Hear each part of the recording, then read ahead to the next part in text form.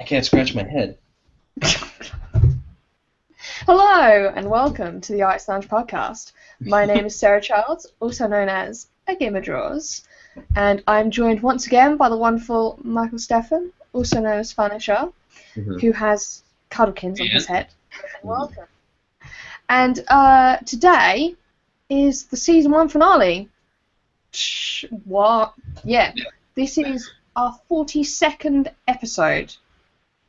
It's kind of crazy. Yeah. I kind of can't believe it. Yeah, that's nuts. It's pretty weird. I remember when we started this, it was kind of that thing. I'm like, we'll do a couple episodes and see what happens. Like I'm used to projects kind of starting and then just going like, I'm tired, and then them not going further. And if I know it would have been like, yeah, no, you're gonna do this every week for the next 42 weeks. Yeah. Well, all right. You've now committed to this for life. No, that's season 1 is 42 episodes. It'd be like, well, the first season of Twin Peaks had 8 episodes? I guess 42. Yeah. Right. Sherlock has like 4 episodes a season.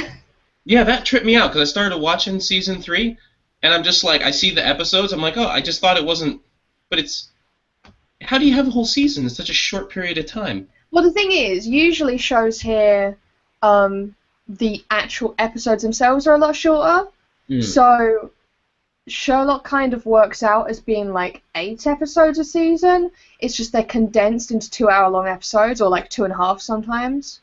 So it's kind of like there's this chunk of time in the UK where that is basically the BBC is just Sherlock for a while, and then we go back to just Doctor Who. That makes sense. Yeah. I don't know. I haven't finished that season of Sherlock. I don't know if they're going to do more. I just watched the part where they were drunk, and it was doing his like brain thing where labels.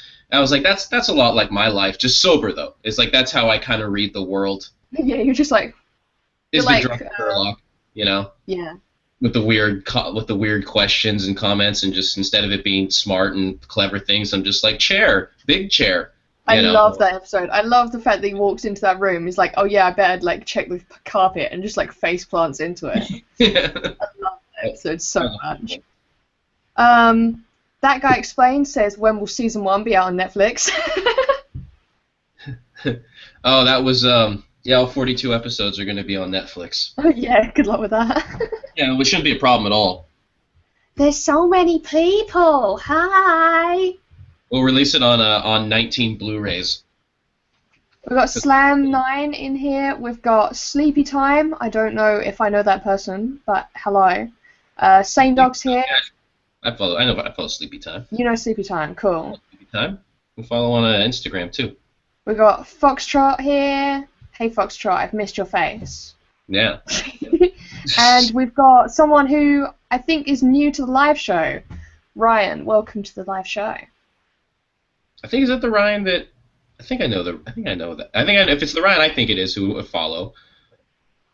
But I think that I know them by their full name, which I believe on Reddit, their full name is the Reddit name. Sometimes I get Reddit names confused with Instagram names. Oh yeah, I do that all the time. I don't want to say someone's full name if that's their Instagram and not their Reddit name.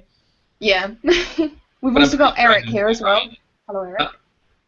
Another person, Eric. Nice. There's so many people. Hi. This is what happens when we actually advertise the show. Yeah, people show up. That's a season 2 thing. We'll work on actually telling people that this show exists. Yeah. Work on ways to promote it and get it out there. Yeah. It was so funny because I remember us starting this just thinking, oh, we'll just try out a few things and see how it works. And after 42 episodes, it's just like. But I'm glad it's like that though, because the thing is if you get too excited and you try to grow too fast in the beginning, you lose all the initial momentum and enthusiasm. Because that's what I always do. Like I get excited about the big project, and then I make it too large too fast, and I make it too complicated. Yeah, I do that a lot with my business. I get and it's the only thing I do it with. The only thing I do it with is my business and like the stall, and I get so like ingrained in this sort of like it has to be professional quality as soon as anyone sees it. The thing is, no one ever sees it because like it's never at the quality that I want. So just do it, and then it's out, and then you can work on it, and it can kind of like organically grow. Hello, Droker. Hello. yes, so before we jump into our rambling, today's episode, as voted by you peoples, you wonderful peoples, is based around the theme self-portraits. So you can take that theme as you want. I've had a few people messaging me saying, oh, can I do caricatures? Can I do abstract pieces? Can I do it about how I feel? Things like that. So you can do whatever you want. Just it would be really cool if you incorporated the theme in some way. You can do animals. You can do whatever you want. Just take that theme and think about what it means to you. And if you want to do straight up copying a photo, hyperrealism, drawing yourself in life, that is just as freaking epic. So I can't wait to see all your beautiful outside and inner faces. I'm excited. See, I was under the impression that since it was a self-portrait, people are not allowed to do what they wanted to represent themselves. I wanted them to represent themselves how I feel would be best fitting. Yes, yeah. I had so many people message me and they were like, oh, I wanted to be a bit more experimental, so do whatever you want. It would be really cool to see the theme. And I've got a whole bunch of questions I'm going to be asking you, Mike, and then also everyone in chat. Also, hello, KM Kibble. I'll be asking everyone these questions, and I think you might have a few as well. Mm-hmm. And that'll kind of get people to share some more artwork that maybe people have done over the year, because it's the end of the year now, and it would be really cool to kind of take this moment to reflect and then look forward to what could happen next year, I think. Yeah. Also, do you like my hat? It's a good hat. Yeah. That's fantastic. It's festive. You have the lights behind you, too? I do. I didn't do the lights. I didn't even know they were happening. I came downstairs and the lights were here and my table was set up for my podcast. So I was like, oh my god, someone paid attention to my life. So Santa Claus. I know. It was straight up Santa Claus. It was Demon Man. Have you seen Demon Man's beard? It is Demon Man. Demon Man, he sneaks into the house at night through the chimney, sets up the lights, makes a painting. Makes 30 paintings in the course of time he's down there. Most people. Everyone wakes up, and you now have a brick wall in your house that you didn't previously have, and it has a painting on it. Yeah. You just have art suddenly. Oh my god! I need to learn how a man is painting. Huh? Oh. What have you done? What have you done? Oh, I spaced. I'm such an idiot. Oh no. I had to rearrange that room, so I moved the art to another shelf. And so, I don't see it regularly. Oh my god, I have to do that. I have to varnish it and get that thing out of there. It's dry now, so I can do that. You just had an art meltdown right there in front of me. It was just that thing where you suddenly realize something that you totally spaced, Yeah. Because I just moved it, and so I'm the kind of thing if I don't see something every day, it's just gone. Yeah, I'm exactly the same. That's why I've got a PA system on my phone. It's it just has to tell me what to do in my life. As long as you look at the thing on your phone. The worst is when you forget. I got in the habit of not looking at my calendar, and man. Dude, my phone beeps at me. That's how I cope. I'm sitting there, my phone's boop, do something, blah. Are you trying to have fun? It beeps at me to feed the cats. I'm sat there, and all the cats are meowing at me. I'm go away. And then my phone's feed the cats, damn it. And I'm fine. You're oh yes, cats plus food equals a live cat. True. They're all asleep now, though. That's actually what works. They're more lively when they haven't eaten. The moment you feed them, they're well, I don't care about you anymore. I'm going to go curl up somewhere and go to bed. So if you don't feed them, you get hugs. Oh. Story of my life. That's how I work, too. Yeah, that's how to get girls. I've been playing Honey Pop, okay, again. And that is how you get girls in... Have you seen my Steam? I saw it. And then, the first thing I thought was, how am I going to play Honey Pop without people knowing that I'm playing it? That's the thing, right? Because I messaged my best friend, and I was like, dude, we need to chill, because I haven't seen your face in forever. And so we were sitting there on Skype, and I was like, dude, what's your Steam name? And he sent me his Steam name. And he was like, he looked through my Steam, and he was like, what is this? Yeah. And I was like, that is the thing that I'm sending you right now. And he was like, what? And I was like, dude, you will thank me later. So he's off sick at the moment, so feel better soon, and I hope you enjoyed your time with lovely ladies throwing burgers at them until they love you. See, that's just the game sounds amazing. That, and then you picked up the for me the Hateful Boyfriend, and it's like I want to play these, and it's like, man, this is gonna be like, I have friends on Steam that like I don't see very often, and it's like, it's gonna be really weird. Oh my god, yes. It's gonna be a funny conversation when they come back and they're like, really, Mike? Just like, can we talk about something right now? They're gonna be like, Mike, listen, we saw the portraits of you, we see the games you're playing. These are all the signs, you know. Do you need to talk, Mike? Do you need to talk to someone for a little bit? Do you ever rename people on your Steam? Like, you can give people like nicknames and then it pops up as that name. Oh, you can do that? Yeah, I've renamed my boyfriend Buttface, so it shows up as like Buttface is playing Civ. I'm like, yes, hey. Buttface? Yeah. I didn't know I could do that, and now I'm gonna do that. We're gonna rename me. I knew you were gonna ask, and then that's why I was nervous right after I said it. Like, I don't know yet. I don't know. I haven't thought of it yet. I'll think of a clever one, and then I'll take a screenshot and show you. Sorry, my phone's like, so-and-so is following you. So-and-so subscribed to you on YouTube. I need to, like, make that not happen anymore. And just be like, just don't tell me about social media. I don't want to know. Hey, I thought it was weird when YouTube told me that someone commented in one of my videos. I was just like, is that, you know, I was like, what? Weird. What does YouTube have to say, you know? And usually it says something like, hey, update YouTube. But, you know, this time it actually had something, you know, relevant. I've just seen a message from Demon. Sorry, I totally cut you off. Demon just said they landed the rocket. Is that the NASA thing that was the other day? Was it the SpaceX thing where they took off and then had to land it again on a platform? Yeah, I wonder if it's that. They've been struggling with that. That's amazing if they made that work. I can't even freaking imagine. I have no idea how they... It's just so insane that they can do that. Yeah. Yeah, it's ridiculous, isn't it? Yeah. Merry Christmas, Demon Man. Demon Man says Merry Christmas to all. Merry Christmas, Demon Man. Every time I actually think about a rocket, like, I spend just 2 seconds my brain's capable of comprehending that kind of thing, or trying to. And it's kind of like, because I always think, oh, you just make this thing go really fast, then eventually it's off Earth. It's like, no, what's actually happening is you're taking something the size of a skyscraper, and you're throwing it so hard off the ground that it is falling around the Earth infinitely. That's true. That is exactly how crazy is that? That's what it actually is. It's not that you have a plane and fly high. No, you have to throw a skyscraper off the ground so hard that it falls around the Earth forever. Have you ever played Kerbal Space Program? I have. I wonder how many people have learned how that stuff works on a basic level. And I have not. I've barely played it at all. I played it enough to just do like the test mode, and I made a rocket go up about, I don't know, a mile, and then just kind of run out of fuel, and then parachute back to Earth. And I was happy. And then you thought, space is hard. My turtle didn't die. We did not make it to space, but he didn't die this time. Aw, that's cute.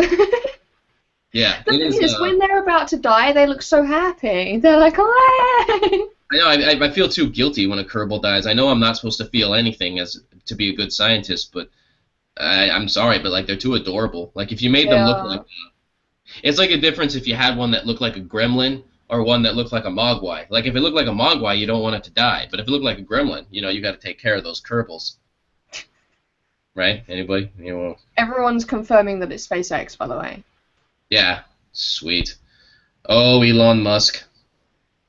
Oh. I love the future. I'm so ready for the future. Huh? I'm so ready for the future. You better be. Because, you know, don't really have much of a choice with that. I mean, yeah. Yeah. Speaking of, yes, my man says that the math is crazy. It's true. The math is crazy. I hung out with 2 people who were doing physics at university over the weekend, and I felt like an idiot. Oh, yeah. There's no way to feel dumber than just to, like, be around a scientist. And then it's just like, I draw pictures, you know. Yeah, I'm like, yeah, what do you do? Oh, I color stuff in. Yeah. It's like, what am I supposed to say? You know, it's like, oh, I do the doodles. Yeah, they say things like, I'm trying to invent a battery that can power a plane, and you're just like, I shoved a platypus in my hoodie. You know. Yes, life goals achieved. I'm doing And a lot that, of content and that today. token though, it's just kind of the thing, like the fact that like at this level of just like at this level of action of myself, it's pretty impressive that like we both are surviving and at some point have a conversation. Like I could sit down and if I run into like someone who's doing some amazing breakthrough in technology, and I'm just like, you know what, it's pretty impressive that we're both here, because like 1,000 years ago, like I wouldn't have made it to like 25. I would have been like. They would have been like, just like strap Mike and a bunch of his peers around the horses to protect them and to protect the horses in battle. Like just put them around there. Yes, that sounds historically correct. That's how it works. That's why they did it back then. I Oh think, dear. right? Oh dear. John Man saying he got awesome art today when he posted his picture of his beard on Reddit Gets Drawn. Oh, nice. Do you want to do presents? Sure. It's Christmas. It is. Everyone feel free to start drawing. We're just going to ramble and then we'll draw. Yeah, we'll join in. Uh-huh. So, if you remember last week, I lost your name for a second there. Mike. Your name just like left my Thought brain. of the Mudman first. Hello. 42 weeks in. Sorry. People are walking around and it's like, are you alright? They'll probably be around the corner. Sorry. So, yes, last week you got the wonderful Cuddekins, and today I've received this in the mail. Yeah. I'm excited. It's been sitting under my little Christmas tree. I've been waiting. I'm so excited. This is the first Christmas present that I'm opening. Not to spoil anything, but it's clearly a bottle of wine. Clearly, like, straight up. Okay, Obviously. so can I read the message out? Sure. Okay, so it says, even after staying awake for 42 straight Mondays, you still had the foresight to have Amazon ship the package directly. I bet you're proud of yourself not having to order your Christmas gift twice. Have a Merry Christmas. Yeah. Thank you. I'll make it stay on my screen. You lead the way with the ideas. You know what I mean? It's just like Yeah. I just try to get by, and then I just try to follow your lead. That's really how this all works.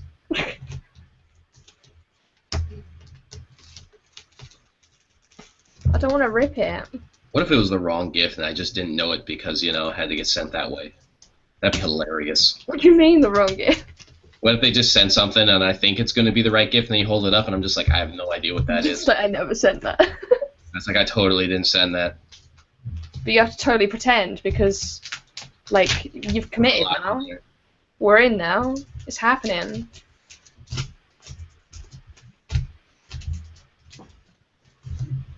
Aww. Or if you already had it and then you have to pretend that like you didn't, that like you're like, oh yeah, oh cool, look at this. It was my brother's 21st birthday the other day, and that literally happened. I pre-ordered him something months and months and months ago, and it wasn't on his like birthday list. And I thought I was well clever because I was like, oh, it's a second game to a series that he's already got, and I know he hasn't got it. And he opened it, and then he went, this is really awesome. I really wanted this game, but I wanted it so badly, I actually pre-ordered it myself. And I was like, no! Hey, it's the thought that counts. Who knows how Yeah. it would happen in this case. I hope not, but it's the thought that counts. Okay, I'll open it on screen so people can see it at the same time. Okay. Oh my god, I hope it's the wrong thing, and then it's just super awkward. That'd be so hilarious. Yeah. You don't seem to recognize it, so that's a good thing. Hold on. Wait. Did they tape it to the actual... Unbelievable! We were just... Okay, that's... But we're That's going a to be big way really into a careful with topic that it. I'm gonna... Unbelievable. That's Yeah, hilarious. that brings up a topic, doesn't it? That brings up the topic that I was saying I was going to be in Season 2 when I show people how to pack and ship things. Ooh. Oh god, sorry. I apologize for everyone who has headphones on right now. I should totally just like slap the mic with the wrapping paper. The Art of the Comic Book, An Aesthetic History by Robert C. Harvey. You know what?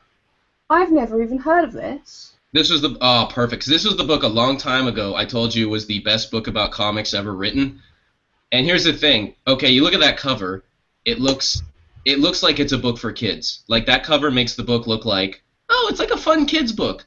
That book is so not a kids book. That is the most like kind of adult, formal but beautifully written book about the art of comic books, how to read comics, the theory behind comics, the evolution of comics, because it pretty much approaches comics as approaching it as fine art, that the fine art it is, and chronologically through history.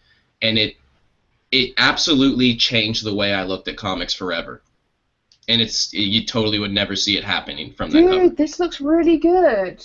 I'm just like skimming random pages.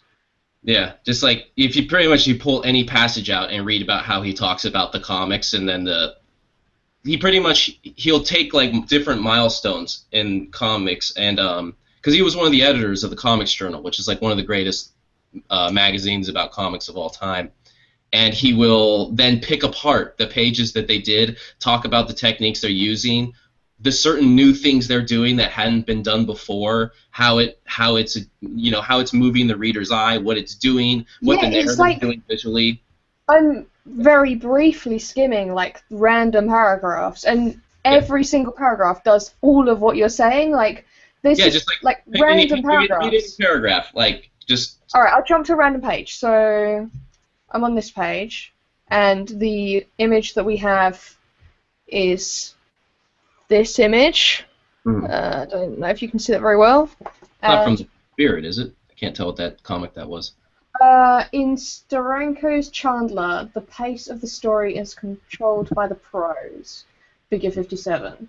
And then just random sentence. Narrative breakdown is to comics what time is to life. In fact, timing, pace as well as duration, is the second of the basic ingredients of comics. The sequential arrangement of panels cannot help but create time in some general way. But as we have seen, skillful manipulation of the sequencing can control time and use it to dramatic advantage. Like, that's just a random sentence. Yeah.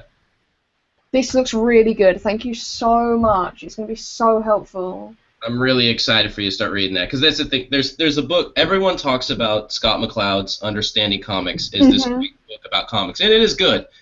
And then no one talks about that book, and that was the book that was like, to me, like, there's nothing. There is, out of all the books I read about comics, everything, there was nothing that even came close to that book. This looks so good. So yeah, for anyone who wants to find it on Amazon, the name is The Art of the Comic Book by Robert C. Harvey. There's the front cover. He's a cartoonist, so he drew the cover, but I can tell you it's so funny because that cover makes it look, it's like, it makes it look so much, the book, I don't know, it's like, Tim's been reading it, my copy of it, and he was just like, he's going through it, and he was just kind of like, yeah, man, I was not expecting it like that. Yeah. He's like, I have to put it down sometimes and just kind of be like, okay, I have to like digest this, what he's saying here.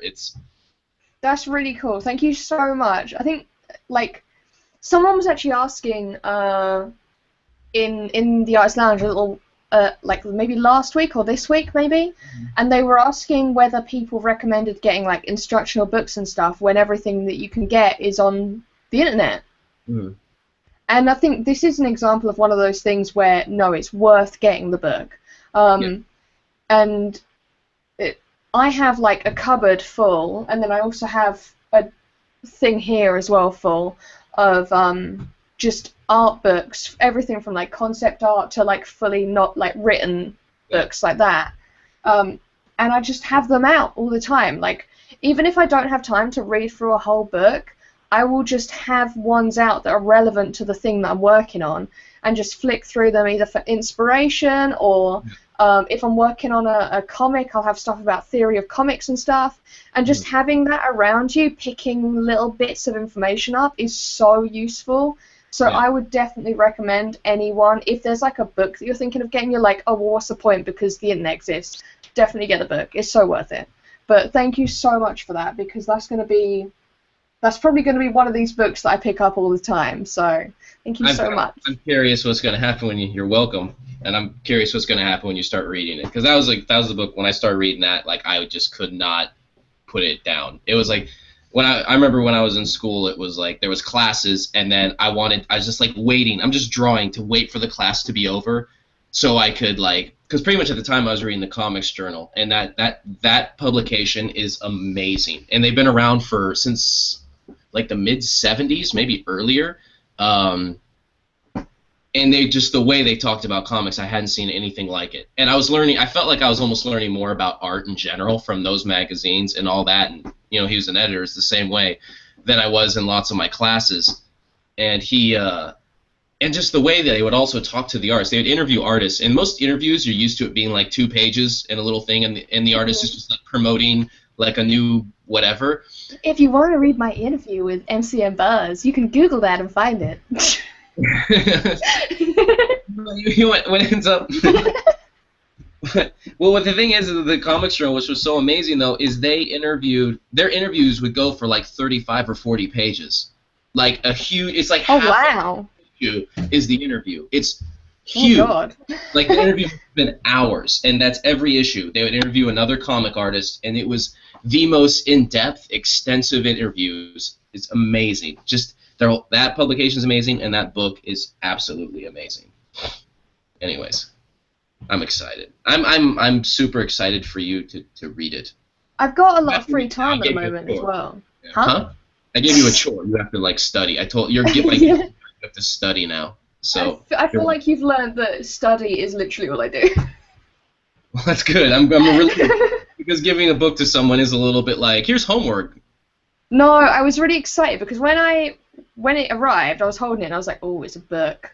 Oh, I wonder what it is. Because I was thinking, of all the people that I know who could pick out a good book for an artist, it would be you. I was like, right, it's going to be really good. I was thinking it's either going to be like some book I've never heard of that I should have been using since day one, or it's going to be a book about how to look after platypuses, and I was so ready for either of those things. Well, now that you mentioned the one, I feel bad that I didn't include the other one. About platypuses. Yeah. Yeah.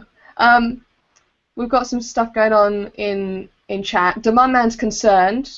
Yes. Demand Man wonders if you're currently breeding in some weird way with Cuddlekins.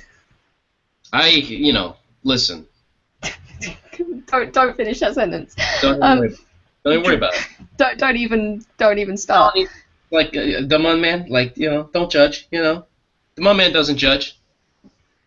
Love can exist between many things from many people in different walks of life. No, stop. No, shh. And then Drocart says, Robert C. Harvey, that guy's super analytical.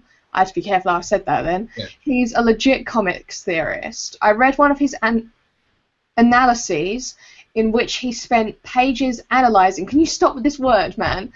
Like, just one Nancy comic strip. And it makes sense. It's impressive. Also, Demand Man says, where's Tim at? Is Tim coming onto the show? He should stop by for the season finale. It's up to him. He is watching it. He's in the other room watching it. We got a new router, so now he can watch it comfortably from his room as opposed to having to make an awkward setup in the living room. Oh, fair enough. I just got a new booster signal because I got kicked out of League of Legends. I got kicked out of Destiny, and then I couldn't play Rocket League, and I was like, I'm done. How do I fix this issue? Yeah, no, you can't. That's just not right. You gotta do things in your life. I died 3 times on a mission on Destiny, and then it kept taking me back to a checkpoint. I was like, right.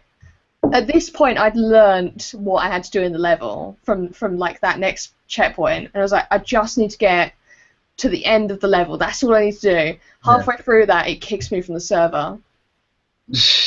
I was so upset. Like, I literally rage quit out of life. I just walked downstairs. I was like, I'm done. Screw you.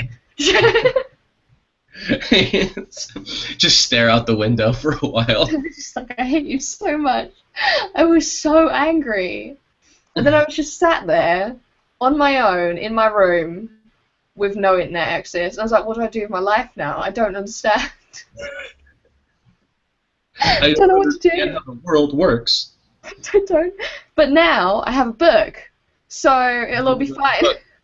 Unless the book gets like, it gets pretty, I don't know, it can get pretty dense at times, so maybe the book might even be more aggravating. I No, really. if the book doesn't need an internet connection, it's good. It's cool. Oh, I'm sick of things needing internet connections to be work fine. now. I should resubscribe to the Comics Journal. I think I mentioned before when they were selling a bunch of stuff out of the reading room back in my school way back in the day. They had a bunch of back issues, and they were selling all the comics journals, and I bought every one of them. Like I left class to go to the bank to get like what all the cash I had left in my checking account, so I could go back in and buy all the back issues of the comics journal. So I have like a whole thing like, but I didn't know that if you just that eventually when you subscribe to magazines on the internet, you have the whole archive you can go to too. True. So that's there. I should subscribe again though. That's like one subscription that'd be worth to have. Is just to go through their archives of the Comics Journal, and they're amazing. And actually know the essay Drogart's talking about. He's talking about the Nancy comic, because it was it was one a minimalist comic strip, and I remember at one point he was analyzing the idea that he was talking about one panel and how there was 3 rocks in a pile. Like it's Nancy, a line, and like 3 rocks. And he was talking about how in a minimalist comic you needed 3 rocks to represent just like the few. Like because she had to interact with a pile of rocks, and 2 rocks is not a pile. And like so it had to be at least 3, but he didn't want it to be 4 because he's trying to keep it as minimal as possible. And like he just went on and analyzing why there was 3 rocks instead of 4 or 5. But it was crazy, and it's surprisingly, it can get like kind of out there, but it's surprisingly accessible, which is what makes him awesome. And you can really feel his enthusiasm, like he's just excited. That's the best art critics and art theorists are the ones where even when the theory gets really dense, their enthusiasm keeps you pushing forward with them, Like you can almost, they can't type it out because it's not grammatically correct, but you can almost hear them go like, okay, wait, just hear me out. Like yeah, it's just like, oh, I'm so excited, yeah. And he's definitely one of those guys. He's so awesome. And the cover of his book does not match up, no. I'm going to say there are a lot of 10-year-olds out there that probably have that book that have no idea what's going on. Oh, they just look at it and they're like, no, never again. Yeah, their mom bought it for them because their kid likes comics, and they had no idea what they were getting their kid into. I've got quite a few books like that I got when I was very, very young that were bought for me and my brother when we were very little, that are all highly technical art books that literally I'm only just starting to delve into. And it was a massive collection that we were sent. It was like all of these books, and then it was like oil paints and stuff. It was like proper art materials, a whole, like, you probably could have made an art studio just out of what we were saying. And it was like this massive gift that a member of our family like left to us. And I'm only just starting to like delve into it, and I think it's kind of nice because I found that a lot of books that I either bought myself or were gifted to me as a kid, because I was the art person, that's what I did. I could use bits of them, but there were like whole chapters that I didn't understand. Like a lot of the how to draw manga stuff will have a section at the back about how to apply your techniques to digital work. And at the time, I'd never even seen a drawing tablet, so it was irrelevant. And now I can go back to those. Like every few years, I can go back to the books that I have, and there's a new thing in there that's suddenly way more useful that I never even realized before. I think that's so cool. They're going to keep on giving. Yeah. I wonder if my fine art theory books, like, I wonder if one day I'm going to go back to Arthur C. Danto's Transfiguration of the Commonplace and be like, all right, keeps on giving. Danto's giving. Because last time I tried reading, I got to like page 3, and he went off on some tangent about, like, I can't even remember what preposition it was, like the word of or whatever, and how, I don't know, he was just breaking it apart, like one word, one preposition for like a whole page. And I was like, dude, listen, Danto, we're never going to get through this together. And I had to just like put it down. Like, I was like, I don't think I'm going to be a better artist for reading this book quite yet. I think the one that, actually this kind of dives into like, I was going to ask people what their best feel free to start drawing if you want, by the way, what their favourite or best art purchases were for the year. Yeah. And one of would probably be this book. I definitely always recommend this book. It was just a random book that I picked up in like W.H. Smith's. And I think I showed this on the podcast when I first bought it, but it's called Playing to the Gallery by Grayson Perry. And if anyone is interested in, like, you know nothing about galleries, but you want to know about them, like, to me, I know nothing about the gallery world at all. I'm super curious what that book says. I'm really curious. And my view of, like, the gallery art world was very much the, I don't know, they'd probably view it as a not very enlightened view. It was very much well, the only stuff in galleries is, like, dots on canvases and, like, a lobster phone and shit like that. Like, there's no real paintings. And this book kind of made me understand that a bit more and become more accepting of it, if that makes sense. It's the person who writes it is from Essex, so it's written in a way everyone can understand, which is awesome. It's very down to earth and it's very grounded in reality, I'd say. And it's very much perhaps written from the perspective of someone who had that view, and then they went on to win the Turner Prize. And now their work is in those galleries in that world.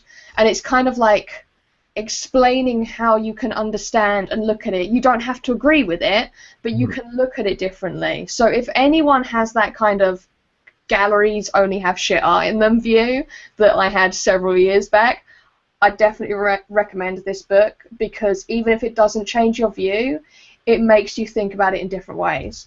It's also got a chapter about conceptually how to price your own artwork as well, which is very interesting. There's quite a few very interesting, like, diagrams. That's the thing. Throughout the book, there's just, like, random little comics. I'm not sure if I can show them on screen because they might not be perhaps PG. But there's occasional little comics that are funny and also kind of make you go, okay, I'm kind of getting that. Like, I quite like this one, which is actually on the back of the book, so that'd be easier to show. But what do you think of that? See that? That's pretty much how it works. Yeah, so there's, like, little comics like that, and then it explains the theory behind that little comic. But I really, really enjoyed this book.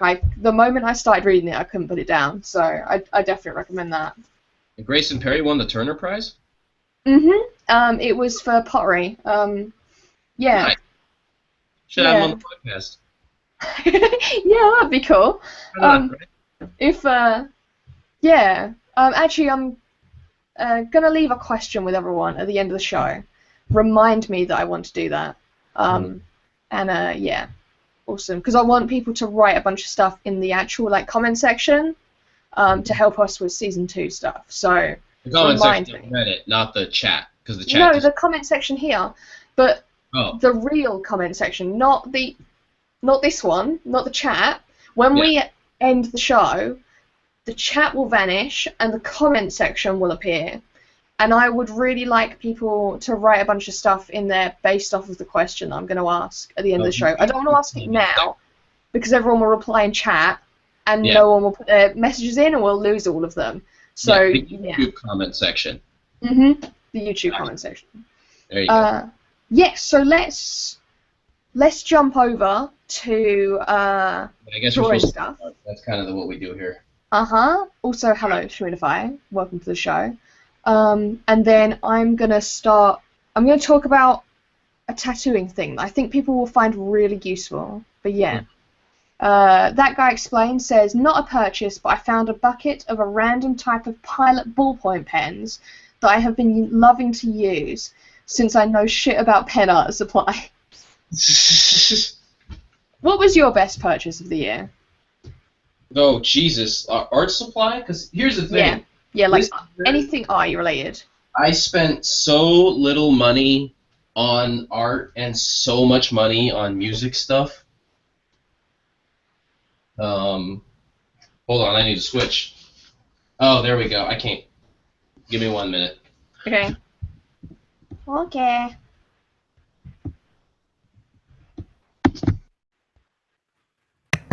There we are. Oh, you sound so much clearer. Yeah, once I switched to the actual microphone. Though I still regret that I did not get the microphone with the XLR input, and I only got the one with the USB input. I didn't know. I didn't buy a lot of art stuff this year. I bought a lot of music stuff. A lot of music stuff. I spent as much on music stuff as I've probably spent on art stuff in like the last 5 years. I don't really. Yeah.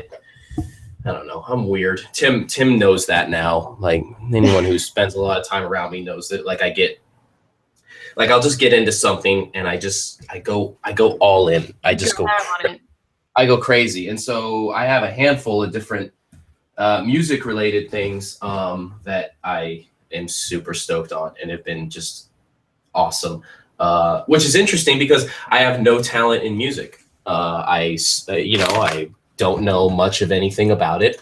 I am, I never really do it. I remember one time being in a band with my friends in junior high and playing the bass badly.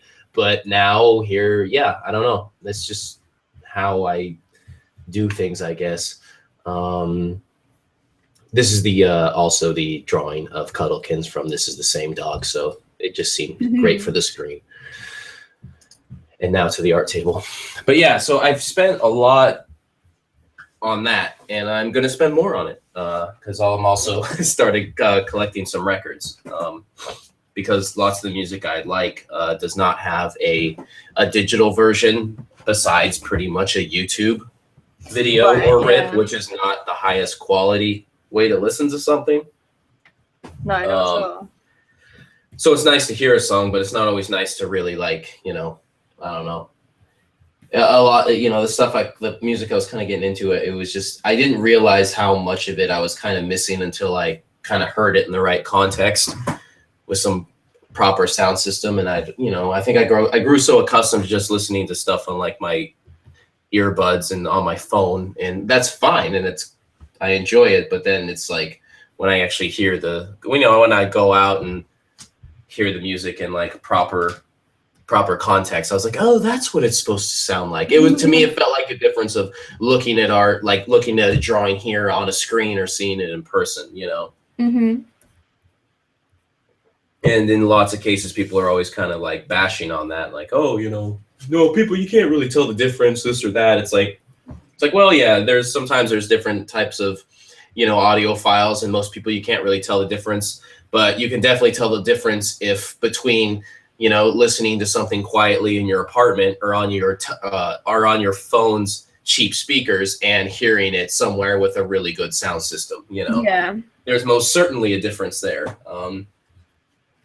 So yeah, it's been a lot on music stuff. I'm trying to think. God, it's hard to remember. Like, I understand the concept of January, but I don't really know how far back in my past January goes. Until I can attach an event or items to it, Yeah. I don't know where January lives in my life in the past because it's so long ago. And a lot of this year has been just like preparation. It's been preparation for everything that's happening now. So it's just been kind of a lot of that. God, I really don't even know. Well, how about you? You start, and then maybe that'll help me remember as far as visual art goes. I'll read some of the answers we've been given. So KM Kibble says best purchase was actually a gift, a 0.3mm mechanical drawing pen. I love how it lets me get tiny little details into my work without having to consistently sharpen the pencil. Nice. Same Dog is sending you hearts. That's really important. I think, it's funny, until they mentioned, I didn't think about it. So many of my drawings, even when I'm doing sketching and rough stuff, for some reason, when I keep my pencil sharp, my drawings turn out way better when I'm laying in the features. Like when you're getting in tones and texture and technique, yeah, you can use larger graphite sticks and pencils. But when you're measuring, for some reason, just that little distance of keeping your pencil sharp makes a huge difference. Yeah, whenever I'm like drawing on something actually vaguely important, I never let the pencil get anywhere near like anything. It's always at its optimum sharpness. I have to sharpen it like every 3 seconds, but I can't stand a non-sharpened pencil. Yeah. Oh, look at your little moderator symbol. Oh, look at that. Oh my God, what can it do? God, don't break everything. I'm hungry with power. I should have put on a suit for this episode. So for anyone who doesn't know, there's been a few updates to the YouTube Hangout thing. We'll probably explore them a little bit whilst we're off air in time for next year. But one of which is that I can now create moderators. I might have been able to do it previously, but it now prompts me for it when I start the show. So I've made Mike a moderator, which may have been my worst decision of the year. We'll find out. We all know what happens when I'm in charge. We've seen those episodes.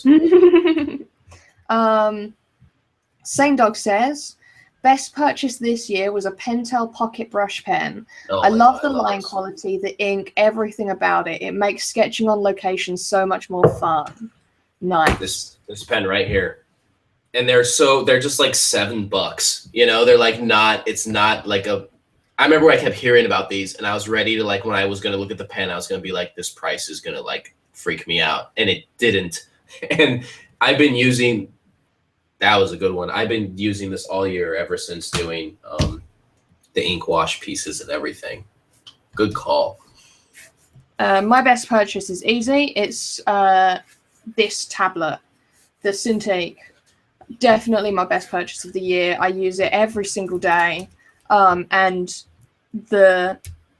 I'm still not quite like at the quality I want to be digitally in comparison to my traditional work in terms of like quality fast, if that makes sense. So I can create a higher quality piece faster traditionally in just like basic black and white than I can digitally. But I use it every day and I feel like it's one of those things where it feels like an investment for the future. Yeah. So that is definitely my purchase of the year. Let's see, do people have any other Ryan, best purchase for me was a Canson Mixed Media sketchbook, 60 pages of 98-pound paper, or 160 grams for the rest of the world. The rest, that's how it works. If you're not in America, you're the rest of the world. I'm sorry, that's just the rules. I'm such a doofus. Oh, getting the right paper. This is I think this is the first year from a recommendation from Roger to use the, I should really give credit to the Arches block, the watercolor block, where they have like the glue on all the sides. So you don't have to tape it down, and you can like, I put so much ink and water on each sheet and it doesn't bleed through, though this one warped a little bit because it's separated because I put too much water. But this has been amazing. These, I am addicted to these now. I have a few of them so I can work on multiple drawings at once, but these are absolutely awesome. I use the hot press because I like the smooth surface, but hot press Arches watercolor blocks, they are awesome. And they're expensive. So what you do is, if you're in America and they have like Dick Blick, or it's formerly Utrecht, now it's all Dick Blick, I guess, is you're signed up by them, right? And you wait for that 40% off coupon to come in the mail, and that's when you buy it. You only buy it with the coupon, because like I think this size alone right here is $60 for, how many sheets is this? 20 sheets. Wow. So wait for that coupon. Like I have a big one that was like $120 for the 18 by 24. So yeah, wait for that coupon, because $40 is pretty damn significant when you look at that. Yeah. But it is, if you work with real wet material, washes, watercolors, it's like you just, it doesn't like, just, I don't know. It changed a lot of things. You have to worry about so much less. Like for the most part, the paper stays pretty flat. You don't have to stretch the paper if it's not too large. You don't have to stretch the paper. It just makes everything so easy, and the paper is just so good for wet material. I highly recommend them.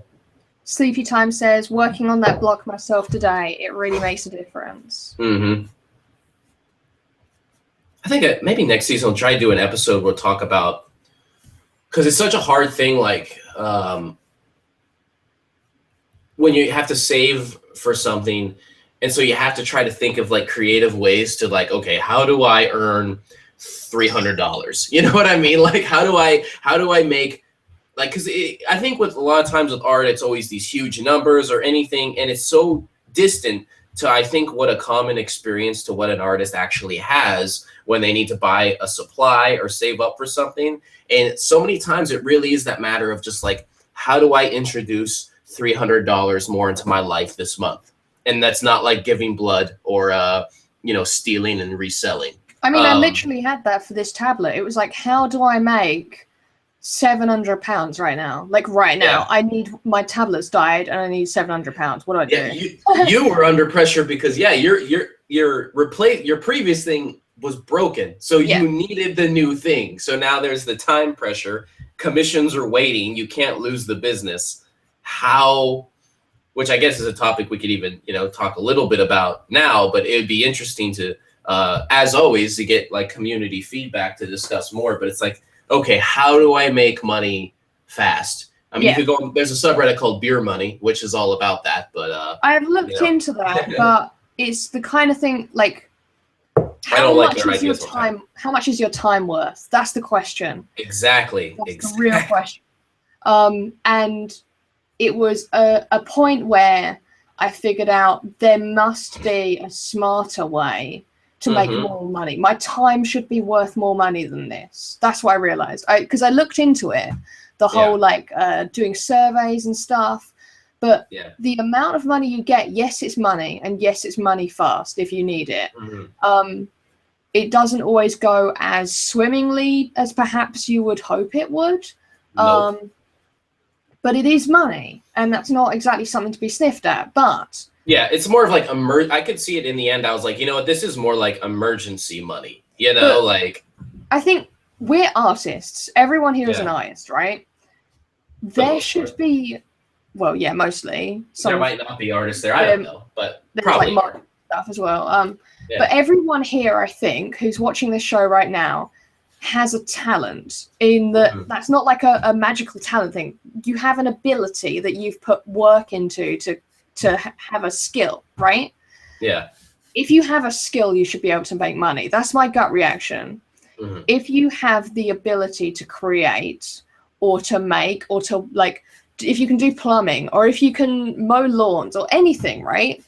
If you have that skill, that ability, and the time, you have a way to make money. It's just figuring out how to do it. That was what I had to do. I was like, okay, I need to figure out how to turn the money that I'm currently making into more money. And it was it was such a basic thing. It was, I need to charge more money. That's what it broke down to.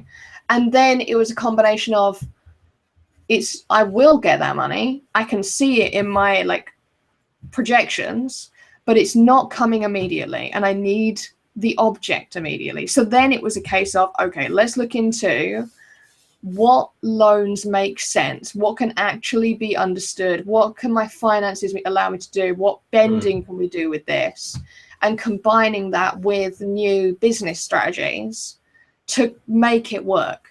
I think that was the biggest thing for me. It was like, if I'm not earning enough to be able to cover my materials, I'm not charging enough in the first place. That was the kind of realization I had, because you should be covering your expenses, even if it's, I need to get a new laptop.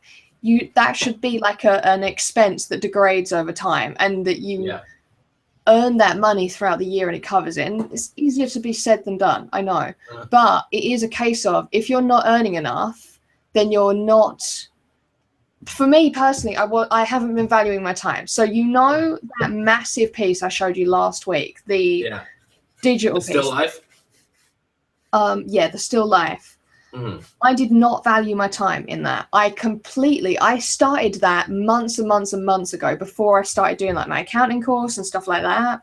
And the price that I charged for that was at least a quarter of what it should have been. No, I don't even want to know what it is. Yeah, I get up on your case about the prices a few times. I have. Yeah. And it was only really when I spoke to you a little while back and you were like, no, this is completely wrong. And then I saw someone say the average illustrator charges at least £75 per hour. And I was like, okay, I'm completely off, like completely. And that's when I realized sometimes it's better to say no to the people who aren't willing to pay you the like full amount. If like you say no to 50 people who were all willing to pay you £10, right? Yeah. But you say yes to one person who's going to pay you 1,000, suddenly that makes sense. Yeah. And I kind of, that's probably the one thing this year that I've had to change my mindset about, that literally didn't make any sense to me. And it was that moment where I realized I can't pay for my own business because I need a piece of technology that my business runs off and I can't buy it. And it was just that sudden mindset. It was like, well, I'm not charging enough because I'm not earning enough money. If I charge the right amount and it never gets paid, like no one ever buys it, that's a different issue. That's the market doesn't deem my work like matching that price, in which case that's where you start thinking about other solutions. It might just be a case of, okay, I need to make something that's more appealing to a mass market. Or like there's a whole different set of questions there. But it was just a state of, if you don't charge the right price in the first place, no one's got the opportunity to pay you for it. Yeah. Like if you don't say this is worth £50 and you say it's worth £20, well, people are only going to pay you £20. If you charge it at £50, people will probably buy it. I've noticed at conventions, every year I increase my prices at conventions. Every year I'm sold out. Yeah. I increase my prices in my studio and less sales. But that's because like I'm in the wrong environment for my price point entirely. And in my case, I'm in a situation where I need merchandise. I don't have merchandise. Yeah. I have a painting I spent 85 hours on. Well, guess what? That's not a festival art walkie type of object. You have enough of them, you might sell one or two that year, but yeah, I'm way out of my element on a lot of that. But that's the thing. You mentioned the number, like 75 an hour. I heard someone else say that. And the thing is so I kind of fluctuate on a price point where I charge way low for my art handling because it's only so many years and whatever. And, you know, that's more like if you need to earn money. But for my art, as far as that goes, anything I make myself, I have to make sure that I'm at least trying to pull in, at least this is just me. It's different with everyone, but I'm trying to pull in 50 an hour. And I know I say that number and that seems like a lot, but that only seems like a lot because you're assuming that I'm making 50 an hour at a full-time job. I'm not. I'm making 50 an hour at the weird random odd points in the year that I'm earning the money. That's the biggest thing. It's like you're not earning, in reality, you're not earning whatever you say an hour because there's a month where you don't get paid. So you have to charge the amount that covers the month where you don't get paid, if that makes sense. Yeah, and it sounds weird to people, but think of it this way. You know, teachers have summer break, right? Like you're not a job that you're there. You're not the 9 to 5, 40-hour a week job when you're an artist. You will either be working a lot more or you're going to have a lot less business, and you price accordingly to compensate for that. If people would want it to be cheaper, then try to convince them to buy more art off you, but they won't, so they pay more. And the thing is here's the other kind of way to kind of look at it, because I remember there's a lot of guilt with artists when they charge a certain amount. They have this weird guilt. They feel, well, I don't know if it's worth that much. I'm only this age. What do I? Okay, here's the way to see it. Like, so I charge 75 an hour. I try to at least push it around 75 an hour if it's a commission, because that means I'm taking time out of my product. Like picture, I'm making products. Like I have a schedule, I'm making products. Someone wants me to do a commission. Imagine me like stopping the factory to do their thing. That costs more. So I'm putting it at around like 75 because you are stopping me from the further development of a career to do a specific project for you. That's more like an urgent situation. I've actually had to say to people, I have to charge more for this piece. I know my prices were different a month ago, but I'm currently working on a book. And if I do your piece, that's 10 hours out of the book that you've just taken. Like, that's just how it works. Yeah, I don't, maybe at some point I should have a staff that does things, but I don't. And, actually lots of artists do. Even artists that are developing actually get interns. That's a weird thing. You can actually get interns much earlier than you would expect. I don't because I find it exploitative, but that's a subject for another episode. I've had companies call me up asking if I want apprentices. Yeah, because they don't, and then they don't want to pay you. And that's a hard thing because I've seen other artists and peers take on interns and say, oh, you get studio experience, this and that, and then they don't pay they pay the interns with experience, but they're not giving them real experience. It's like paying an artist with experience. No, you're just giving free labor. Always, minimum wage is a law for a reason. That whole intern thing was literally a tool that was used by companies during the recession so they could find an excuse to not pay you and blame it on the economy. It happened everywhere. It's complete fucking bullshit. And I swore because I'm really passionate about how bullshit that was because I saw it really hurt a lot of friends and peers. And in the art world, I saw a lot of places in the art world doing that. And it made me super angry. I actually didn't let FM, our gallery in Oakland, I kept rejecting interns. Because people would write and they'd say, I just want experience for my resume. And I wrote a lot of people back and I said, like, listen, like anything we need is literally like handing out flyers and doing stuff like that. It's nothing that's going to help you develop your career or hopes to be better at curation. And then I would say, but honest to God, if you just like come in and ask any questions you want and just like hang out and chat, I can tell you about anything. If anything I know that I can share with you, I will. Yeah. And I was to the point where it's like, just come in. If you hung out enough, I will say that you could write it on your resume that you were an intern, but I will not accept this thing where you are going to be restricted on a time. I'm not going to expect you to show up at a certain time, work this many hours for me and put in real work for free. No, yeah, exactly. What I will do for you is you'll come in and I will answer any questions you have and help you as much as I can. And if we get to know each other and it's just chill and hanging out, I will vouch for you as a reference as a referral or a reference on a resume or anything. But I just refused the idea that someone would just put in actual kind of annoying, tedious work and then I wouldn't pay them because we didn't have money. And it's like, I can't afford to pay you. That means I can't afford to have an employee. And I hated that whole intern thing. It exploited so many artists. I hated it. It drove me crazy. And it was in all fields. They were doing it in it was so much of that, especially out here during the recession. And it was so unfair and just manipulative. It drove me crazy. And the art world was horrible about that at the time. We've got some stuff going on in chat. Yeah. Where is it? Ryan says, I didn't buy it this year, but I have a monoprice drawing tablet that I use for digital work. It's only $60 on Amazon with a 9x12 drawing surface and hotkeys until I can afford a Wacom. I've actually been like, I get a lot of young kids come up to me at shows and ask like, oh, what do you work with? How did you make digital stuff? And I always tell them what I use, and like I use a Cintiq and I have a MacBook Pro, and then the parent looks at me and they're like, how much is that? And I'm like, a lot of money.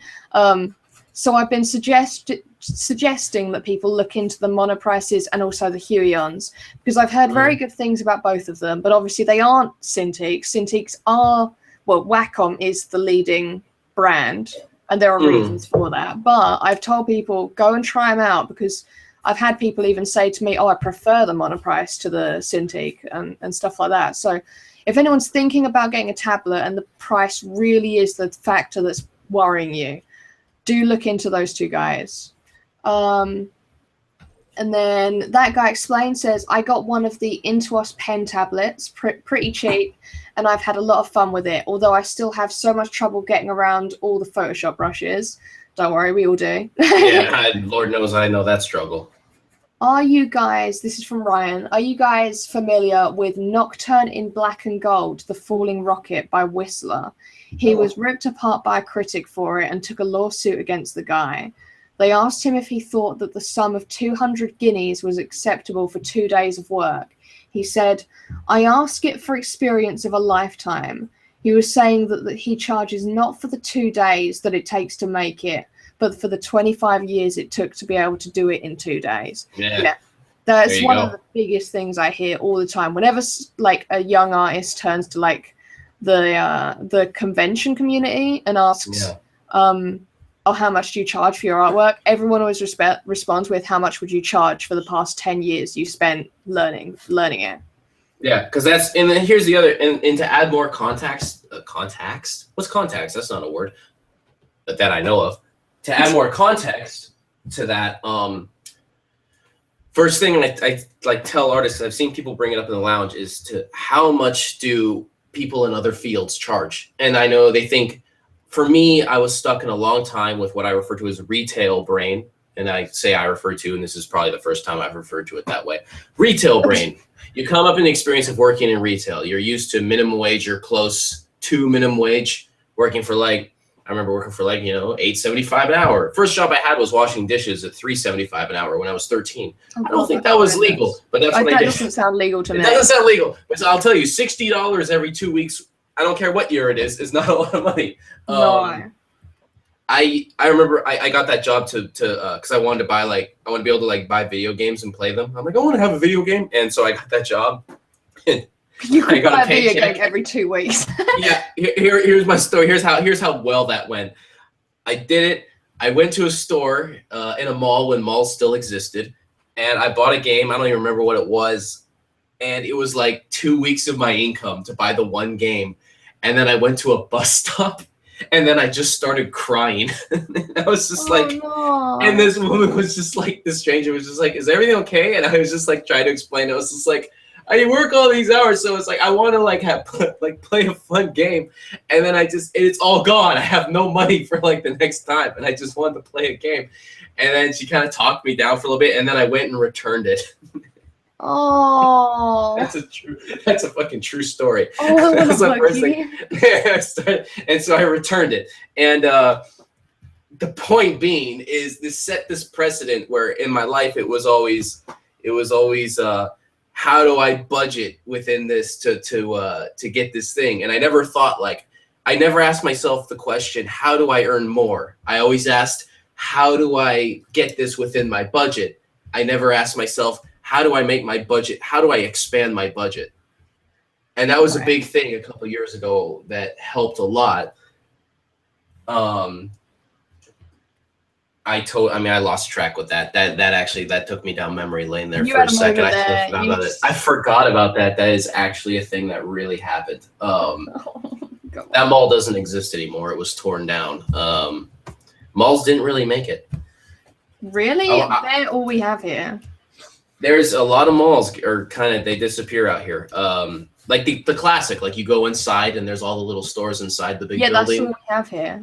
There's one like in San Francisco, for example, there's like one, and I think there's like one in Oakland, but I don't know. There used to be more, and a lot of them closed. And I remember it's just a whole different world with that. The 25 years it took to get there. I'm sorry. That's right. I got distracted. I went down memory lane and got off topic there. The thing I say is you compare it to other fields. So with retail brain, which was what I was saying before, is I kept associating my art as my value as a retail employee. And that was a huge mistake because I remember, in an average job when you're younger, you can work at I don't know what exists now. When I was a kid, it was ice cream shops, right? Maybe I was like, shining shoes, when your first job at the pocket watch and clock shop, right? And you have a certain my stereotypes with you start off with the wage, and I kept comparing that wage to my art wage, and it was horrible because I have way more experience in art. I've been making art since preschool. I don't know, most artists that are interested in art, they start pretty young. Even if you start at like 10 years old, take that seriously, because think about it, by the time you're 20, you have put thousands of hours into practicing art. Yeah. You have not done anything else like that in your life. There's nothing else in your life you've put that much work into. If you enjoy making art, you make art every day. In like a 20-mile radius, there's probably maybe no one else who's done that. Exactly. Like on the internet, everyone's done it. Like if you go on DeviantArt and say, "Oh, that everyone lived that life." Around you, you could walk like 20 miles and never meet another person who's drawn since they were born. Like, it's not common. And take those years and those hours seriously, even if you're a kid. Because I remember when I was younger, I mean, I didn't have the resources of what the internet is today, but I know that even me then would not take myself seriously. And I see artists now, they'll be young and they'll be like, "Oh, I'll just do this for, give me a pizza," or whatever. And it's like that thing where it's like, a pizza, like you're not a Ninja Turtle. And that's an old reference too. But regardless, you have to take those hours seriously, because you spent the time learning. You take your education seriously, even if you were younger. And so if you count those hours, you start making art, you draw every day, you're obsessed with art as a kid, and let's say you're 14 years old. By the time you're 22, that's 8 years experience. Yeah. 8 years experience. By the time you're 24, that's 10 years experience. 10 years experience in higher education is a doctorate. Now, I know you're thinking is like, "Oh, a doctorate, that goes through a school system and blah, blah, blah." But the thing is it's the same amount of hours. You spent the same amount of hours to get there. You just didn't count them because the first years it seemed fun, but stop for a second. Stop for a second and ask yourself, they weren't all fun hours. Even when you were a kid, if you really thought about it, you can remember times how frustrating it was, and you were learning and you were practicing. Take those hours seriously. How much would someone with 10 years experience in plumbing charge per hour? They're not going to charge $10 an hour. They're going to charge $75 an hour or $120 an hour if they're with an organization that takes a percentage. You are that organization now. So you could be 20 years old, but you might have, 16 years art experience. You might have 10 years art experience, because just because someone started doing a field, an average career, you don't really explore till maybe you're kind of getting into college. So a lot of people don't explore their career until they're 18, 19, which means they don't get further along in it until their late 20s. Well, you were exploring your career when you were 8 years old. You were. Regardless of how people think or what you think, you were. You have those years. You can charge the prices they charge. You started when you were 3. Yeah. Basically. You're 17 years old now. No, I'm just kidding. I don't know. But so, you have. I will be 23 at the end of this month. At the end of next month. You've been drawing for 20 years. Yeah. 20 years. And I was like, "Well, you're only 3. Well, guess what? When you learn a language when you're young, think of how much faster you learn it. Not only do you have that knowledge, but you have the accelerated education of your developing brain behind it. That's the reason why when I was in school, everyone said, "Oh my God, you're so amazing," and wanted me to draw Sonic for them all the time. It's because I'd been drawing since I was 3, and they hadn't. Like, they had been... Maybe when I was 3, I wasn't like drawing the fucking Mona Lisa. Like, but I was still learning how to use my hand and how to control it. I was learning how to hold the pen in the best way possible to use it. I was learning what colors seem to go well together just off natural instinct. What colors mix together to create other colors that today I can use in like a master study painting. Like, you may think, but you never learn anything till you were at least maybe 10. But it's not true. If you go back and if you meet a kid who's been drawing since they were born and they're maybe like 7 right now, you will see the difference between that and another 7-year-old's piece of artwork. It is enormous. Like, my friends who are artists who have kids, those kids have grown up with an arty parent, drawing every day with that parent giving them like occasional like tuition, not really tuition, but like they've said, "Oh, if you do that, it'll be quicker."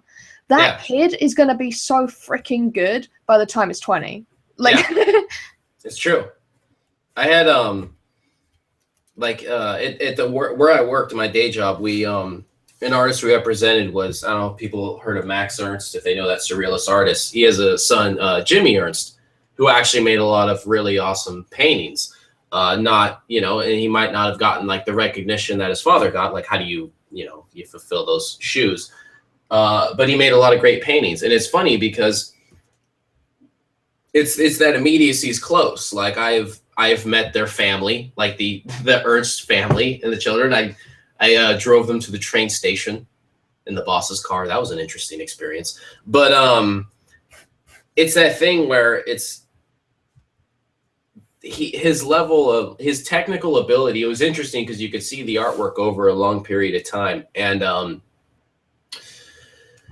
you can watch that technical ability develop. And it was interesting because he established his own voice, like different than what a lot of the surrealist school kind of back then was working. If you look at a lot of early surrealist art, they kind of fall under this.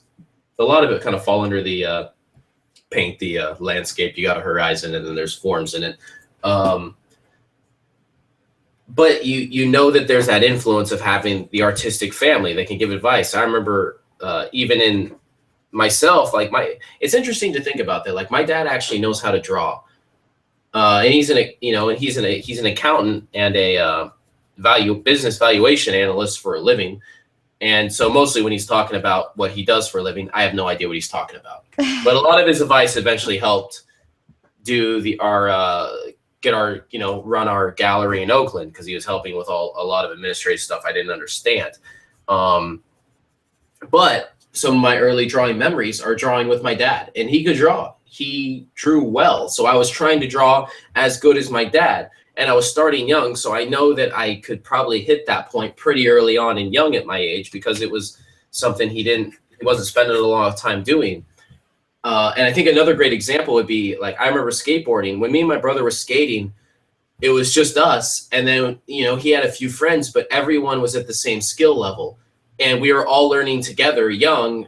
And, back in, this would be around like 1991. Skateboarding was not where it is now. There weren't, there wasn't, like, it had come in the 80s and it had died. Every 10 years it kind of grew and died. And we were in one of the lulls when street skating started. And it was in this kind of like underground rebellious era, and it wasn't very common. So there weren't a lot of friends and a lot of people doing it, and there weren't videos. You had to buy a skate video to watch it on VHS. The internet wasn't there.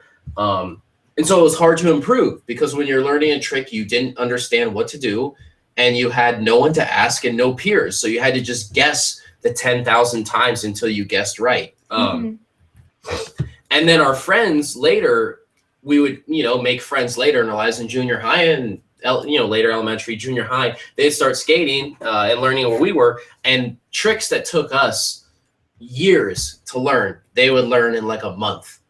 Because like they're by someone that knows how to do it. And it's like that applies to art as well. And so, obviously surround yourselves with artists. I think of how much I've improved even in RGD, being like, I knew how to draw portraits and I knew figurative stuff, but there are a lot of techniques and mediums I didn't know anything about digital until RGD. And I've made a couple digital pieces I'm proud of, but like, you surround yourselves by these people, you learn fast. And even in that context, like the thing that just breaks my heart is how much artists will underestimate themselves. And I know that seems weird coming from me, the guy that tears up his art and beats himself up a lot about it. But in the end, I know I do that, but that's because I'm holding myself to like a pretty high standard, to a kind of a not always constructive degree. But value your time and value your experience, even if you weren't in the quote professional age to do it. There's a lot of artists, most of the regular artists in RGD should be charging at least $50 an hour for their art. Easily. And people could be like, that's a lot, but it's like, well, how long did you spend on that? Oh, I spent 5 hours. Okay, does $250 an hour for original piece of art sound fair? Yeah, it does. That sounds normal. Yeah. That sounds normal. Like, do the math and you realize, oh, that is totally a normal cost for an original work of art, Definitely. It's not unreasonable at all. Okay, let's share some artwork. Gleaming the Cube, right? I know Gleaming the Cube. Oh, jeez. Oh, Gleaming the Cube. That's some old. That's old school. I don't know what you're saying. Me and Ryan, you know who she is one of the regular RGD artists, Artector, is a regular skater, and I always want to just like, I feel like just be hanging out talking about old skate stuff.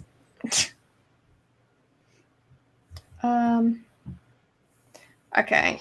By the way, I'm just going to jump this picture over. I just want to say thank you to the, I believe their name is Shalimar at the MCM Buzz team who took this photo of me at Birmingham. Thank you so much for the photo. Okay, let's share some artwork before we jump on to the next topic. So Ryan Sheldon Art, open link in new window, says, bob it up. Let me make it stay on my screen. Bob it up. Says, here's my RGD from yesterday. And then, oh, I almost reported the picture. That's terrible. And then also said, I know. Don't click the wrong button. Don't click the wrong button. And then and then on the right is their self-portrait from today. Look at these guys. Can you see that? Oh, those are beautiful. They really are. They're gorgeous. And I believe Ryan said that his hair actually genuinely looks like that today, which is awesome. I'm gonna move my screen over here closer so I can get a better view. I was looking at my other. It was hard to see it. You've come right into the mic right there. I get close now. It's personal. Sarah, hey, how many desktop printers do you have? Don't even start. Oh wow. Okay, now I can see the detail. These are lovely. Those are really nice. I've never seen anything like this. Yeah, that is very. There's a lot. Is there a lot of mixed media in there? What mediums are you using? It's hard to tell because lots of times when I look at the screen, it's kind of a small screen, so it's hard to tell especially when it looks like multiple media. Is that just? I think it's digital, but it looks. I'm wondering. Digital, but some of the dry media looks like. I'm wondering if there was an original pencil sketch. Yeah. That's been worked on top of, but the majority looks digital to me. Mm-hmm. But yes, tell us more. Tell us more. Share all your secrets, and then we will steal them. I'm just kidding. Digital, but I do usually use mixed media. Awesome. Ah, there you go. So it's a mixed media kind of influence, but all translated to digital. They're absolutely gorgeous. I love them to pieces. I want to see like an art series in this style. Mm-hmm. Okay, let's share some more artwork. Ba-ba-da, ba-ba-da, ba-ba-da. Also, I'm drawing my bay. I'm drawing. I was gonna say. What's going on there? I'm drawing Ike in. Yeah, drawing Ike, drawing your bay. I know. I love Ike. Here's a work in progress from Foxtrot. Oh, that's got it. Foxtrot, I have missed you so goddamn much. There's still so many people.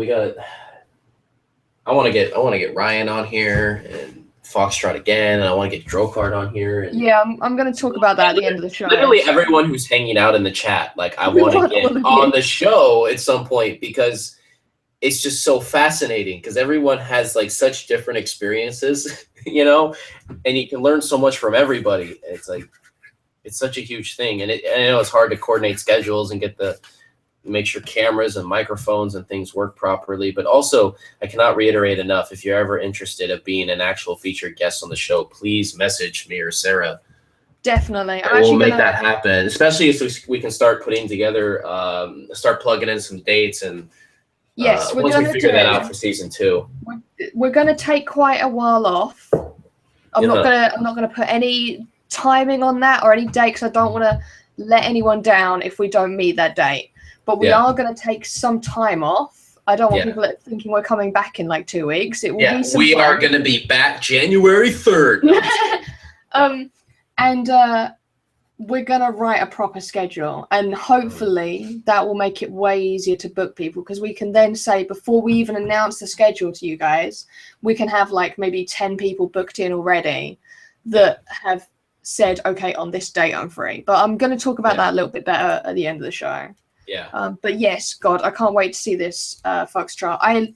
There's something that Foxtrot's very good at using color in like a very specific way. Like he's like, this exact color's going in this exact place, and he uses it to create such like rich sculpted form. I don't know, I love it bits. And then he turns around, he's like, no, it's just like, I felt like making a doodle one day and I accidentally everything. I hate it. His technique is so I get so jealous, because for me, I'm always trying to find that. I struggle with digital. A lot of it's like an opacity issue. It's that transparency thing when you're first learning digital, you know, and that thing where you tend to do where you use a thicker brush, but then you use lines, but then they're both there. It just doesn't. There's certain elements that do not translate easily from traditional to digital. And the thing that Foxtrot does really well is his process and techniques are very rooted in the kind of gestures and techniques of traditional art. Mm-hmm. And putting gestures and traditional, those two words together, it makes me, I was like, I feel like earlier when you were saying, why do you use the word so many times? Yeah, exactly. Gestures. But he uses a traditional and uses the gestures of traditional mediums and translates it well to digital. And that is something that I really struggled with. And I keep trying to study his technique, because I feel like it could be a really good bridge he has to help me to transition and learn digital art a little better.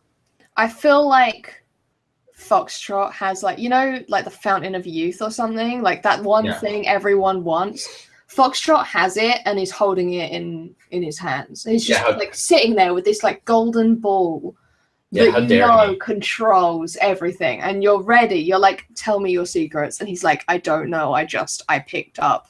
Yeah, he's just like, oh, what, this thing? And he's just like eating rice out of it. And he's just like, this, what? He's eating like a bowl of Cookie Crisp. Just like, what? You mean this thing? You know, he didn't even care. I noticed, I did a zoom in so that people could see like the brush strokes really clearly.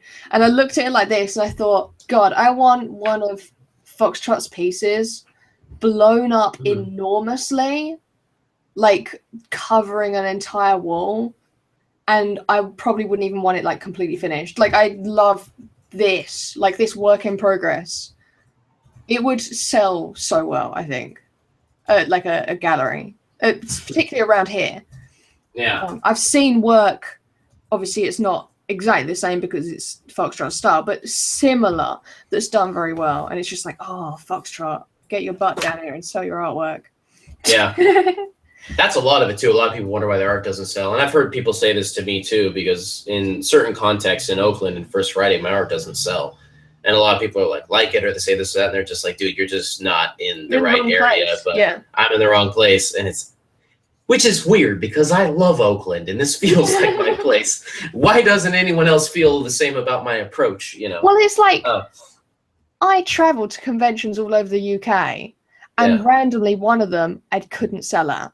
And it was like, it's exactly the same show, and it should have exactly the same crowd. It's advertised in exactly the same way, but the physical location of it meant I didn't sell a single thing. Whereas literally, like, moved from Birmingham over to Manchester and I was selling out. It was so weird.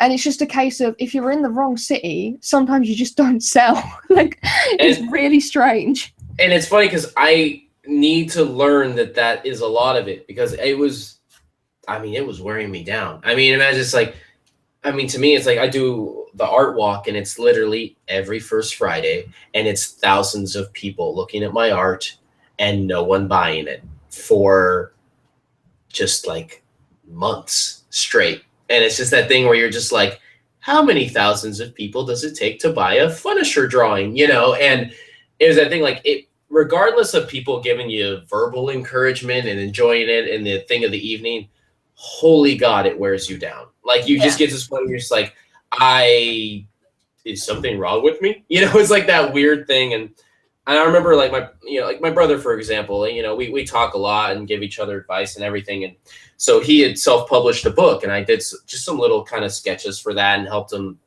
put some elements of that together. So he was there with me, and we were kind of had his book for sale in my studio, and he kind of went through a couple of those art walks, and a few sold, but then he would also hear every person's excuse for not buying it, and he would see how people that and this and that. And after like 3 months of like 3 of them, he was just like, I don't want to do this. Like, I can't do this. And this happened with a lot of artists. They're just like, I can't handle this. Like, it's because it's this psychological thing. Like, what is wrong with me?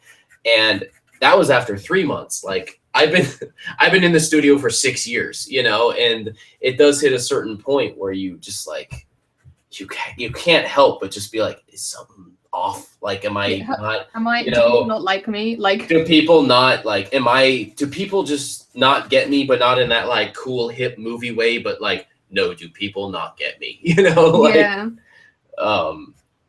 it wears you down. And so when you were telling the story about being at the convention and like nothing sells, like when you first told me, that like was crazy to me, because it was just like, usually the conventions, like it was a pretty solid routine. And then there's this one where it's a similar audience, but suddenly, I mean, nope, you know. Sometimes I'll go to a show and I won't sell, and it's because it's like a sci-fi orientated show, or like I have to have the anime crowd. If I don't have the anime crowd, I will not sell a single thing, because they're just the people who like my stuff. It's just a fact. But it was the anime crowd. It's just, it was the wrong one. And it was so odd. And I spoke to like a load of my friends there, and people who never sell very well in London sold out. People who are usually like selling tons and tons and tons, they will then turn into me and be like, oh no, I never sell anything at this show. I only come to meet up with people. And I was like, this is so weird.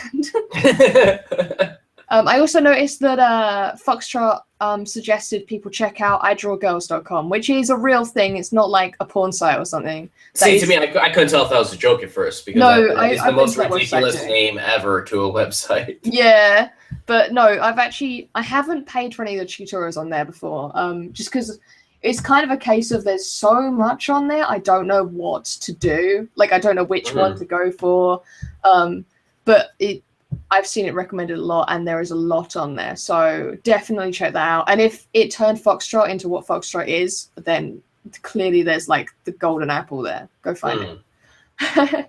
And then we have one more piece. Let me show that. This is a work in progress from Demon Man. Work in progress with Demon Man. That's a phrase you don't hear very often. I know. Why is it not done yet? Come on, Demon Man. Swear out, Demon Man. Oh my god. And then I think I saw a comment from Demon Man saying that he's not using a mirror or reference, so it's all from memory. Oh, bizarre. Yeah. I could not really draw my face from memory. No, I couldn't. I could not do it.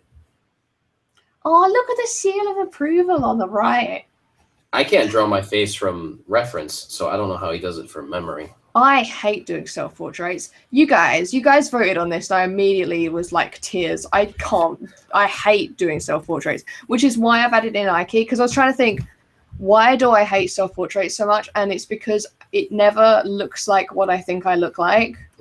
I struggle. My face is shaped exactly like errors in anatomy.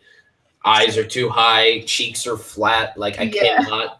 My face is really different straight on than it is in profile. I cannot.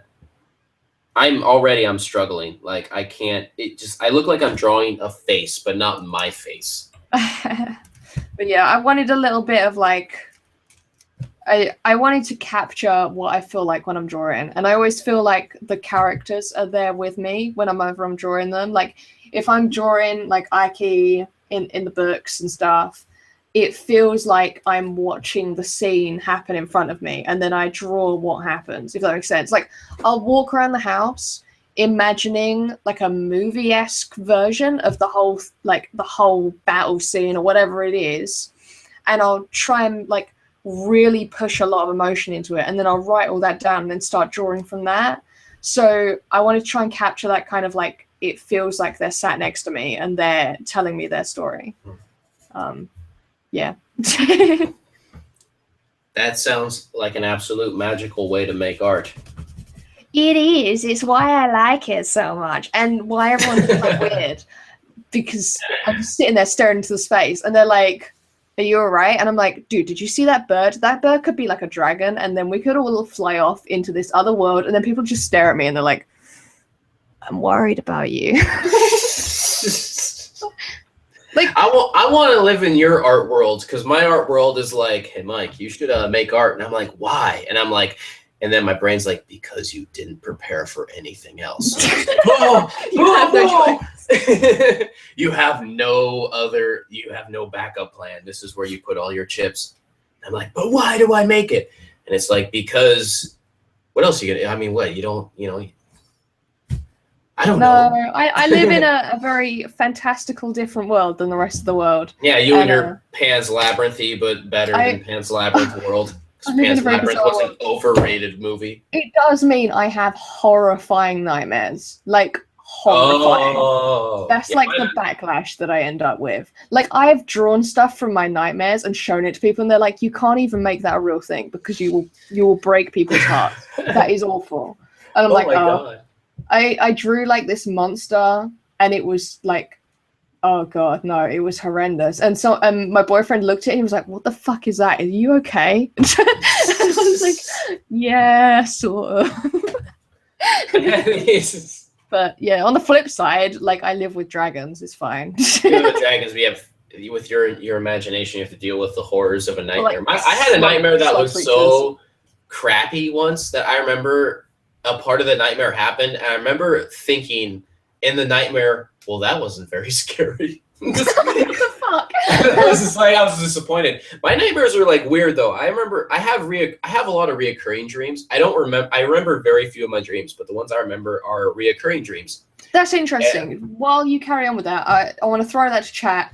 Who here remembers their dreams and who here doesn't? Okay, carry on. Yeah.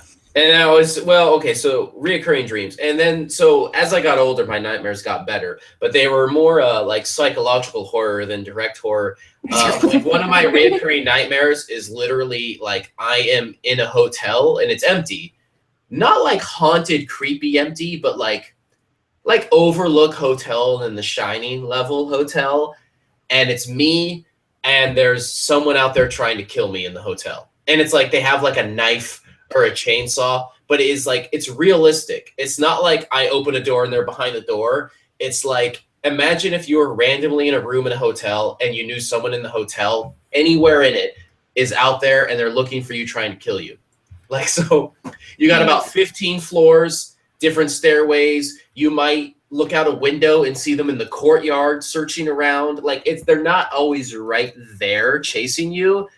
But there might be a moment where you have to run, but then you kind of get away. Like, it's like creepy how realistic it is. That's what creeps me out. Is like, I have distance. It's like, oh, I can hear his chainsaw, but he's on a different floor. You know what I mean? Oh, like, no. That's like, I didn't like how realistic it was. It was like, this is not good movie material, but as far as dreams go, I am fucking terrified. Do you ever have teeth nightmares? All the time. Yeah, that's the one I have. So many where I grind my teeth and then a couple start getting loose and they start kind of coming out like marble, like I'm chewing on marbles. Yeah.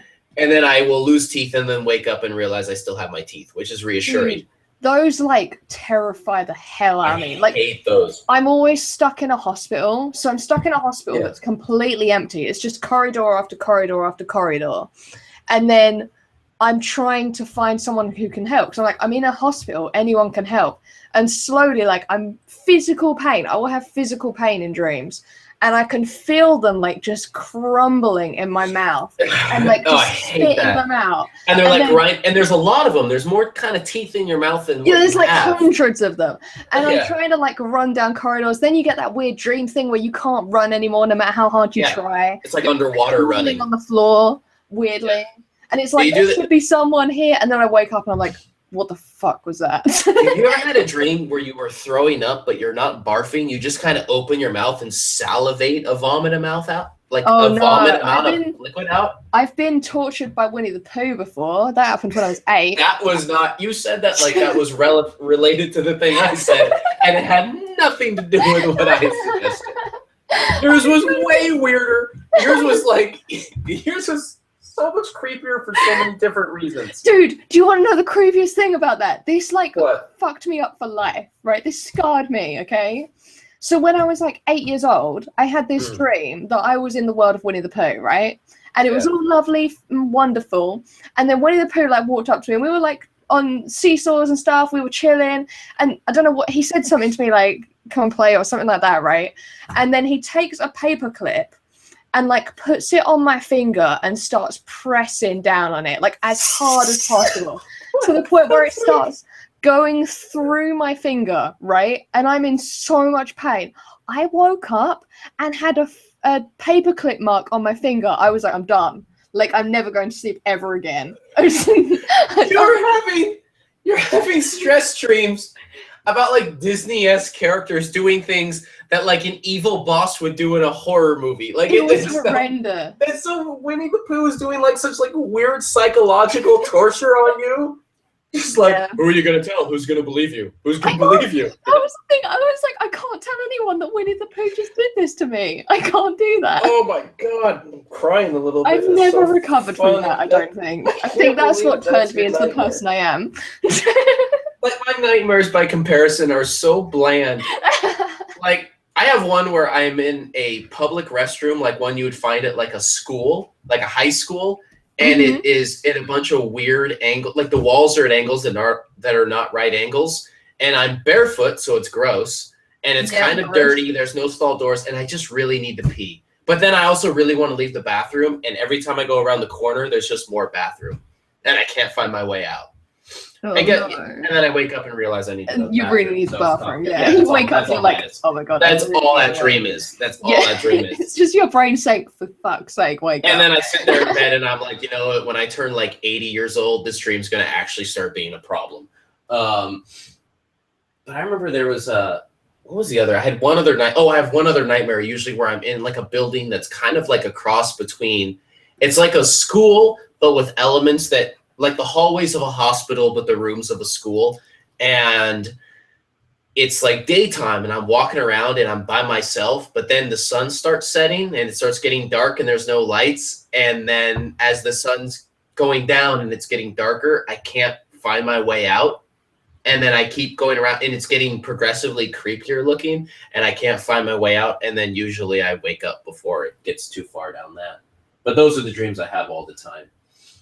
I had a dream where me and my friend were being chased by Snape from Harry Potter. And we then found out that we were wizards as well. And then we could... I wrote a massive text to him as soon as I woke up and sent it to him. And he was not impressed. And this was at 6 a.m. I'm like, oh, by the way, we just fought Snape and then we turned into dogs and then we traveled across London and it was the middle of the night and there was smoke everywhere. And then we got on a train that went across the river and he was like, stop, just stop. I know everyone says if you dream about someone, that means you love them or something. The shit I dream about, no. No, sorry. God, I don't remember lots of other people in my dreams or anything. I'm too busy looking for a bathroom or running from someone trying to kill me. I dreamt about you the other day. I dreamt you were really sad, and I was trying to make you happy. And I was trying to make you happy, and I couldn't figure out what was wrong, and you wouldn't tell me. Do you know how often people are starting to reassure me? Ever since here's the thing. When I first got on Reddit, people literally, it was a thing where when I got on RGD, it was oh wow, I was funisher, he makes a lot of people big, inspiring people to make art. Ever since we started the podcast, do you know how many people have tried to comfort me? All the time. So, I can't remember what someone asked me. I was meeting a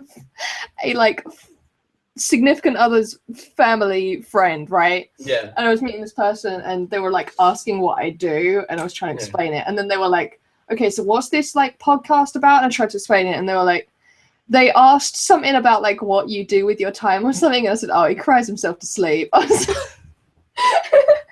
I was like, and they were like, "Are you serious?" I'm like, "No, it's a joke. You get it if you want. Never mind." If you watch it, you'd understand. It's weird because it's like, oh my god. You know what I feel like the weird thing is without seeing the window into like the process to how I make art, I'm very optimistic and I very much believe in art and I encourage it in people. But people I think don't like. I didn't think a lot of people like understood what my process actually looks like when I do it. And you're like murdering yourself. It's hard, man. It's not like I am, it's like in the movie Shine, like I'm like the dad, but I'm also me. Like I'm, so it's I love that you're like crushing yourself for art and I'm with the fairies. I don't know why I'm that way, but I hold myself to this crazy standard. And the thing is it's intense, I've like talked to people and friends and they're just like, yeah, when you like mess up a drawing, I'm just like, I always try to just be like, it's okay, Mike, and it's like, but it's an intense thing, but I'm aware of it. So when I go into that place, I'm just kind of like, all right, Mike, it's like, I'm freaking out in my head and I'm angry, but then I also know that it's just like, all right, well, wait out the half hour and you'll feel fine again. But it's funny because before we did the podcast, it was like I was kind of, I was read as being a very much a just generally optimistic person, which I feel like I really am. Like I am. I don't like the idea of pessimism. I don't think pessimism is a constructive way to live your life. In like 10 minutes, can everyone just take that quote? Can everyone like take that and save it as like some kind of little video file? In about 10 minutes time, you're gonna like rat on something. Take that and play it immediately after and then send that to me. Thank you. I'm gonna say I will shit on things. I believe in things very passionately, and there's things I do not believe in very passionately. In the end, I have also the awareness. What do you think of Tracy Emin?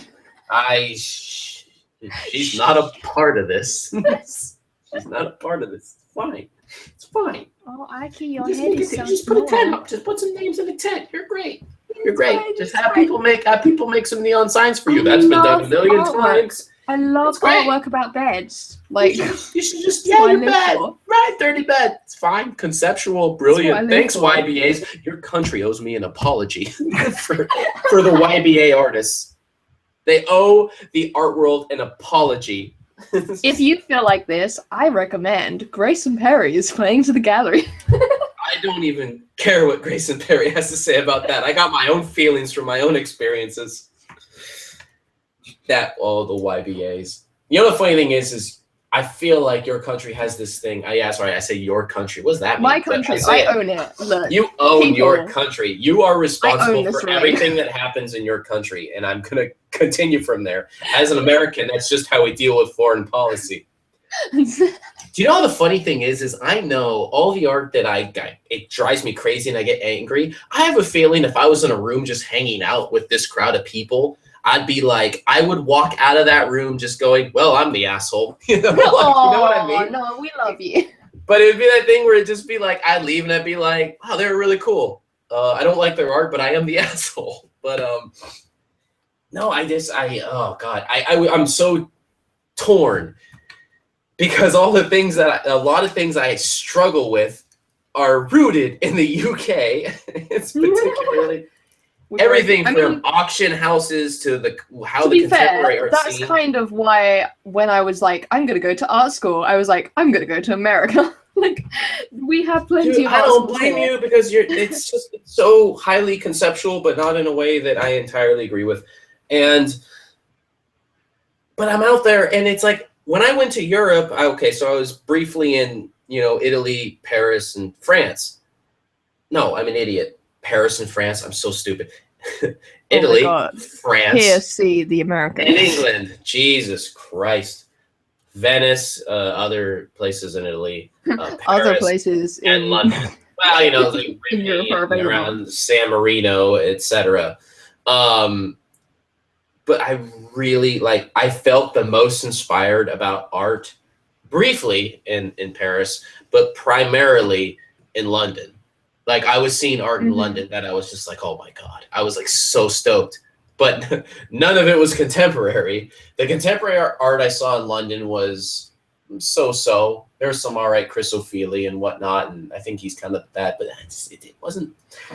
There's just like so much history there, but then there's also so much kind of contemporary. I don't like contemporary art as genre. It drives me crazy, because I feel like it's very alienating and it's very classicist, and it's not appropriate to considering all the problems and things facing the world right now. It feels very arrogant and disrespectful, and alienating, and I don't care for that. Like, if you like, so Tim was just telling me, I was going to say it like it was something, an article I read, but I didn't. It was an article Tim read and then told me about. So this is third-hand information. Current Turner Prize is not actually for art, but artists that are working to build this kind of community to show how to live off art, and not show how to live, but like to build an art community that is sustainable off their art. So it's architects, designers, whatever. But this is the first Turner Prize that's given not to direct artwork, by the way. Yeah. And on one hand, yes, the Turner Prize is always controversial. So on one hand, you're kind of like, well, are we going down a slippery slope because are we giving an art award for something that's not actually art? Is that a good idea? But at the same time, we've been doing that for some time. Yeah, that's true. That's a great point. But at the same time, what this is an award that it's about something that it's like I very much agree with, and I've actually talked to people in the Bay Area that have been looking to try to start similar things, and so kind of hearing that was cool because it was an acknowledgement that listen, there is a gap in the art world. We kind of like an acknowledgement that things have lost their way a little bit.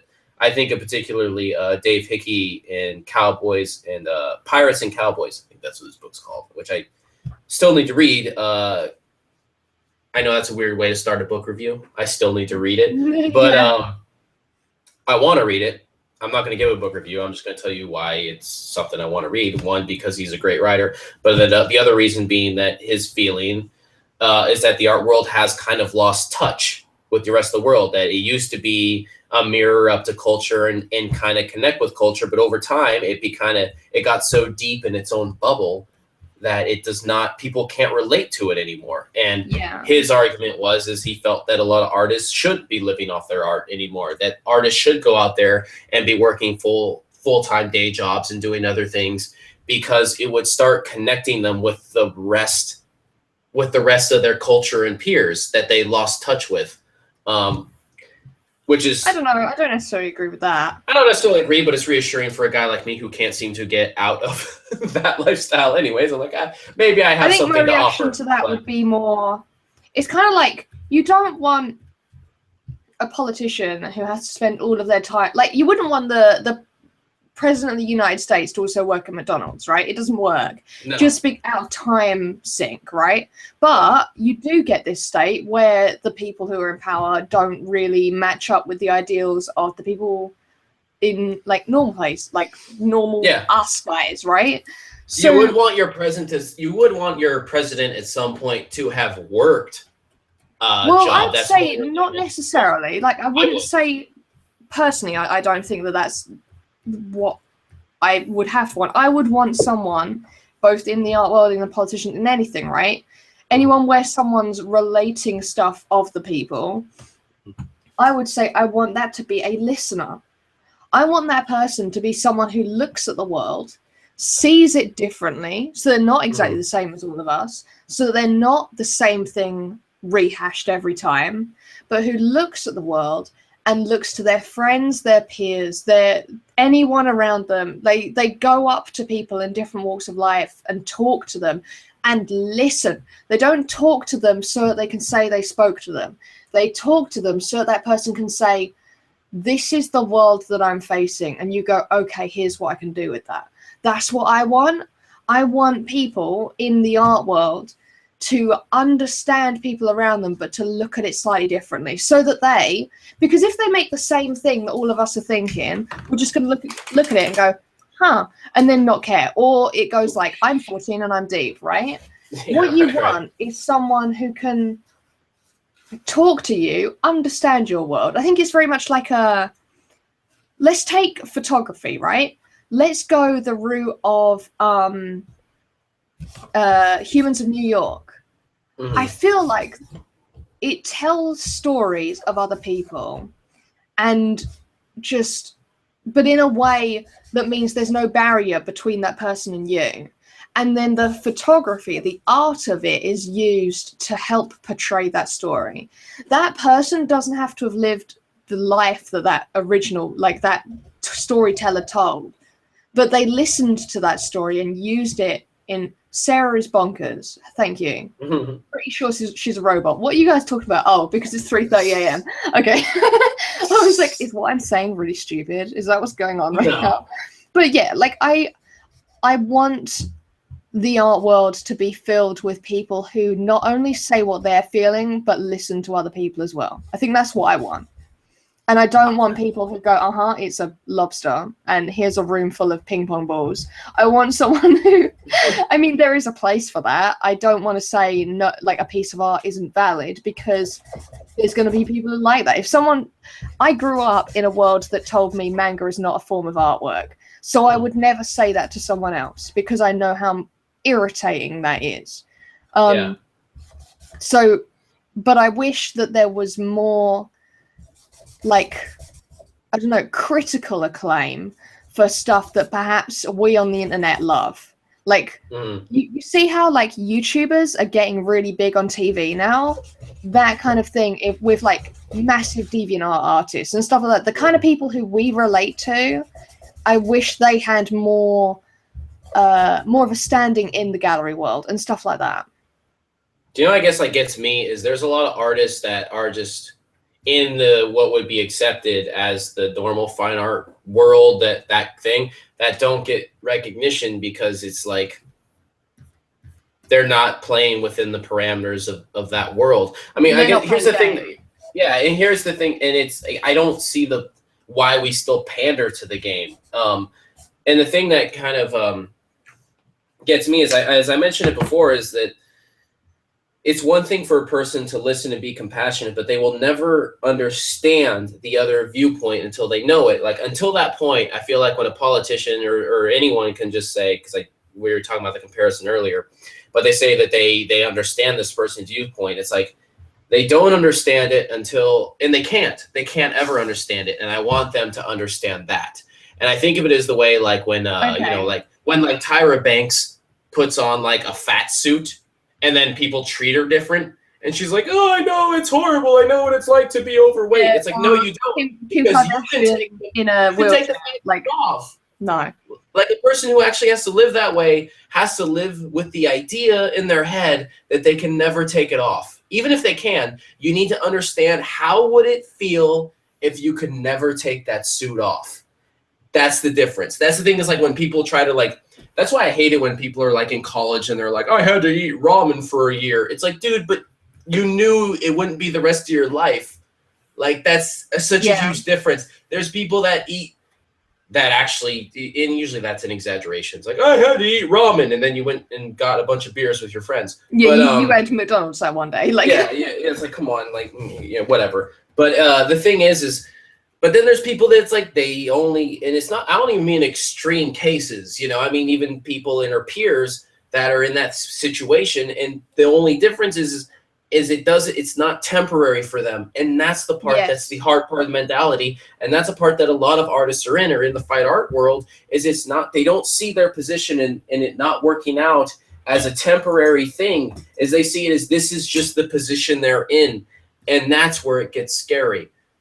And anyone, even if someone's sympathetic to the cause, will never understand what that feels like till they're in it. And the same way that someone, like, I could sit there and daydream, you know, we have our elections going on and all the debates, and I could sit there and daydream what it would be like to have as much money as Donald Trump, but I won't actually understand what it would be like to have that much money or that as much responsibility as someone who's like a CEO of a big company. I can talk a bunch of shit about what they should do, this or that, right? But I will never understand what that level of responsibility actually feels like. Yeah. I was managing a gallery with 3 friends who were, you know, so there's 4 of us total.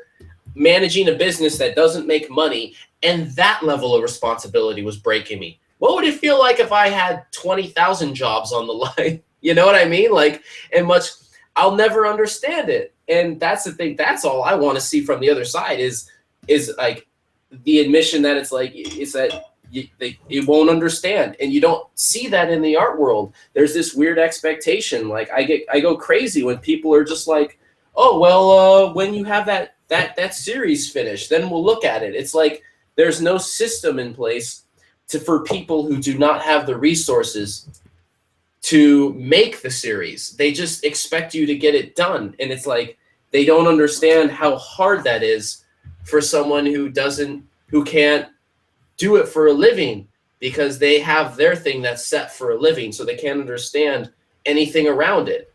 And it's like, all I ask for the art world is people to acknowledge it. That's why that idea of Dave Hickey saying that actually kind of resonated with me, because it was that idea is like, you know what, if people were in that situation where they had to try to like survive off of, you know, more like the more kind of like day job kind of life, the art might suffer, but their connection and humanity to the idea that it's like how draining it is would actually come into play. And it might start connecting with more people that feel completely separated from the creative process.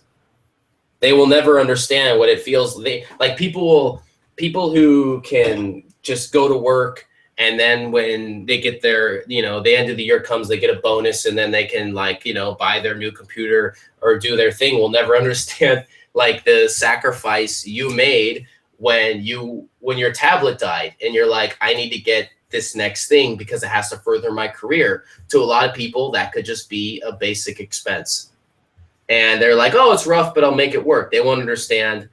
Or even better, when you're in that position and you finally had it and it worked, and you worked the situation out, and it was a lot of work and really stressful, and then it didn't work. That was the killer. That was the thing that broke my heart. I was like, when you told me that, like, that hurt to hear, because it was like, I cannot, like, that is so painful to hear, because it's like, the level of sacrifice it took, even to the point to make that work, to get the tool that you actually needed just to get the business going, and then to have the tool just suddenly break for no reason.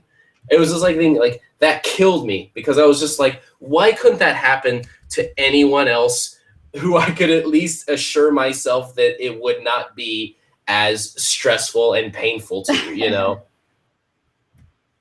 That's what I want. All right, Vote Bernie Sanders, feel the burn. No, I'm just kidding. I'm going to go through the chat and see what we've missed, because we've asked quite a few questions and left it with them. So let's see what I know, and I see a lot of things in here. Foxtrot Oscar, no formal training for me. Applied, didn't get in. Subpar portfolio. I want to know who turned down Foxtrot Oscar's portfolio, and I want to sit at a table and have an art debate with them, and I want to destroy them. There's more context there that we're missing. I don't even care. I will destroy them. See, I apologize if I'm misremembering this, but if I'm remembering correctly, Foxtrot learned a lot very fast, right? Yes. So if that portfolio was before that time, I can understand it. I can't, because they're professionals and they should see potential. I want to battle them. And I want to bury them. Dude, speaking of battling, guess where I was last night? There you go. Rap battle? Context. Guess. A rap battle. No. But you're close. Well, okay, I'm actually excited that was close. I won't lie. Okay, I can't even guess anymore because I'm like too excited. Okay, so where were you actually? So you know how I've been saying lately that I wake up in the morning and I play the Pokemon theme, right? You play the Pokemon theme? Do you not remember this? Okay, I said that I play the Pokemon theme or the song from League of Legends in the morning to get myself psyched up. So I'm sitting there like, I gotta catch them all. Like, I'm sitting there like I'm gonna be the very best that no one ever was, right? I love that. That's so okay. That's you awesome. Ready? All right. Yeah. We can take on the champions. Okay. So last night I was at the Philharmonic Orchestra, right? I was in London. You said that like that's a normal transition from playing the Pokemon. Are you ready? Are you ready? All right. Right?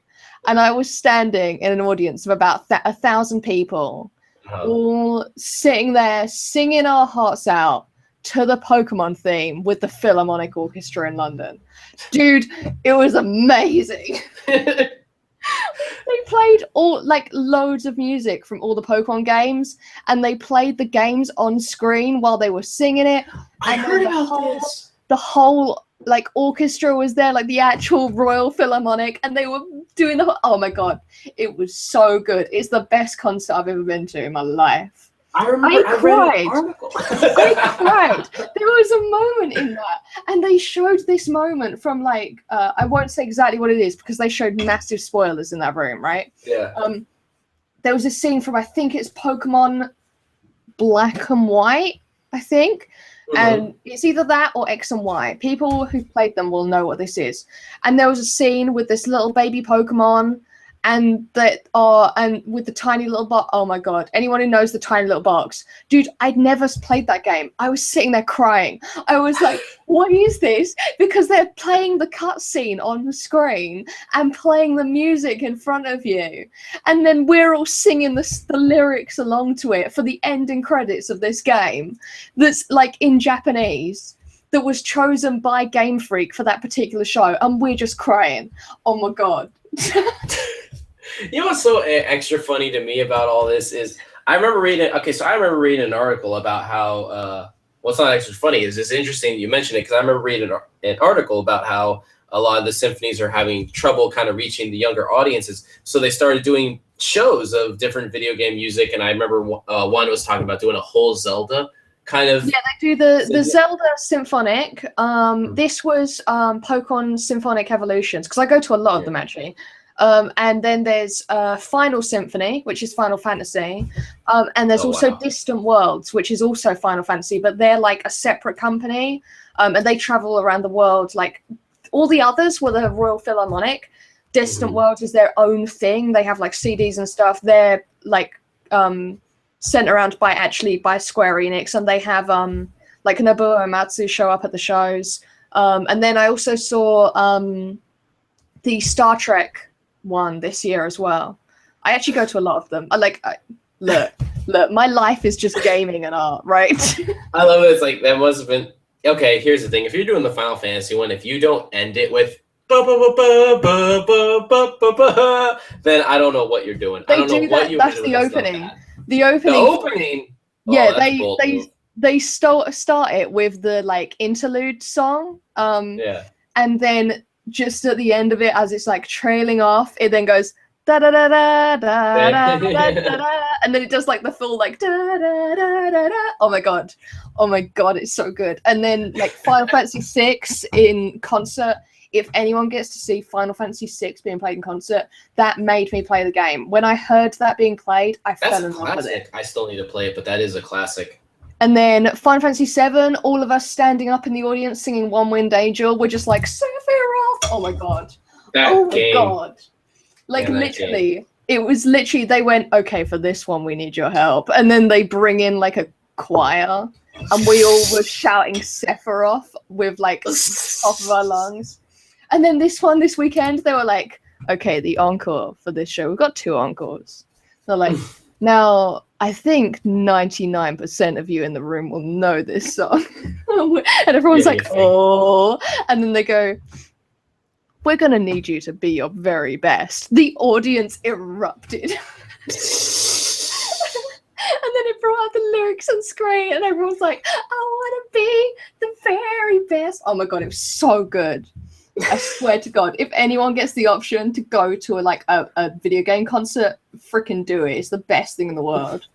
Well, I loved reading about it because there's that thing where they were having a hard time kind of figuring out what to do because the attendance was dwindling, and then they started doing the video game ones, and it was really heartwarming to read because the audience was so engaged, and then it was a lot of the musicians were having so much fun doing it again because they hadn't felt it connect like that in a really long time, you know? You can see that the orchestra loves it because they just stand up and they're just laughing. Like, there was this one point in the show where it's like they were doing all of the music from, is it Red or was it Gold? I'm not sure. Someone will know in chat. And they jumped to the bit where, like, you haven't played the Pokemon games, have you? No. No. Well, anyone who knows this, right? There's a character in the games who always says, like, I like to wear shorts. They're comfy, and like he basically says like a really famous line that's kind of like that. And he showed it on screen, and everyone went way like partway through the song, like the. And they showed like the Pokemon battles. So like the moment it came up on the screen, it was like ... Everyone knew what was going to happen. We just watched the whole of Pokemon Red, and we're like, it's about to happen. We're about to fight Red, and we're like Gold, and we walk in and there's Red, and he's standing there and it just goes ... and the audience is like, oh. And the match starts, and we like send out Zapdos, and everyone's like, go Zapdos. Like everyone was so into it. We were like, every time a Pokemon like fell, my mum's never played any of the games. She saw Pikachu like get defeated, and she was like crying. She was like, no, Pikachu. And then like they had like really cool what do you call it, like special effects that were going on. Like it had the actual game footage, and they'd have special effects around it. So if they used surf, a massive wave of water would splash across the screen. Oh my god, it was amazing. That's definitely the best concert I've ever been to, like of any kind of concert. Any concert at all. Philharmonic playing Pokemon. Done. That's very different than the best concert I've ever been to, but equally awesome. Oh my god. You're welcome. Now you know about that. Like, dude. I don't know if I'm more excited about the concert or how excited you were for the concert. Oh my god. Like, that enthusiasm is very contagious. I went there and my boyfriend was like dressed as a Pokemon trainer, and I'm like, we're like 20 odds, right? What the fuck are we doing with our lives? And the whole way there, I was like, this is the geekiest thing in the world. And we're seeing all the other people on the train going there, and they're like 10 years old, and we're like, oh, we were there. We were like freaking out. It was amazing. Yeah. And they opened the show with this guy came on, and he was like, so who's been playing Pokemon since 1998? And so many people were like, way. And then they went, so who here's actually 20 years old or above? And then there was another like, way. And he was like, whoa, calm down. You make me feel old. And the conductor, she was amazing. I've never seen a female conductor at an orchestra before. I've seen quite a few orchestras. I've never seen a female conductor. And she was awesome. She was so good at like getting the audience engaged. Like she was like clapping her hands and making everyone clap along time with it and stuff. Oh my god, it was amazing. Dude, get on that. I don't even know if they do it out here. It's like, yeah, no, definitely they do it out there, because they do the whole America route before they come over here. But it won't be, obviously, it won't be the London Philharmonic that you'll get. You'll get whatever.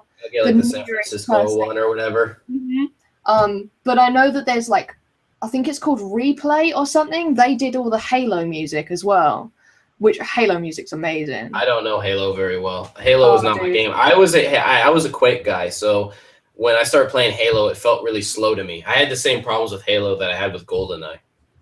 Oh, I hate GoldenEye. I hate GoldenEye. I mean, I liked it the first player. I hated multiplayer GoldenEye. It felt so slow. And I hated that you couldn't jump off ledges. It drove me crazy. I tried GoldenEye multiplayer for the first time, like last month.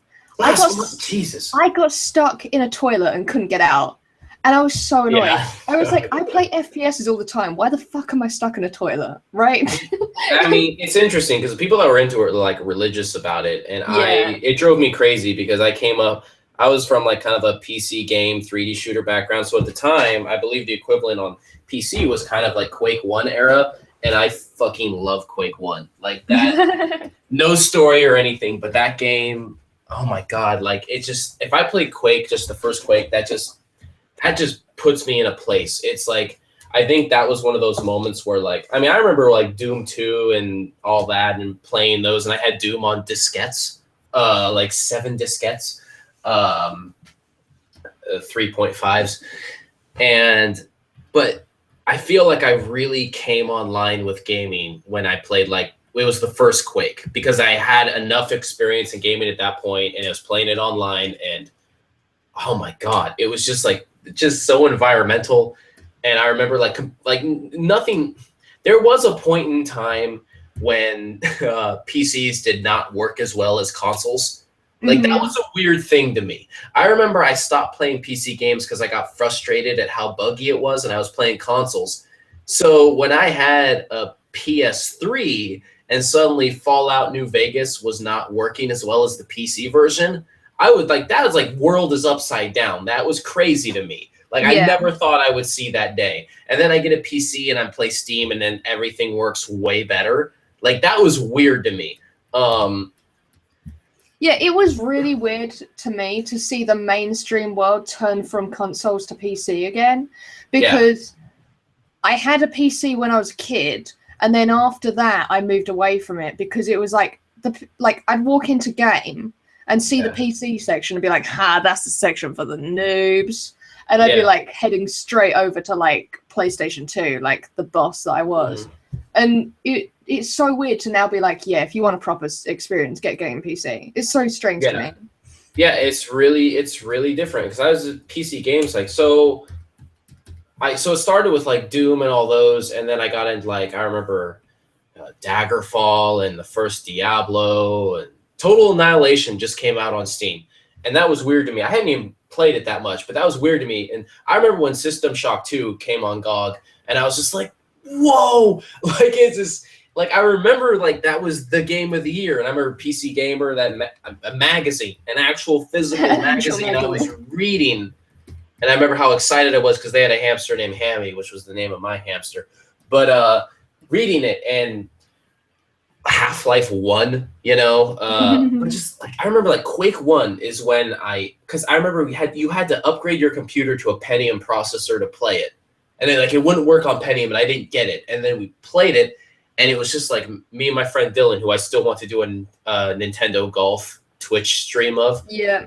I mean, we got so into that. We were so into it because it was like that same time you're just discovering like music like Nine Inch Nails and all that thing. And then there was like a game for it. Oh my God. And then playing online, and it didn't run very well because you're on a dial-up modem. So you learn to use that to your advantage. Like I remember I got really good at it. I probably suck now, but I got really good because I learned how to like use the lag of the computer to like, I was learning how to, I knew that I would drift, like Tokyo Drift, almost like you would skid when you ran in that game and your computer lagged. So I learned how to start a turn so I could skid around the corner. And I knew that a guy would be around the corner, so I would start firing before the hallway was in view, so that when I released the mouse, it would fire when I was around the corner. Like you get it down to this crazy level. So to go from that, where your response time is so fast, which I imagine probably like Counter-Strike Global Offensive is probably like, this whole CSGO is probably kind of close to that now. I'm out of that world, so I suck at that now, and people are pretty ridiculously good. But that high speed kind of thing is probably closer to that world. Unreal Tournament's still old in these days, but to me that was crazy. So then when I played Halo, it felt like the game was in slow motion. It was driving me crazy, and I couldn't use a gamepad. I wasn't used to it, you know. It just drove me nuts. This self-portrait looks nothing like me. It's a fine drawing, but it looks nothing like me. That's not what I look like at all, but that's fine. I went to art school. I wish they would give you more business classes, though. They teach you absolutely nothing about how to market or sell your work. Yep, that's what Ryan had mentioned that, and it is true. I learned some in an internship that was actually an effective internship. You can still find those. But even then, I'm to this day, like, I feel like you never finish learning that, but I really wish they started you on the process of trying to learn it back in school. Yeah.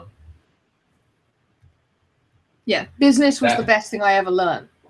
Yeah, and it is very distant from what you learned in an art program.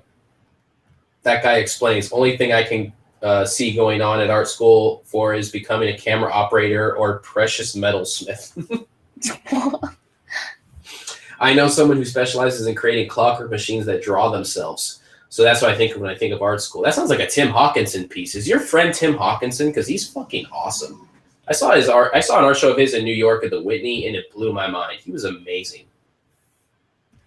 He had a piece where it was like a school desk with a bunch of. He always used found materials, so it'd be like toilet paper rolls and just cool. wire and coat hangers. And he made a machine that you plug it in, and it was a school desk with like the little chair and the pad you ride on, and it had this wheel, and he just had like screws and nails hammered in and like a rubber band going around it, and then that controlled a lever that ran. It spun, like just rotated, and that controlled a lever that ran along where the grooves were, and that was connected to an arm, and then that arm would sign his name, cross the T, dot the I, and then the thing would come down and chop the paper. And then so it was making his signature, and it would chop it and leave it on the floor. And he made another one out of a toilet paper roll. It was a music box, and it was all screws and nails, just you get from a hardware store, and a little pin, and it would play like these are a few of my favorite things or whatever. It'd play that just on like crappy found materials. It was amazing. That guy explains, knows how to lucid dream. I'm jealous. I remember trying to do that. It was hard. One step was like, I remember reading a book and then suddenly like the words stopped making sense. I couldn't make sense of them. And that's when I realized I was asleep. And then once I realized I was asleep, I'd wake up. So I would never do anything exciting.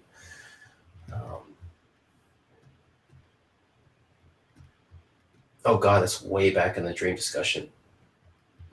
Yeah, like I asked him about dreams, and then we kind of jumped off topic. Mike looks like he's ready to drop bombs. That's my drawing of Mom Spaghetti. You said when we started that I looked like Eminem in the photo. I said you looked just like Eminem. You got to understand that is the art handlers. The art handlers, what they wear is as a black hoodie. That's what we like. When we take friends of me and Smokey Beard and Tim, and we're all work together, when there's photos of us, there's a photo, I'll dig it up on Instagram. There's a photo of a bunch of us that were all friends and art handlers, and it's literally a table of dudes all wearing all black and hoodies, like at a table at a bar. It just, oh my God, that's pretty weird. Costume. I don't know why. They're bringing Unreal back. Oh man, that game. I remember when Unreal came out. That blew my mind. You look at it now, it looks so dated, but those graphics were ridiculous when I first saw them. Well, in the Unreal Engine, still, it's huge now. Now it's free. I never thought I'd see that day where you could just download like the Unreal Engine to make a game for free and just make games. That's so awesome. Yeah, it is. I love that. I love the fact that you can now just be like, okay, I'm gonna make a game because all the stuff to do it exists in my world. Yeah, and I can make it for free. Like I might have to license it at some point, but I have all the tools for free to get started. That is just amazing. What a time. Unity Engine, Unreal Engine. That's so cool that they took on that. That's such a. I remember when I was reading that when that was happening, and I was just like so kind of stoked for people that wanted to do that. And then people were like, "Oh, but they're going to take 15% once you're." It's like, dude, are you seriously complaining about that? Like, you have no room to complain about that. Especially reading that as someone from the art world, where a gallery will take at least 50% of your sales. At least, unless you showed at our gallery, but you won't be making the same level of sales.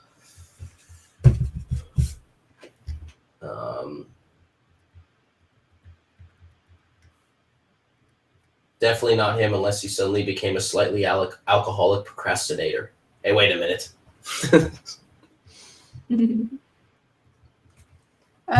Let's do a quick skim, see if there's anything important we missed. I think there's quite a few bits more of artwork, but I'll do that in a minute.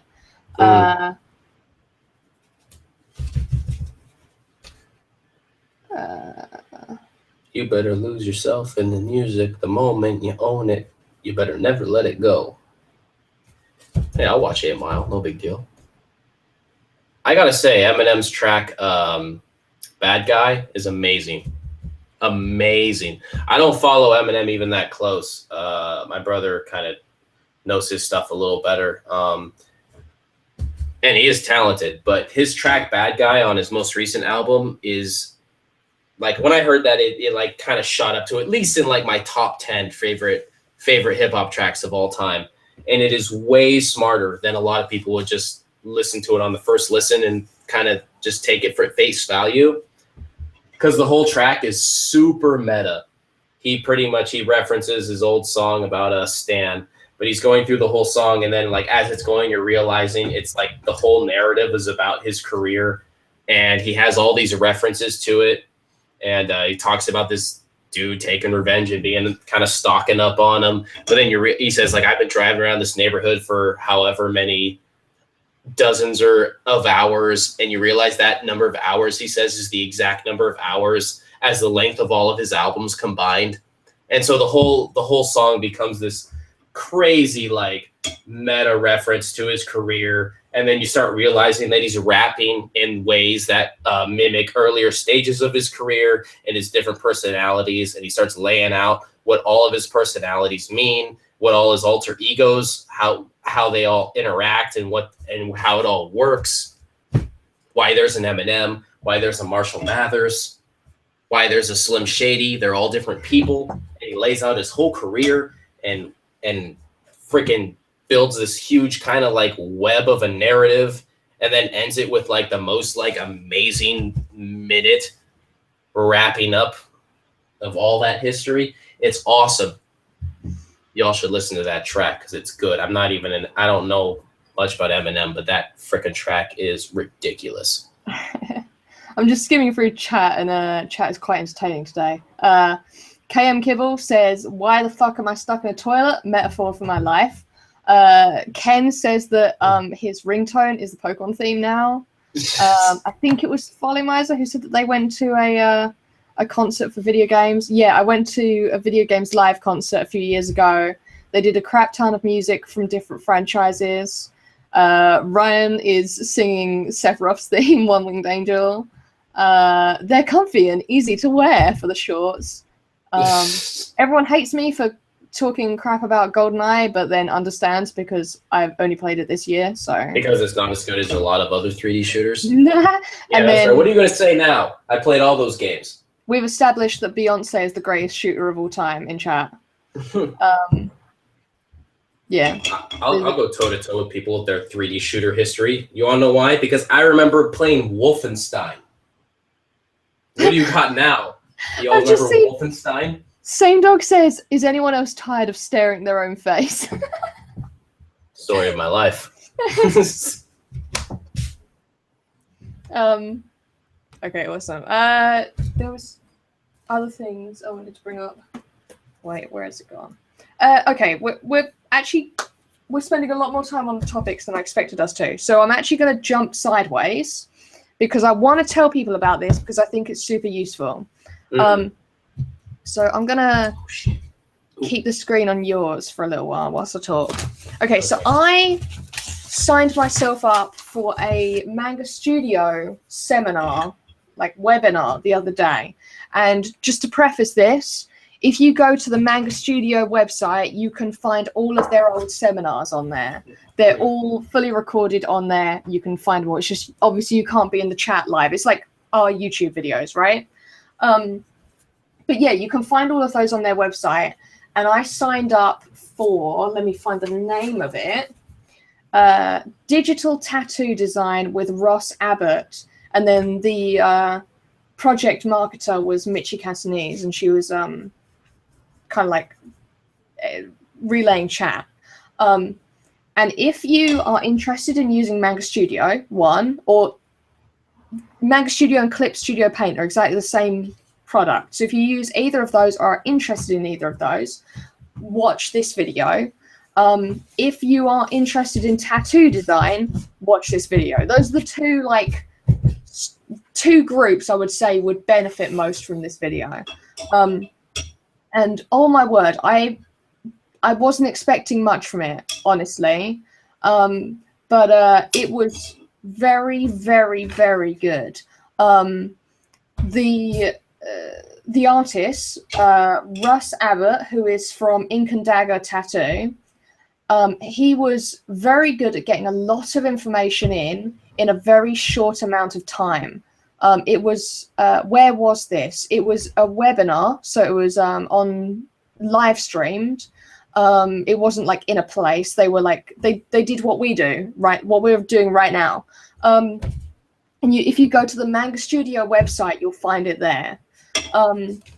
Now, there were 3 main things I wanted to pick up on, but if you are interested in Manga Studio, I think you should go and check this out because there was so much useful information that I had no idea about.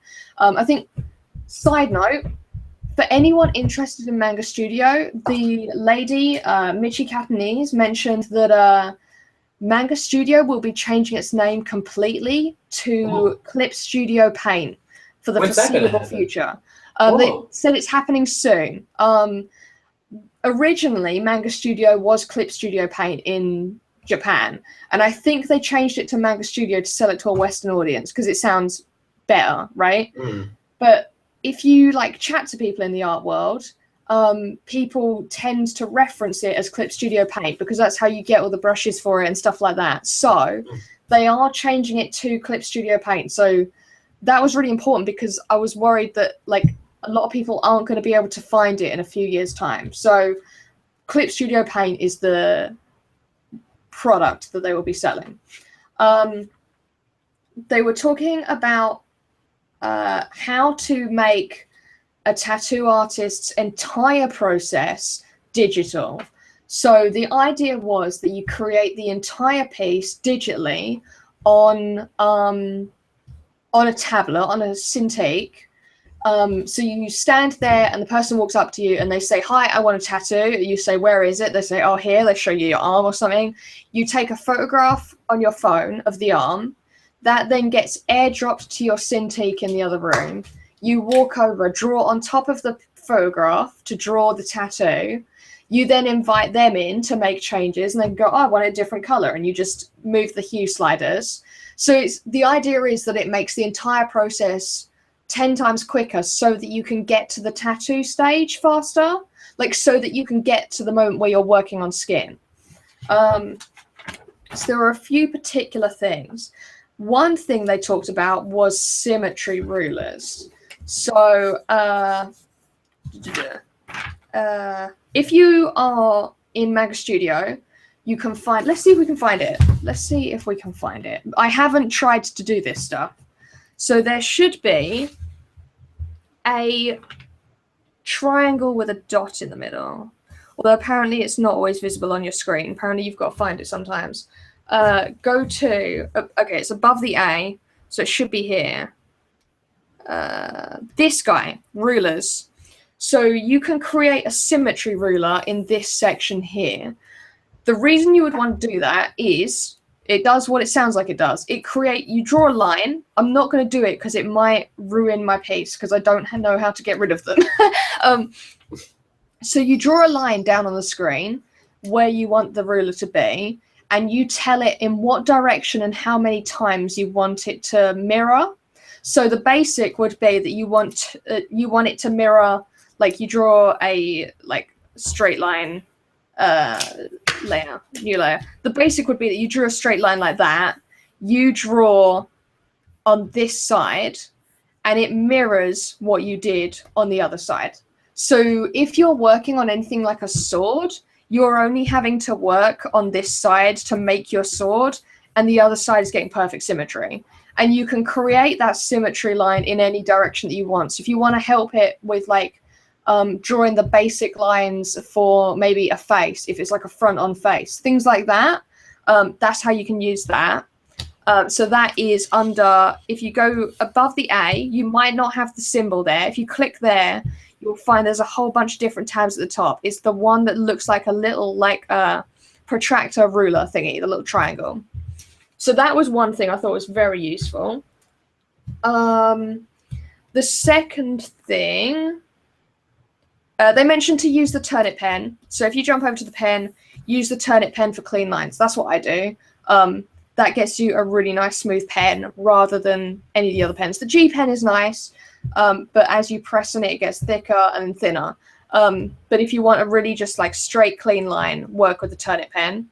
And that's what he uses for the tattoo linings, because obviously that's the most important thing. You want clean lines. I wrote like 5 pages of notes. So I'm trying to pick out the most useful things for you guys. Okay.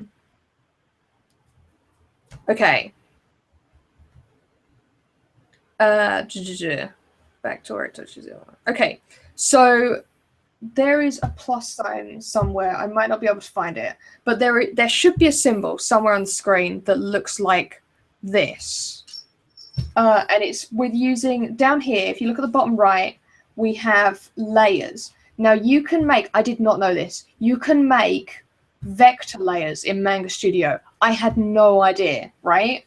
If you make a vector layer in Manga Studio, it will act as a vector layer, which means, for anyone who doesn't know, raster layers, very basically, there's proper explanations, go Google it, but basically, a raster layer uses pixels, a vector layer uses like numbers and ratios, it's like ones and zeros, and it tells the computer where something should be in relative to somewhere else. So no matter how many times you like expand these two lines relative to each other, they will never lose their distance. So if you drew a massive detailed picture, you could expand that as big as you want. It would never pixelate because it's only relating it to other parts of the page, okay?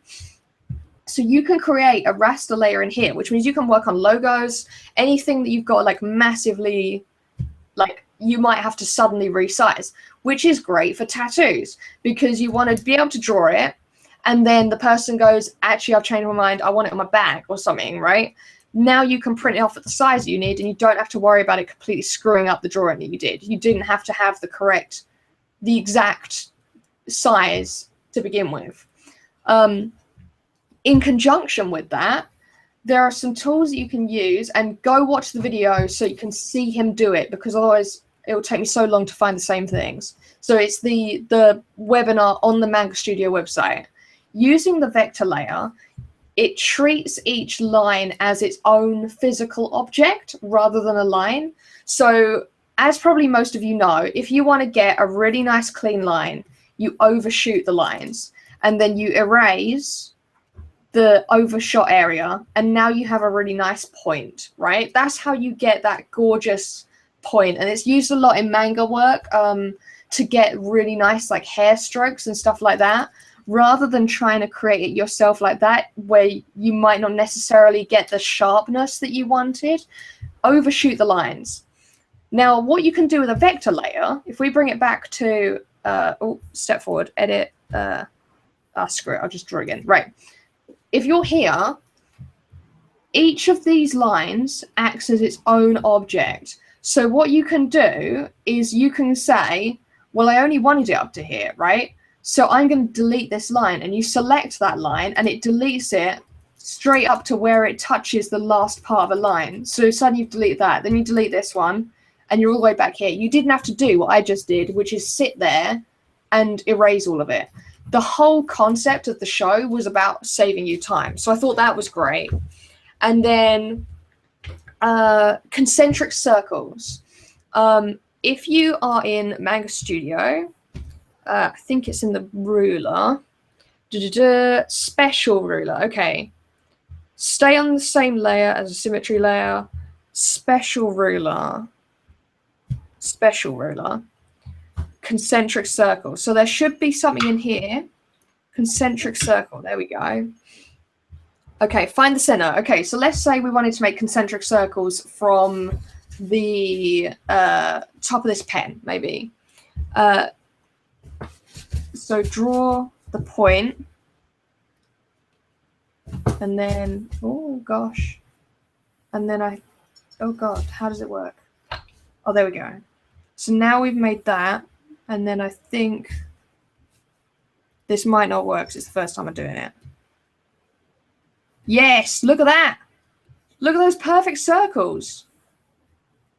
Look at that. Are you seeing this? Mike, are you seeing this? I'm looking. I don't know. I don't use Make a Studio a lot, but that's good to know. I don't know. No, like the fact that I don't have to sit here and try and get a circle right. Like, if I'm standing here, I'm like, okay, I want to draw the wheel, or like maybe I want to draw a record, right? Mm-hmm. Now I can draw every line of that record. I'm just throwing my pen in the vague direction that I want it to be. And every time it's going to be perfect from that point in the center. That's crazy. Yeah. So if you want to draw wheels on a car, you can do this and then use the warp tool, which apparently there is a warp tool in Manga Studio, which literally changes my life. You can then warp that to be in the perspective that you want, and now you've got a perfect circle in the correct perspective. It's just little things like this. That saves so much time and effort. Exactly. And it's all on its own layer, so you know you're not affecting anything else. You can actually, let's say you wanted the ruler here, but you wanted to draw on another layer. We can actually tell it, this button here means reference layer.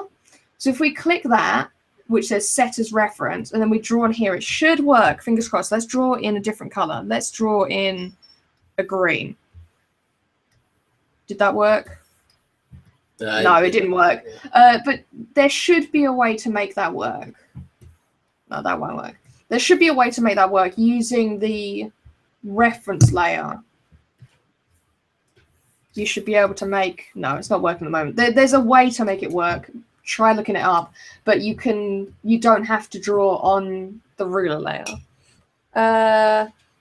You can get a color history for your chosen colors. Window, color history here.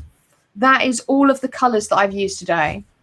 Literally every color that I've touched today is in this palette.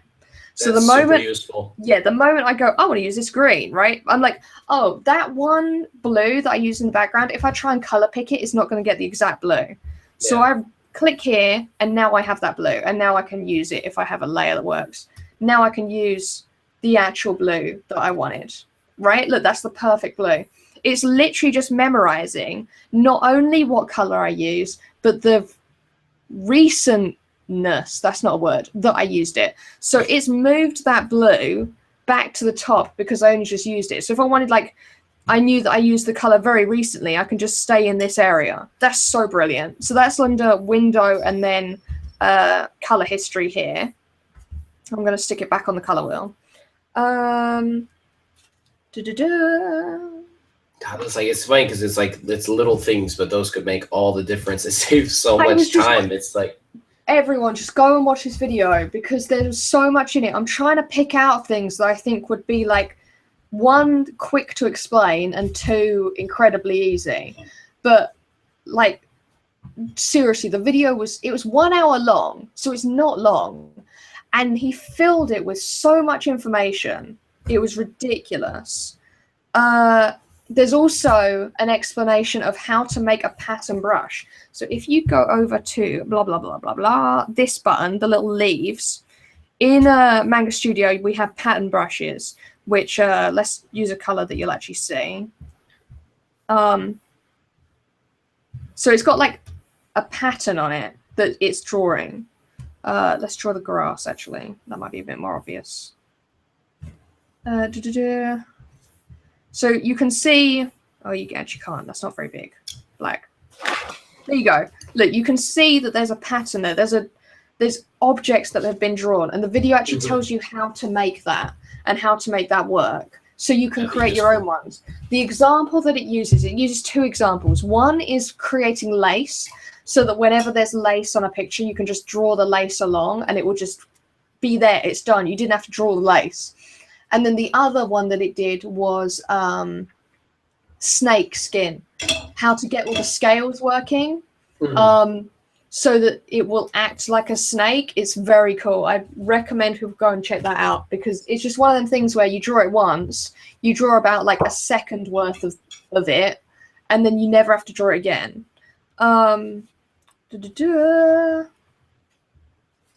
They recommended if you want to find brushes, go to a place called frienden.com.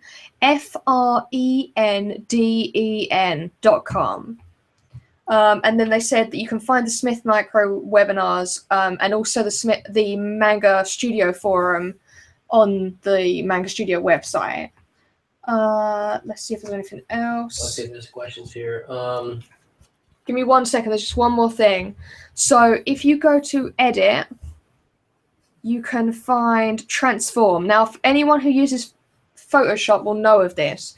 So you can use transform, and then you have the different options. So transform will be a If you use free transform, then you can skew the image. You can like warp it. If you use mesh transform, then that creates like a lattice overlay, and you can move the individual lattices, and you can choose how many lattices it has.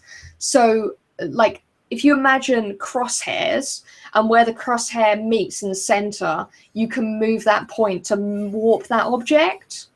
So you can choose how many crosshairs there will be, therefore how many points on the object you can warp. So let's say you drew a face, really detailed, and then made a really, really detailed lattice over the top of it.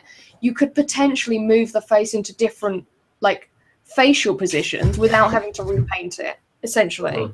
And then you can just paint over the top of it to kind of like just correct any mistakes that come out of that. And then you have to click, a circle appears on the left of the screen. To confirm your transformation, you have to click that button. And then let me check, I'm just on the last page now. They recommended a book. This is for tattoo artists. If you want to learn a lot about the tattoo world, unfortunately, you have to be a practicing tattooer before you can get this book, because you have to prove that you are working in the industry, I assume for safety reasons. And the book is called Reinventing the Tattoo. Apparently, that is an amazing book. And then if you want to find the rest of his tutorials, because he does tutorials himself, you can go to store.inkandtattoo.com. So that was all the main things, but head on over to find the webinars on the Manga Studio website, because that was just one of them and it was amazing. I didn't expect much, but it was amazing. Okay, so did you say there were questions? Yeah, well, there was more just kind of comments in regards to different medias in Manga Studio. Let me go back. And actually, my screen had moved a little bit.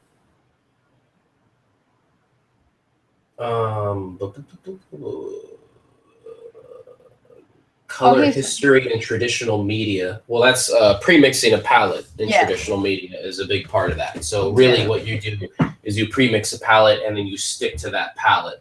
And that's how you save your color history. And when you mix a color for a new color, you don't just do alla prima style where you mix a brush on the palette and mix it with your brush, but you actually use like a palette knife, and you more likely if you're using more content, it would be one of these palette knives, and you mix large globs of paint. So that way you always have extra.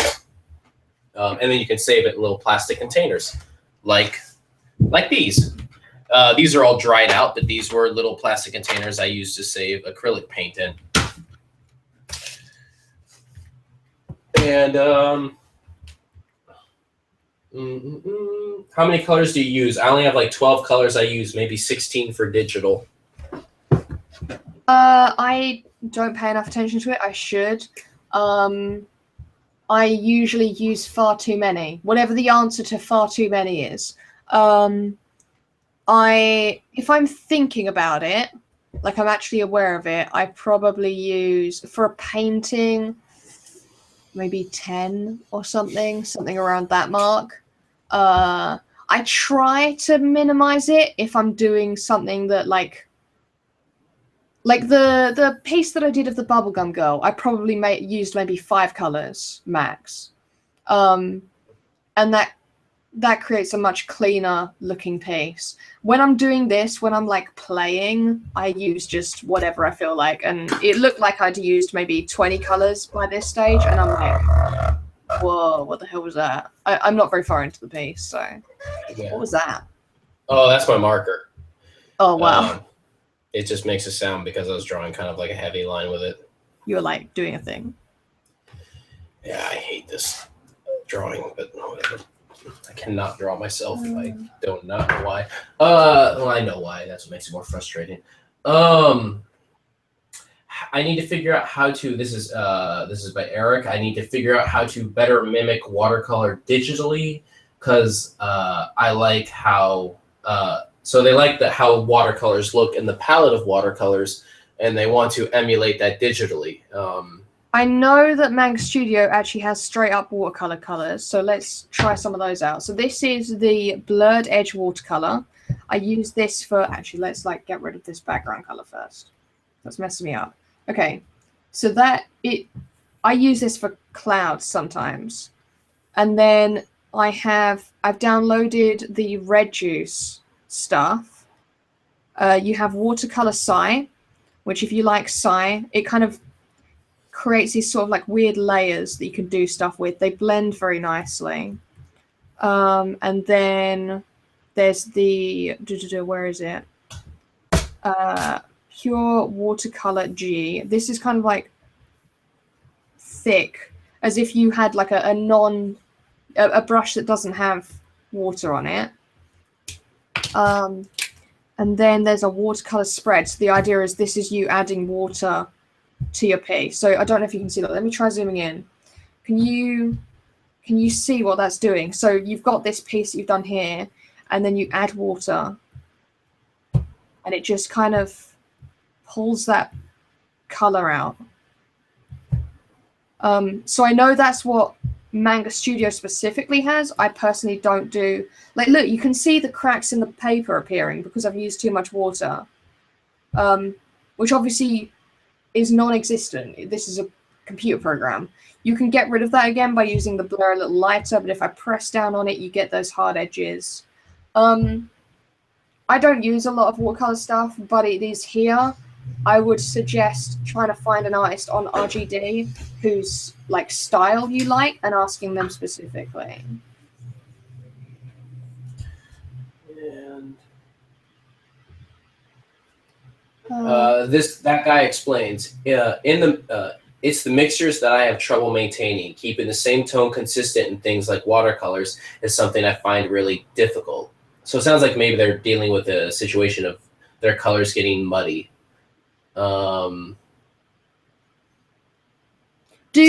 Okay, that explains, do you work on watercolor in real life? That's my question, because usually I find a lot of the theory you can apply straight to digital. Yeah. When you get muddy colors, like I'm used to muddy colors being a really big problem when people are learning oil paint, and a lot of that is avoided by pre-mixing a palette and sticking to it, and particularly fat over thin. Start thin on the painting and don't apply too much paint in the beginning, but eventually you will. The biggest mistake you can make when you're learning painting is treating a painting like a coloring book. Like you draw it out and then you color in between the lines. Painting, at least in traditional media, I'm not as familiar with digital, but with traditional, you're dealing with it's kind of like you have to, I mean, I always say the thing is with drawing, you're dealing with lines and delineating between contours, between values, whereas with painting, you are actually painting the values. I feel like it's the difference between line and form. Yeah, that's exactly what it is. But a lot of times people still associate line with painting, and form is with drawing, but you're really emulating kind of the effects of painting when you're drawing in form. I always recommend when people are learning painting, they start with flat edge brushes like these. And that way you just work in swatches, and that makes you think less of line and more of the form itself. But you have to restrict your palette, and you have to work thin and then get thicker as you go along so you don't overblend. Really what's happening is you overblend, and I always recommend pre-mixing a palette, because when you pre-mix a palette, and it takes a long time.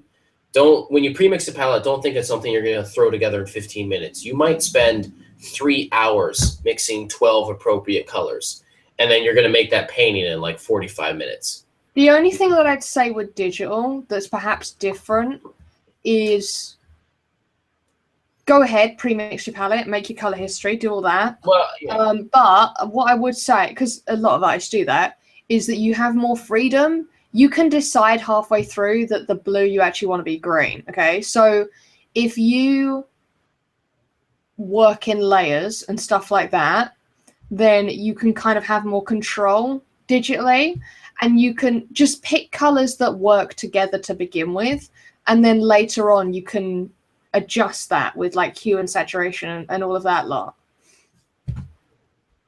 And that's obviously a liberty you can't take traditionally, Yeah. but when you're working with traditional paint, traditional. You're right there. That's just like a word. There's some words that I always seem to just struggle to say for some reason, and traditional is one of them. Traditional. It's just too many trus and shs. It's an awkward word. They should change it forever. It's kind of like, so I'm trying to think like how to kind of approach it, because if you look at, I have an early RGD, which was one of my first painting RGDs, and I think it was acrylic, and it's super muddy. And it's because I'm not even sure I tried pre-mixing a palette, but I didn't spend enough time putting the colors together. I tried. Usually your colors are going to get muddy when you rush a painting. And that sounds very simplistic.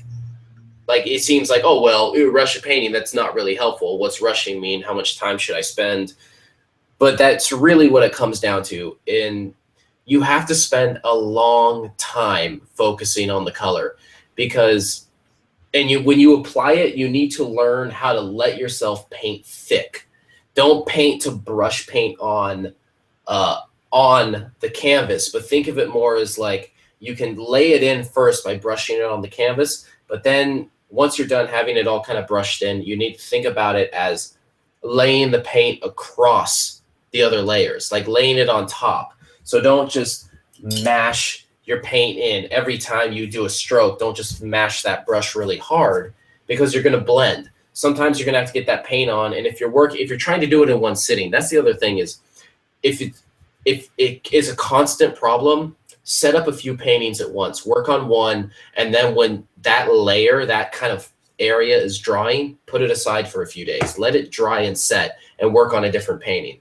But if you have to do it in one sitting, practice making sure that you know how to lay paint on top of paint. Don't always just like push it on. You have to learn how to lay it across and let it, like, it's like trying to put melted butter on top of melted butter. It's not easy.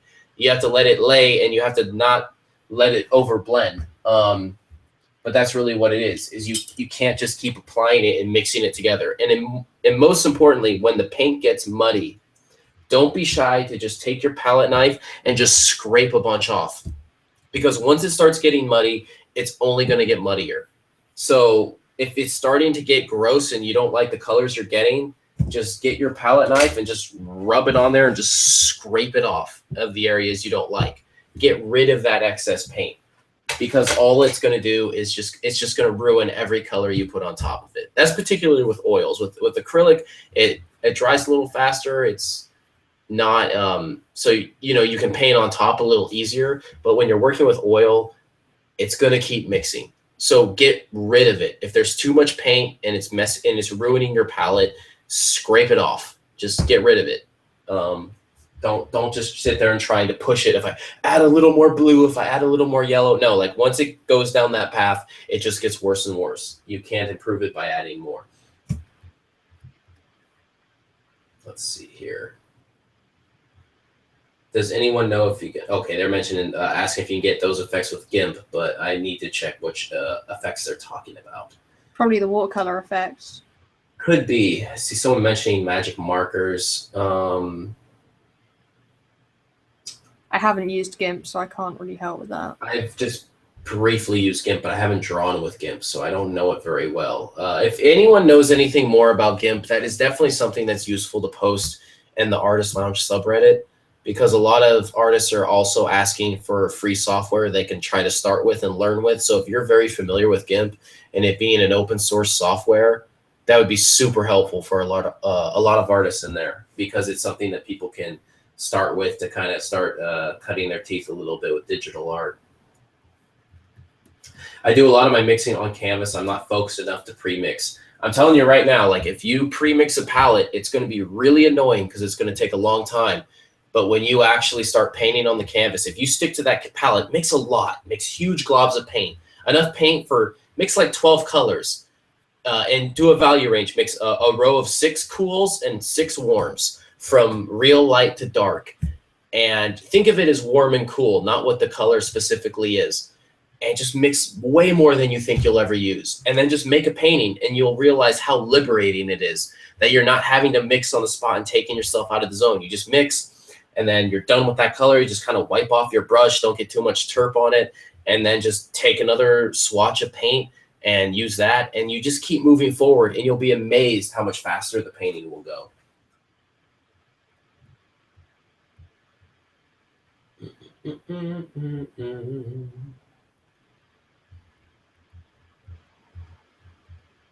I think Free Flow paints a lot of those bold colors first and then slowly works over them with a likeness.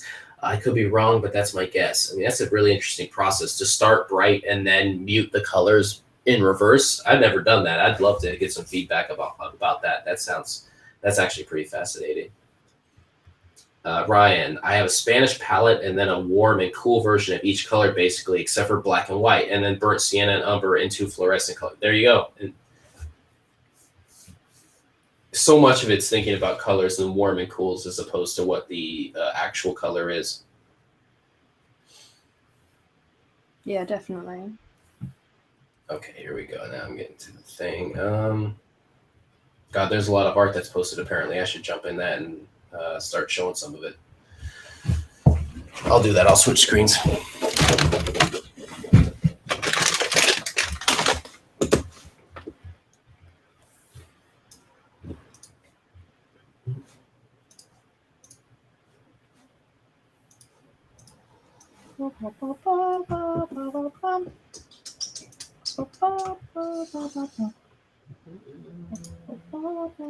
Oh my God, Foxtrot Oscar's piece is amazing. Is it? Oh, how dare he? It's just infuriating how good he is. All right, Schmoonify. Oh my God, now it's making me like self-conscious. I like everyone more than mine. That's good though. Makes me hungry. I give everyone upvotes here.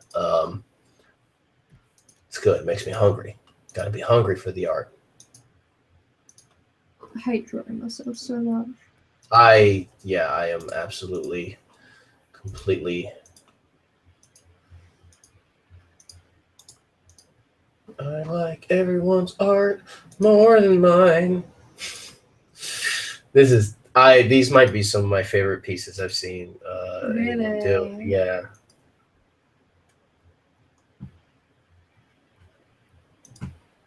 Oh my God, these are all so awesome. I'm trying to think of the best way. Okay.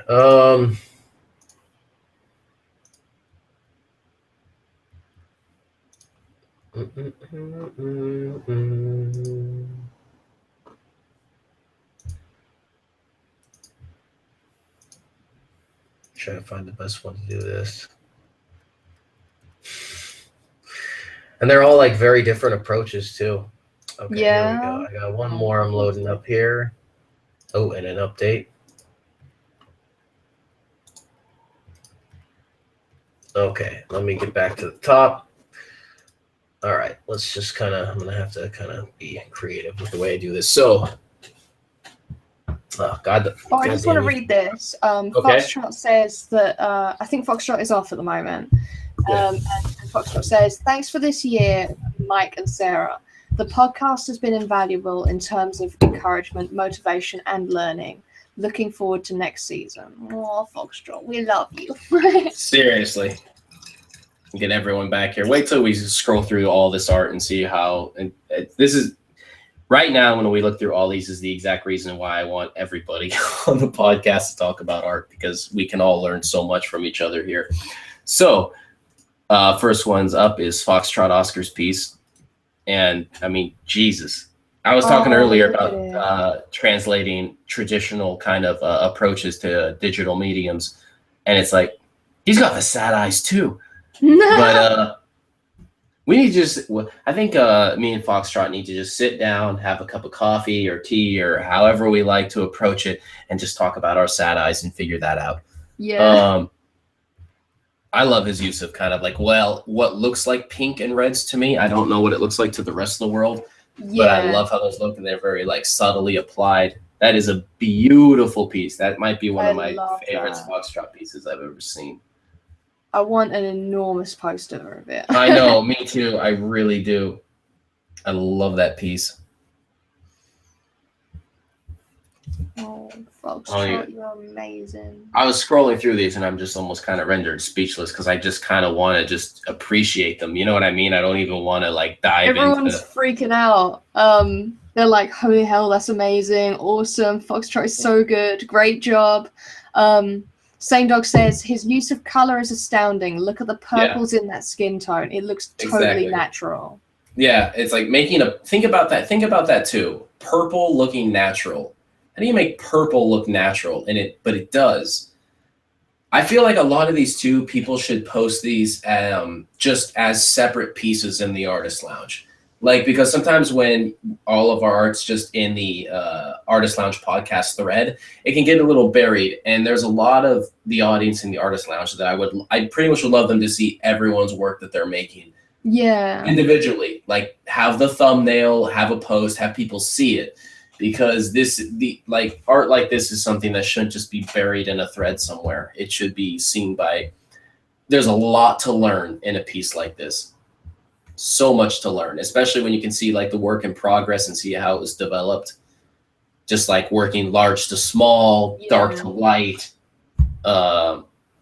cool to warm to like a bright cool, and just bringing it forward brushstroke by brushstroke. There's a lot to learn here. I love that.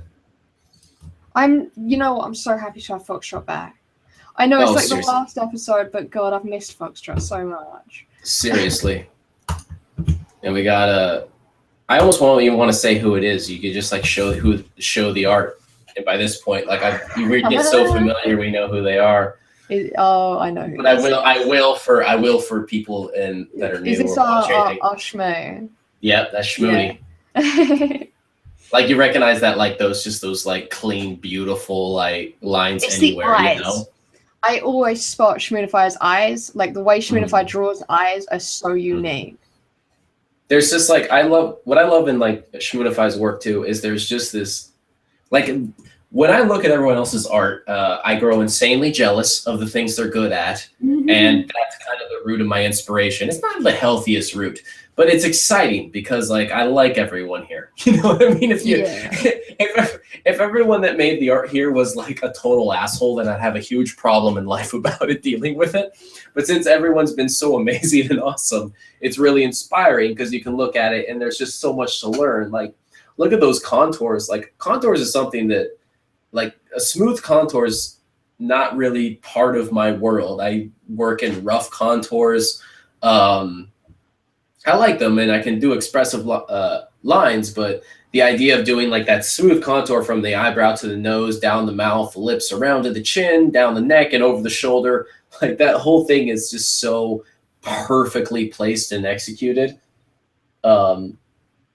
It's just awesome. There is not a line there that does not need to be there. It's absolutely perfectly. It's the three rocks in the Nancy comic strip.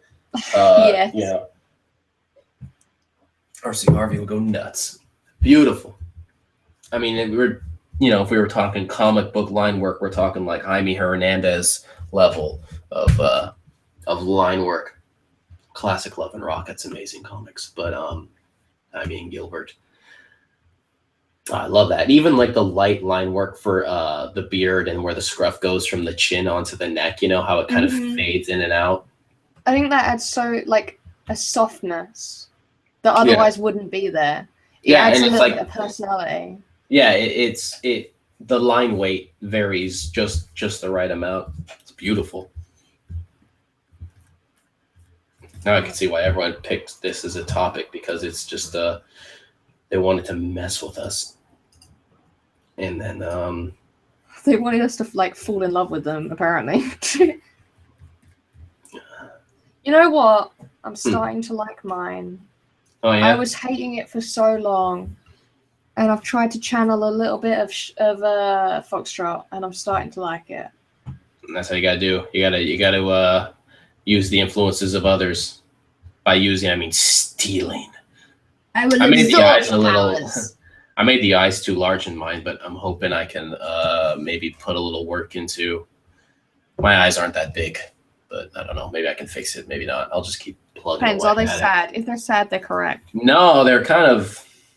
They're not matching it. In the photo, it's not actually angry. It's just the shadows that look that way, but the eyes look kind of angry, and it's not. I don't. Nothing in mine looks like me. I'm pretty disappointed in it, but that's all right. I struggle to draw my own face. Yeah, I don't know what it is. I can't do it. Drawing myself, drawing people I know really well, I struggle. What's also weird about my face is when you don't see my bald head, it's hard to recognize me. And for a long time, I thought I just completely sucked at drawing. But I had validation because I was at the grocery store and I had my beanie on, and the girl at the cash register had to, she was ringing me up. And I gave her my ID because there was wine. I was getting ready for the podcast.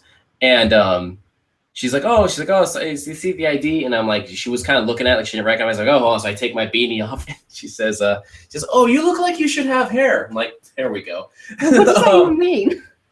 I don't know. I loved it. I loved it because she immediately got embarrassed and felt like it was an insult. But I just thought, like, to me, I don't get offended by that. I just thought that was hilarious. And it's such a weird thing to say. The way she was embarrassed was so adorable. It was like, if this was socially acceptable, I would have walked around and just given her a hug, because this is just like, she's suffering about this way more than I am. You know, I just think this is hilarious. But what I did realize is I look very different when you don't see my gigantic baby bald head. I look very different. Like here, I mean, I could show the photo. Like, people know what I look like from the podcast, but when you see a photo of me in a hat, it doesn't look as much like me, you know? Yeah. It does look very different. That being said, I made the eyes way too big, so I need to see if I can fix that. And if not, I don't know, keep it, tear it up. I don't really care. Unify says Foxtrot is art goals. He's art gold? Yeah, he's art goals. Hashtag art goals. Art goals. So the next piece is, this is the same dog, haven't done in a while, sketched in charcoal. This is like, okay, wait till you see like the texture and the line work. This is beautiful. Hold on a second. This is the same dog. Eric says, seeing everyone else is making me feel like I have so far to go. Yeah. Oh, I feel like that every time we do a podcast. Yeah. Don't let that discourage you. But that's how I feel. This is the same dog. Oh my god. Look at it. I feel like it's so different to what we usually see from Same Dog. Yeah. Are you getting like self-conscious? Like, why is everyone like nailing their self-portraits so well? Although like, we don't know that they are. We don't know that they are because we haven't seen all of them. They could just be drawing random people and we would never know. I would like to think that they don't look like this, but I remember having the podcast where like I invited everyone on board and I was able to see them in person, and they like, these are like so good. It's kind of freaking me out. Why is it coming so naturally to our audience? We need to steal their powers. We do. We need to steal them. I can't emphasize enough how much like the chat, and I don't even like calling it the chat. It almost feels like that's the real show. The real Artist Lounge podcast is everything that happens when you watch it live. And it's almost like, this is why I try to encourage people. It's like, watch it live, because it's immediately like, once you do it, you're not watching it for just us talking. Like, yeah, that's a part of it. But what you're really doing is you're immediately thrown into a really open and welcoming community of artists. And like, that's the most important thing to get out of this. It's not to hear about my insane tinfoil rants, my tinfoil hat rants about the art world, and Sarah's adorable stories about Pokemon symphonies, right? And life at the pocket watching clock shop. You know, you're doing it for the friends in the community. And I have actually like really enjoyed this show just because of everyone who's been a part of it. Seriously. It is the thing, like, even knowing that taking the season break, I'm excited because there's a lot of things that we get to like take some time to try to address and make improvements and make it more and really highlight and emphasize the strengths of the show and work on bringing those out and reaching more people. Mm-hmm. But at the same time, I am like super bummed about losing the regular routine of the Monday of getting to say hello to everyone. It will be a shame to not be here. But, I'll be honest, Yeah. I'm looking forward to the sleep. I'm not gonna lie. Well, yeah, I don't. I get to get off work on a stupid old Monday at work, and then like say hello to everybody. So to me, it's been like a win-win. You've had to sacrifice. I didn't have to sacrifice at all. I can drink a bottle of wine while we do this. I just get to have fun. So we got to make sure in season 2 that I need to suffer a little bit. You need to suffer. You need to know the pain. I need a little pain. I need some pain to work it out. No, but yeah, I don't know. That's gonna be. I don't know. I'm excited. There's ideas, brainstorm ideas I don't even want to mention yet because they're like so fresh in the head and brainstorming things that that's we the could do thing. to make It's like it's we want exciting. to see if it can be done, and if we can do things, then that would be awesome. Yeah, and We wanna do it particularly, right. and the things. I mean, there's things we've mentioned. The idea of making this so more conducive to the schedules of people in Europe, including yourself, so you that's the don't big need thing. to so you don't have to like because. I know that kind of how that schedule can feel. I remember when we were starting FM in Oakland, eventually I had the rhythm and it's like, okay, I can get by, even though could still be a lot of work. But in the beginning, there was like no sleep. It was so when you interject something, even if it's just one day a week where it throws your sleep schedule off, your whole week falls apart. It does. So to do that 42 weeks in a row is exhausting. Monday, Tuesday, and Wednesday, I'm jet lagged, and it's just like a fact. It's very strange. There's not time to build your art career and be jet lagged at the same time. So it is definitely something that most certainly needs to be worked out because eventually it will just keep detracting, and you can't let it take all that away from you because then the magic's gone. This show is very special, and I'd like to keep it so that it has the same mindset as something very special. I feel like if I sacrifice too much, it will get to the point where I won't look forward to it. I don't want that to happen. So that's why I've been really hesitant when people talk. I've been really hesitant to add things. I've talked to like friends and things just around, and a lot of ideas and suggestions what we should do for the show. And I was very much like I would interrupt people like we were talking about friends, and I'd be like, stop, like don't suggest more things because like I'd feel that overwhelming feeling start building, and I'd be like, don't. That's it. It's the overwhelming feeling, and it's like, oh god. It's like don't let it get overwhelming because I've had things in my life that had really great momentum, and then I dive in too hard. I let it get overwhelming, and this applies to all art. And then the magic just dies, and then you're just trying to get through it. And the thought of that happening to the show was a super bummer, and I could not let it happen.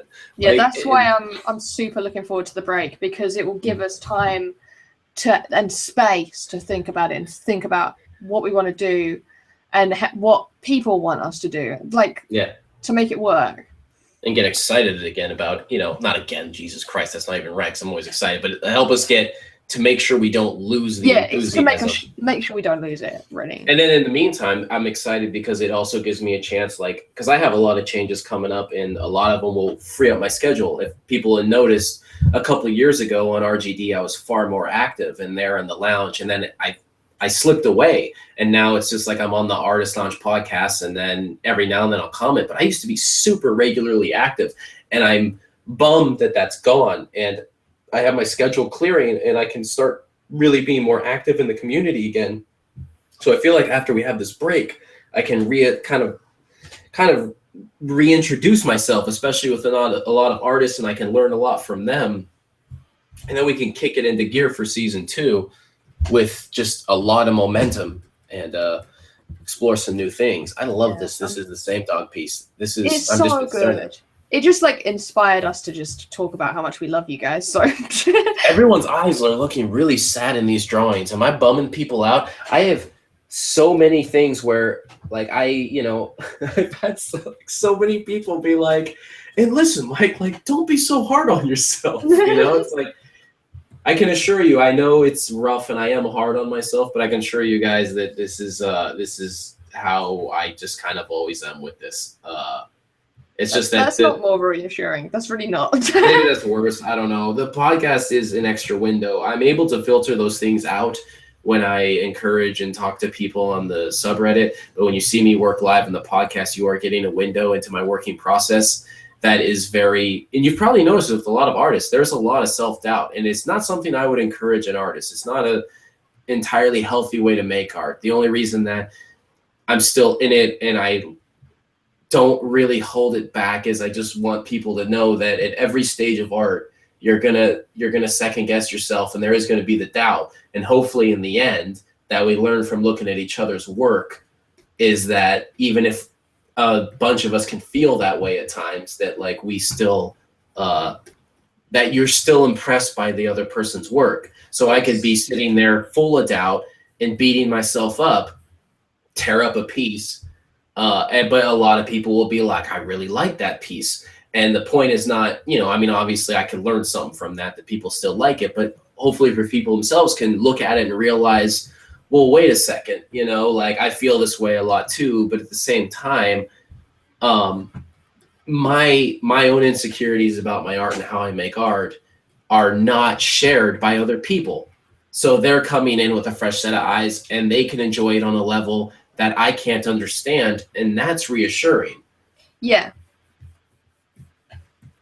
So I think it was been a weird transition, because with the podcast, it's bizarre. On one hand, I get scared. I don't want people to be discouraged or feel negative towards it. But on the other hand, I want to keep an honest representation of the artistic process, that it is not the romantic kind of thing that you read about or see in movies where it's like, oh, how stressful. Oh, the paint fell in my eyes.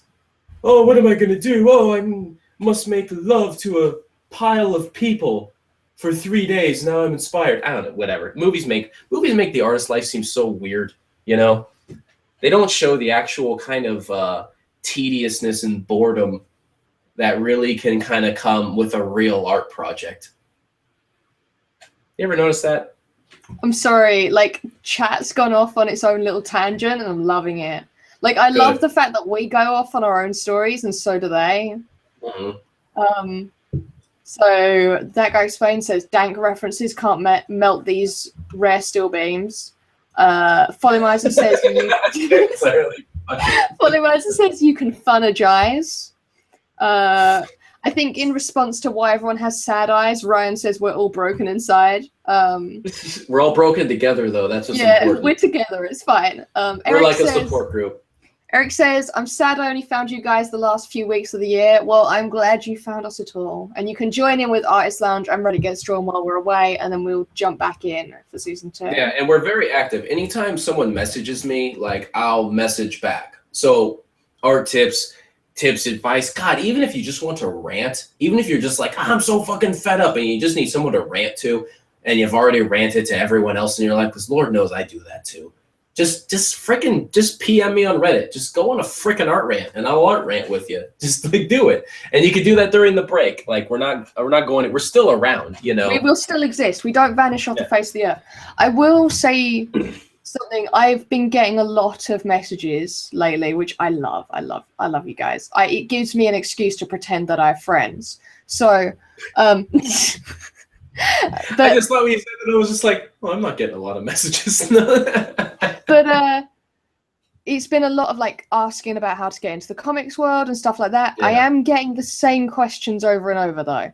So I might set up an FAQ and then just point people to that. I'm not trying to be a douche. It's just that someone will ask me like, do you have any references for learning stuff for comics? And it's like, I have a massive list of shit, but I can't write that out every time. So I'm going to write an FAQ. I don't know how soon I'll be able to do that. But yeah, if I point you to a link when you message me, I'm not trying to be a dick. It's just I only have so much time and I can't respond to the same question over and over. You know what I think you should do? What? Is you start that FAQ, and then every time you're kind of thinking about it, you add a little more to it. And then lo and behold, eventually that FAQ is going to be really big. It's going to have a lot of information. So if you start it off small, and when you think of something, you add a little thing to it, eventually that FAQ is going to be epic. It's going to be full of so much information. Like I remember I was thinking of going back, like I did I was doing the theme of the weeks for a while in the Artist Lounge, and a lot of newer artists probably aren't even familiar with that. And every week it would be a subject that we would draw, and then I would try to involve an art lesson with a new theory. Like we're going to study value. Here's the concept we're doing. Here's the theme. Use it using this concept. I think there was like 15 of them. And I realized, you know, if I put these 15 lessons together in a kind of a legible format, like here's my goal. My goal is to give you all the knowledge I've learned about art. I want to try to give you for free, effectively, so you don't have to spend the money learning it. Yeah. And so, because I wish someone did that for me, and so I want to do that for people. And that's what that is. And I feel like, so I think it's a thing is like, if we just build this, if we start seeing repetitive questions, if we make guides for that, like I saved everything I ever wrote on Artist Lounge that I was giving information to people or trying to give tips, I actually saved in Google Docs. I have all of it. So I have dozens and dozens of pages of essays and lessons and things to teach, and I'm collecting all of it. And the idea is so I can make it accessible to everyone in a nice format. And I think if you do that FAQ with all the questions people ask you about comics and into the comics world, like that could be a huge resource to people. And maybe something we can apply later. That's definitely a good idea, because I've noticed that it's like always the same questions. It's like, so I have like a mini FAQ on my website, but it's not as in depth as I actually respond to people. I respond to people with a lot of information. But I'm now like copy and pasting it from like previous answers. And it's at the point where like, okay, I should just make a thing and then say, okay, go here. If the answer's not there, ask me again. Do you know how many times I've given people I have this list of people that want to learn. They say they want to learn to paint, and I have this list of it's separated by oil and acrylic of all the materials and colors you'll need for oil and acrylic, and just all the supplies you'll need to get started, and how to do it, and how to start, and how many times I've copied and pasted that into a comment thread somewhere. Someone mentions it, and I'm like, all right, dig it up out of Google Docs and copy and paste, and then I'll adjust it as I go when I find that one color works better than another, or that like a company's like supply isn't as good as it used to be, you know.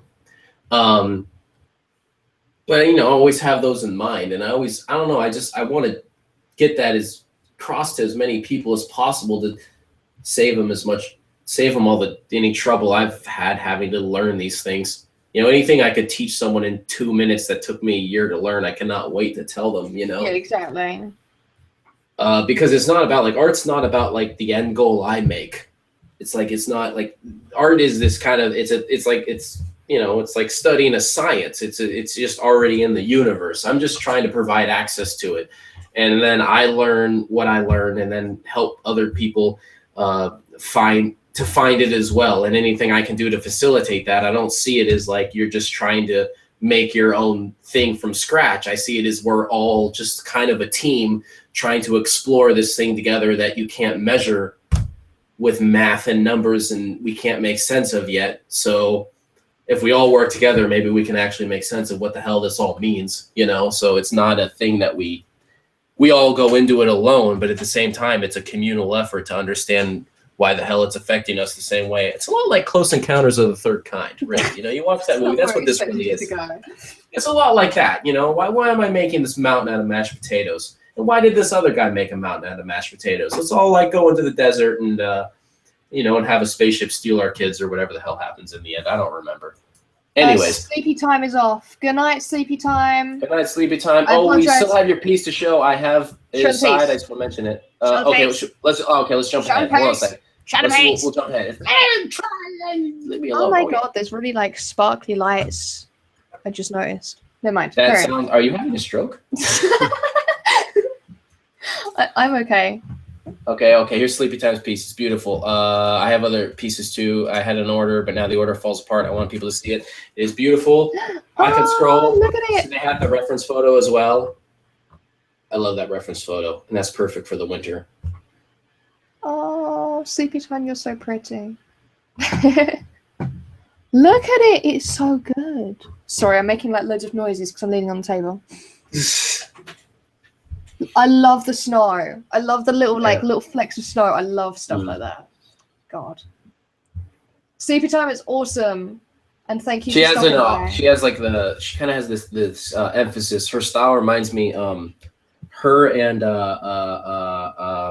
Sergeant Mary have a similar approach in a really kind of amazing way with like the heavy contour, but with a soft palette and soft value, and then juxtaposing that with a heavy contour. So you kind of have what that's really good at is it has that impact of the features. Like it just makes the features just like hit really hard. And it's a very subtle and hard thing to kind of manage. And it's hard to, because I classify it as subtle, even though the impact is heavy, because it's the juxtaposition of those two ideas, hard, strong line, and then like a soft representation of form, but then having them play off each other. And she's doing that really well. And then it picks up the subtleties, the shifts in the kind of different expressions of the eyes, what one half of the face says compared to the other half of the face. Where should you draw a line? Where should you end a line? Where should you have the contour go on the coat versus what you represent in the hair? Oh man, I love it. These are like some of my favorite pieces I've seen. I'm kind of giddy. I'm getting giddy. Like how these are really some of my favorites. Oh man. I follow Sleepy Time Vanilla on the Instagrams. Nice. I actually went through Instagram today, and it was fun looking through everyone's art. But then I also did the thing. Every now and then I go, I'm gonna have people know, every now and then I go through Instagram, and anybody who I was following, who I was stoked on their art, and we were sharing, and it was cool. And then I noticed they stopped following me. I'll stop following your ass. Oh. I don't mess around with that. It's a community. I follow people I'm fans of, and I follow people who are homies. But if you follow this guy and then you suddenly unfollow him secretly, hoping that you can just like try to push your following numbers, I don't play that game, and nobody should. I'll have you all know. It's my threat because I'm wearing the hoodie in the portrait. Uh-huh. I gotta make my head a lot bigger in it. Okay, next piece. I like this piece. Let me make sure I have my credits done right. Who we got next? Okay, we got Slam 9 next. This piece is awesome.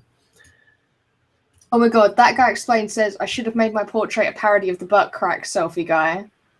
Butt crack? Oh, that would have been awesome. That was one of my favorite things ever. That was so good. That made me so happy. It was like, that was one of those things that was so clever and so kind of like silly that the first thing I thought when I said that was just like, oh, God, I want to hang out with this guy. Like, it was just, I just want to chill with this guy for one day. This guy makes me so, I have no idea who this is, but I know immediately this will make me happy. He reminded me of this friend, this dude that I knew, like, he's friends with him. I worked with him at Barnes & Noble, and there was a few of us that worked in the stock room, and he kind of like had a similar look as him, but I could tell just from those photos, it was the same sense of humor. Like I pictured that guy immediately doing those photos, and it was like, oh my God, I miss him. I wonder what he's up to. Like it was that thing immediately, like it was that like really warm sense of humor that's kind of silly. Yeah. But I don't know. You just have like that crew of like a few people you're super close with, and like the whole like that made that job so fun. Like we were just like me and Brian and Bob, and then we were just chilling in the back room. Like we were the back room warehouse stock guys of the Barnes and Noble, and it was just, I don't know, man, that was the best. Oh, anyways, that's a total weird tangent, but it made me think of that when I thought of the butt crack guy. It made me miss my homie Bob. What's Bob up to? This. Last time I hung out with Bob, we were playing Grand Theft Auto San Andreas. Okay, blank me then. Fine. Screw you. Look at this Slam 9 piece if you looked at it yet. Yeah. Can you even hear me? Yeah, I can hear you. Why? What's going on? Oh, it sounded like you were just totally ignoring me. No, I was just in my own wonderland of nostalgia. That's all. This is Slam 9's piece. I love this. I know, right? It's so, like, the color palette is so simple, and yet, I don't know, I feel like this person is sat around a fireplace, sitting there, sketching. Oh, I love it. I can, like, feel it. Is that brush? Is this, like, there's, like, a square kind of chalk brush? Is this in Photoshop? Like, is it, which program did they use for this? Because I like that brush a lot, and I've seen it before, and I don't know a lot about digital. Because it scales well. It works well large, and then if you look at, like, the highlights in the hair and around the eyes, like, that like that whatever brush they're using scales super well. I also like how they did the contour on our right, looking down the side, going over the hair and across the shoulder on the light there. That was like a real subtle, nice little move. They could have ended that background light just kind of at the top of the head, but then pulling it down the head and over the shoulder there was a beautiful touch. It's really, I don't know, it's so warm, which is weird because it's grayscale, but I love it. I feel like the chat was onto something when they picked self-portraits. Like, is that thing where, like, obviously we've spent the past 42 weeks hanging out. 42 weeks. I know, guys. 42 weeks. That's like 17 years. I'm not good at math and how calendar work, but that's like 17 years. We've all known each other and hung out for like 17 years. Man, we all grew up together. I remember when Slam 9 finally got his driver's license, right? And then we all jumped in the car to cruise Main Street. Well, when I was 6. Yeah, when you were 6, and we were just cruising Main Street, trying to pick up girls, and then you saw the blonde-haired woman in the car, right? The white car. We just graduated high school. I was 6, picking up girls on Honey Pop. Yeah, and you were just in wait, and where? Honey Pop. Honey Pot? What the fuck is wrong with you? Honey Pop, the video game. Oh God, yes. There we go. I cannot wait to play that game, and I am so concerned about. How have you not played it yet? I haven't played it. Here's what literally happened. I went on Steam, and I'm like, I'm gonna play that, or Hateful Boyfriend. Hateful Boyfriend, yeah. Hateful Boyfriend you bought me. I'm like, I want to play one of these games. These games look amazing. And I looked at it, and then I literally logged on Steam, and then I saw that you were playing Honey Pop, and I was just like, that's hilarious. And then I looked at the game, and I'm like, wait a minute. When I start playing that game, everyone is gonna see that I'm playing that game. You have to, though. I promise you, it's amazing. If it was a year ago, I would have been like, I don't give a fuck what people think. But now it's like been a year, and I'm like, what if people think I'm creepy because I'm a guy? And then I was like, I hate how I feel that way. I should just play the game. And if anyone says, hey, Mike, what are you doing? Playing Honey Pop? Like, yeah, I'm playing Honey Pop. And they're like, why are you playing that? And I'm like, maybe I'll jack off later. I mean, I won't, but I'll say that because it's just like, because that's what they're thinking, right? But the game looks hilarious. You throw burgers at girls so they like you. That's the funniest thing I've ever seen. It's fantastic. The writing in the game. Make sure you have the voice on though, because the voices are the best thing in the whole world. Also, I'm doing it. I'm playing it. The Echo. Then, anyone who knows the Echo, holy shit, the Echo. You gotta know what it's like for a guy to play that game, Because I feel like if I play that game and I tell someone why I'm playing it, they're gonna say why you're playing it, and I'm gonna feel like that dude that's trying to talk about like, I only watch porn because it's funny. It's like, I'm gonna feel like I'm like that guy. Everyone knows that I'm only watching porn because it's funny. What? That doesn't make sense. That's silly. Porn's not very funny, right? The whore stealing the lemons or whatever. That's not that funny. I mean, it's funny, but it's like... I don't know what that means. It's no Seinfeld, It's funny, but it's not like... You don't know that reference or whatever? I actually don't know that, and I feel like I've heard it so many times, but only in this context. It makes me feel like I don't want to know. It's actually a little funny. It was much funnier before one of the porn stars was being accused of being a rapist, but that's a whole other thing that happened on Reddit. But whatever. That shit gets intense, but whatever. You know what? I'm alright. Never mind. Forget it. I'll stick with Honey Pop. You stick with Honey Pop, and that's what I'm going to play too. And all I ask is if you see my Steam account playing that game, to jump in and make fun of me for playing it, because it seems like thematically that should work well with the game. So it'd be like, because I'm supposed to, like, it sounds like you're supposed to get ridiculed as you throw burgers at girls. Oh, the game will do that for you. The game will make fun of you for you. That sounds wonderful. I cannot wait. I love this drawing so much. Every one of these, the more I look at it, the more I like it. Yeah, me too. I feel like I'm getting to know the people. I'm getting to know the faces of the people. It feels... I don't know. I mean, I know it's like self-portraits, and I know that that's what's happening. But now that I'm looking at it and that I know it's self-portraits, it just feels like so much more like there's just so much more humanity. It makes me want to give everyone hugs. I know. I feel like we all should be like hanging out and like eating pizza and talking about like we need to be like games and comics and Sorry, I feel like we're all on the same kickball team. You know what I mean? We're all on the same kickball team. That's what this feels like. Okay. But not like an ironic hipster kickball. We're all in our like early 20s, you know? Like we're not playing kickball and talking about like Animal Collective's first album. I feel like we're all like on a kickball team in 2nd grade. That's what I feel like. And we're talking about like how it's nice to play kickball, but how we kind of miss tetherball. Like that's what this really is. I don't know what you're on about. I don't like you've gone. You've gone. I've lost you. You don't know what tetherball is? Yes, I know what. I just whatever the hell you're on. I don't know what it is. Well, I know what tetherball is, and I know what. You don't know what I'm talking about. But the journey that you're going on right now, I'm just letting it happen. I don't know what's going on. All right, I'll set the scene. All right. I was gonna say it was sunny, but you know you're in Essex, so I imagine it's probably cloudy with some rain, light rain. It just finished raining. The ground's still a little wet. All right. It's on the playground. You guys had recess, right? When you were kids, was a recess a thing out there? I don't know. Yes. I don't know how it works. Like, so you're on recess. You just finished your class where you were learning some new spells. Yeah. And so you're practicing. It's a little rough, but you're getting it. And the tetherball poles are all wet, right? So it's all weird. The yard duties didn't hook up the tetherballs the way they're supposed to. So everyone's playing kickball, and you're in line, and you're gonna be up soon, and you're kind of like you're sitting there thinking like, okay, I'm not that good at kickball. Like, let's face it, like, because that's what it is. We're all artists. We're fun. We're never good at anything. Like, to be fair. Yeah, physical. We're at best we're passable, and some artists, I don't know how it is later, but they actually are good at sports. I don't know how they did it. So really, what we're doing is we're sitting there and we're not good at kickball, but then there's guys like pretty much everyone whose art we just showed, and they're all amazing at it. We're a little confused.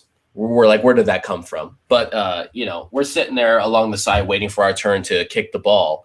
And, we look across and we just look at that tetherball pole, and no one hooked up the rope and the ball. So what we're looking at is you see the pole sticking out of the ground, and there's the chain hanging there. And it's a little windy because it just rained. So you just hear the chain like clanging against the pole. And you just, you hear that sound. And that sound's kind of like a clock. And it's just like ticking away every moment. And you're just like, and even at that young age, you're like, okay, this is kind of weird. This is a moment. I'm going to remember this forever. I'm going to remember it forever. I don't know why. I don't understand why. And you're kind of like, you're looking around and you wish you could draw that environment. And then suddenly you realize you're an adult now and you can't really remember what it looked like. You're surrounded by the environment. You remember the playground. You remember the names of your friends, but you don't remember what they look like. You can kind of picture them, but if you tried to draw them, you don't remember the features. And you hear the pole clanging, you hear the chain, and then every time you hear the chain hit the pole, kind of one of your friends kind of vanishes. And you're getting older now, and every time the friend is disappearing, every time the chain hits the pole, the clang, another person's kind of gone, and then they grow into someone else now. But you're still in that zone because you're an artist, and your whole goal is to remember that time. You're trying to remember that time. You just want to recreate that time. You want to put it on a paper, and there's no way you can write an essay about it. There's no way words can make sense of this, and you want to draw it every time, and then but the chain keeps going because the wind doesn't stop. It's not in your control, and then it all keeps disappearing a little bit each year by year. And next thing you're working bit by bit. You grow a big great beard, and then you're the Mud Man, and you're hanging out with us, and that's the current painting we're looking at. What the fuck was that? And there you go. That's what it's all about. There's no spell that will bring it back. I know, isn't that great? I love that this was from like imagination, and it's got all these like little fans around it. I was just gonna say, I love this like fan brush. It's like Bob Ross style channeling. You ever just watch Bob Ross videos late at night, like before going to sleep? It's the most relaxing thing ever. I used to think like, and I remember in school, I was like, oh, Bob Ross, it's like kids, who cares? And then I turned into an adult, and I'm like, wow, Bob Ross is such a nice, amazing person, and I love all of his art and everything he did. I wish I could just watch it forever. I love this The Mun Man piece. I love the eyes. Yeah. This is so The Mun Man. Yeah. I've met The Mun Man. the man, the myth, the legend, who's going to be on our show, who me and you have talked about in season 2, how bringing the Demand Man episode. But how do you bring the Demand Man episode? The man from the beginning, who's such a personality that like you can't even really explain it. If I had to explain Demand Man to someone, I just could not do it. The guy is just like something else completely, and I'm so excited to have the episode where he's on the podcast hanging out. And we get to dig into the history because there's a lot to learn from him. Everyone's still freaking out about your story because you didn't even acknowledge that happened. The what? Your story. Like, I was in the chat like, what the fuck is going on? I don't know what to do. I don't know how to stop him. He's just gone. I don't. That's what I was just describing where art comes from. You're just trying to be that moment again. You're just trying to be in the kickball game. That's all it is. Well, the guys in chat think it's like a story for the ages and that you should make like an indie comic and stuff like that. I've had ideas for comics. Tim and I have a special idea for a comic, and I'm not going to say anything else about it, but we're going to try to get that made soon here for people. That's all I'm going to say about that. A short thing. It's going to be particularly special, podcast related. You'll see. Oh, I'm so excited already. I'm so excited. You built it up now. I'm ready. Hardly built it up. I was thinking, when I tell the story, I'm just thinking about, like, I went to school, and I was thinking of my elementary school in Pleasanton, and I mean, tetherball was life. Done. The podcast 2015, tetherball was life. Right. Okay. Here's the Tim piece. Wait. Oh my God. I just read it. This is amazing. Read it for me. I can't read it. Let me get closer. Okay, you need to make it go down because I can't see it. Everyone else probably can, but I can't. Like, towards you. Down, okay, down. Stop. So. Oh, nice. So, which one of you guys is Tim? Oh, Tim, that's so good. This is the perfect Tim piece. I'm so stoked on this. Oh my God. Tim just blew my mind. It's so good. Oh my God. I can't believe he came up with that many interesting character designs in like 20 minutes. Like, that's the thing. Like, I didn't see a lot of this from Tim, but he's great at cartooning. I've seen Tim comics. Tim made a comic a while ago, and I remember him saying he was doing it, and I didn't know much of it because I'd seen his other art, but I'd never seen him make comics. And then I saw this comic, and I'm like, this is amazing. It was for a friend, and he just nailed their character. Like, here's the thing. I never met this person, but I read the comic, and I'm just like, I felt like I knew them. Like, I knew that character. Oh, Tim just has that going on. Tim dude loves comics. Yeah, he is awesome. I love this drawing so much. Keeps it mysterious. He's a son of a bitch. He just knows how to play to that. What a genius. God, I love all these. Everyone's what gets me more stoked is how much everyone delivered this episode with their art, and it was like their idea. It was like everybody knew but us. When we heard it, we were just like, how's this going to work? And then everyone has like just the best stuff ever. This is so exciting. It's like everyone knew this was going to make the best episode. Now we got coming up from I don't know how they pronounce it. Is it MM is Kelly or Miss Kelly? Either way. Oh, I know who. Yeah, huh? Bada bing, bada boom. That guy explains. I'm going to get this so I can scroll through these because there's a lot of detail to zoom in on here. I'm enjoying my piece now. I think I've decided to go super sketchy on one side and then detailed like in the face, and I like it. And I love this piece. This piece is absolutely out there. Oh, wow. It reminds me, there's some comics that, like Jeffrey Brown. If you've read Jeffrey Brown's comics, he did Clumsy and some others. We got to talk about comics more next season. I have a lot of comics I want to share with people. And I don't know.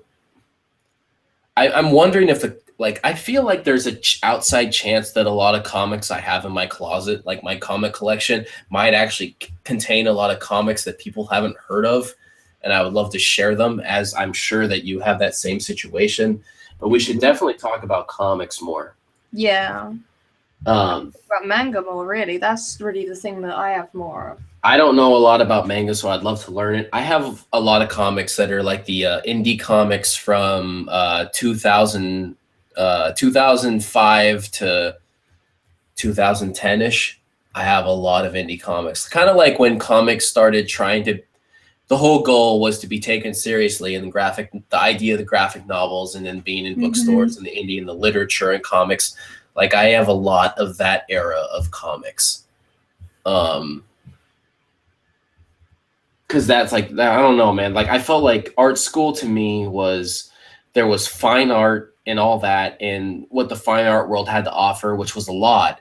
But then on my own, there was just that comic world. There was two worlds, and I remember like I was kind of the kid. Like I remember one professor, I gave him a stack of comics because he was curious, because I was always reading it.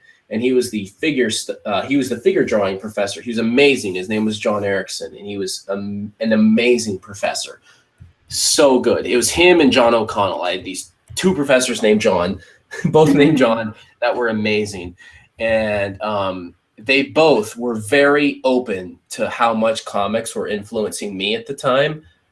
And they were reading it and they were really excited about it. I gave it to him. He gave like a lecture kind of about that. It was that thing is like, I knew they were good because I learned a lot from them. But that thing, like in hindsight, how open they were when I was showing them the comics I was reading, how much I loved them, and how much that they immediately saw the power of that art, like, and could apply it and think about it and talk about it within their own experiences in fine art. Like John Erickson and John O'Connell, man, those guys, like, those were just next level. Like those, like, I owe so much of everything I know about art to them. Like, I don't think about art school as art school.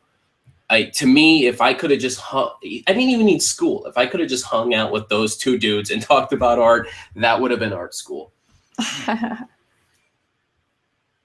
Look at like the intensity of the line work on this. It's like I have to read all the text. I want to and learn about pick it apart. Shrinify says, Tim, that's probably my favorite piece of yours ever now. And this has been crazy because I'm so stoked on everyone's art. Like I was kind of bummed about mine, and even though I don't feel like it's my best piece, I actually feel better about it just kind of looking at everyone else's art, which I have never had that happen before. I've never had a piece I didn't feel too good about and then saw a bunch of great art and then actually felt like more comfortable with my own work before. That is really special. Yeah.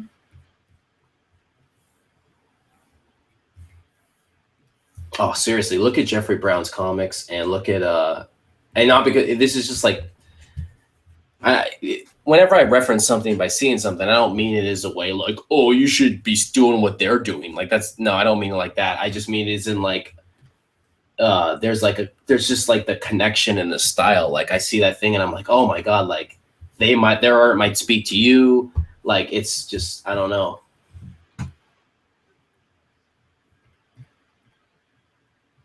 I'm trying to think of another artist too. This is like, it's just like all this is like such a trip. It's just taking me back to so many different things. A little bit of Johnny Ryan.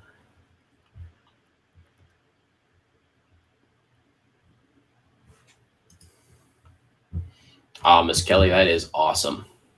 Or Miss Kelly. I'm sorry, I don't know how to pronounce it because I've never heard it said out loud before. What else do we have here? I have to keep doing.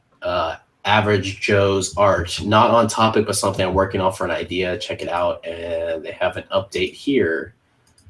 Well, let's check out both. So we can kind of see where they started and where the update went.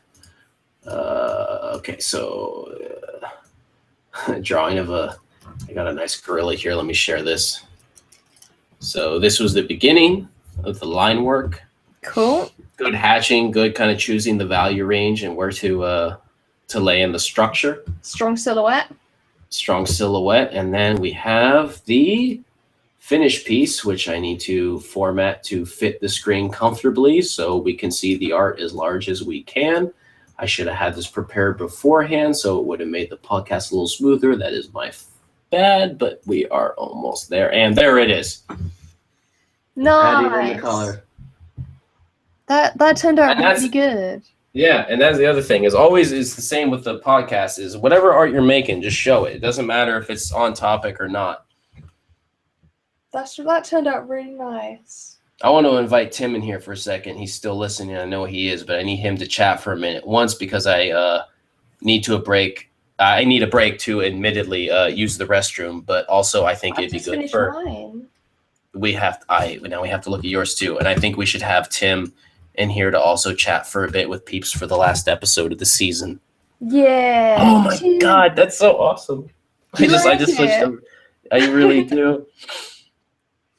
I'm so excited for book 3. I'm gonna read the series again before book 3 comes out. I'm really excited for book 3 actually.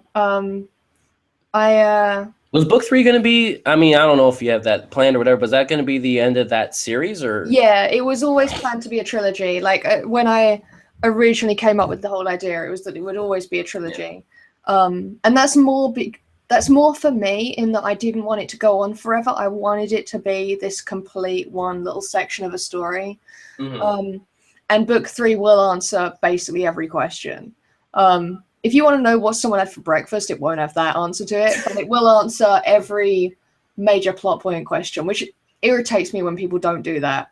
For as far as breakfast goes, that's something that I will ask and then post on the Artist Lounge later. Maybe I'll put it in just so it's there. You should. Just put it in like the notes or in like a thank you section. Just mention that in the back of it, right?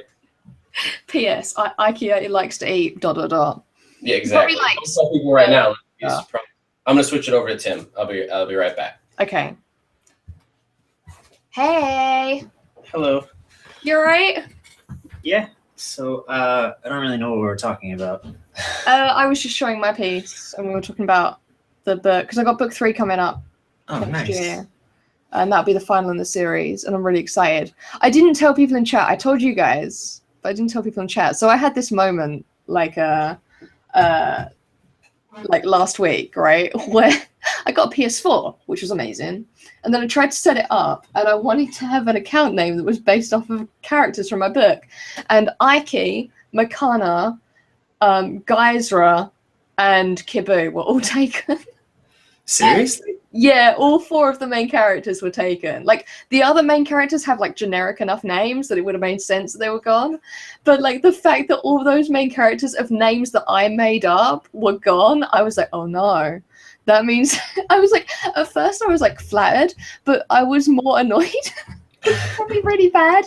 But, like, I was like, oh, that means, like, the book has spread out enough that people care about it that much. That's amazing. But at the same time...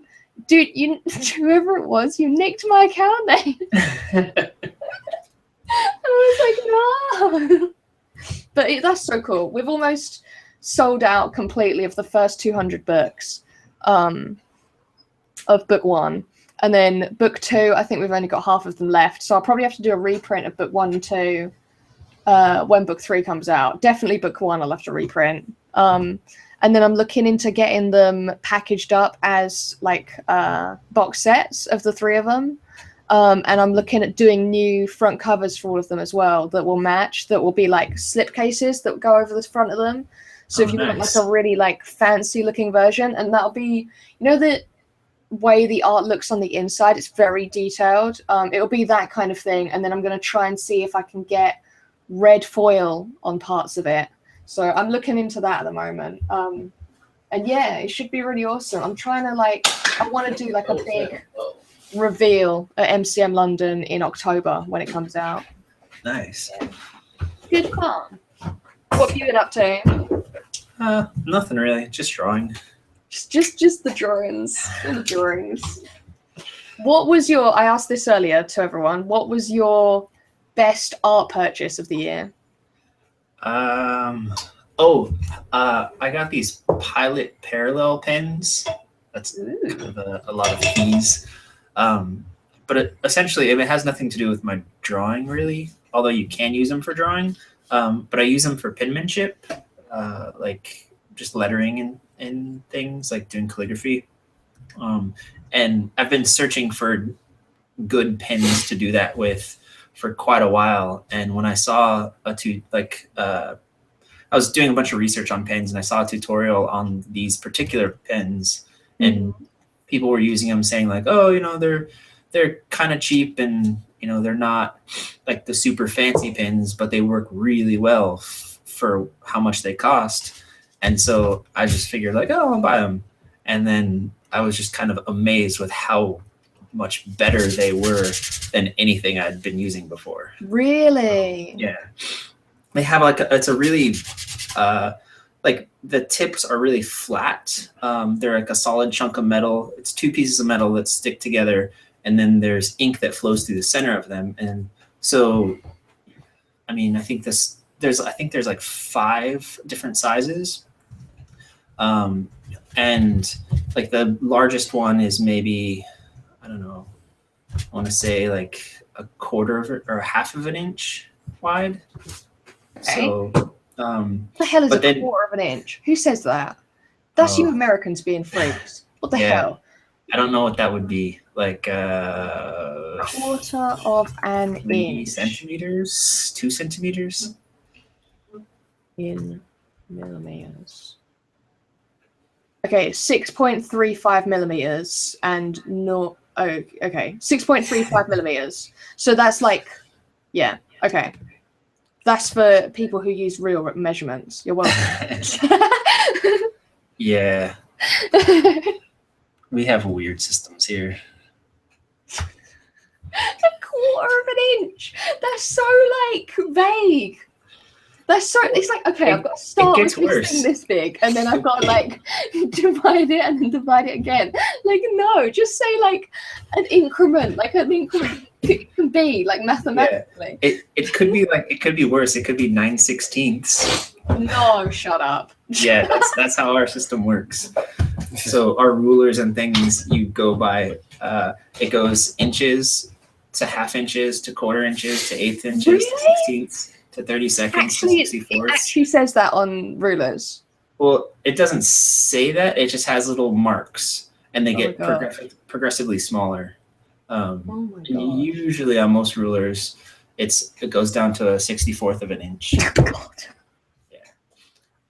You There's ones people. that go further, but that'd be really small.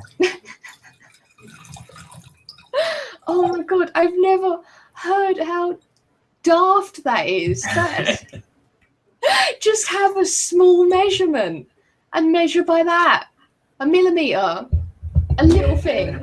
It's 10 little things. I didn't make it up. I blame you. Okay, there were some questions I wanted to ask. Let me find. I did have like 10 questions. I only got to ask one. That's what happens when I do a podcast with Mike. If you'd been here, we would have gone through all of them.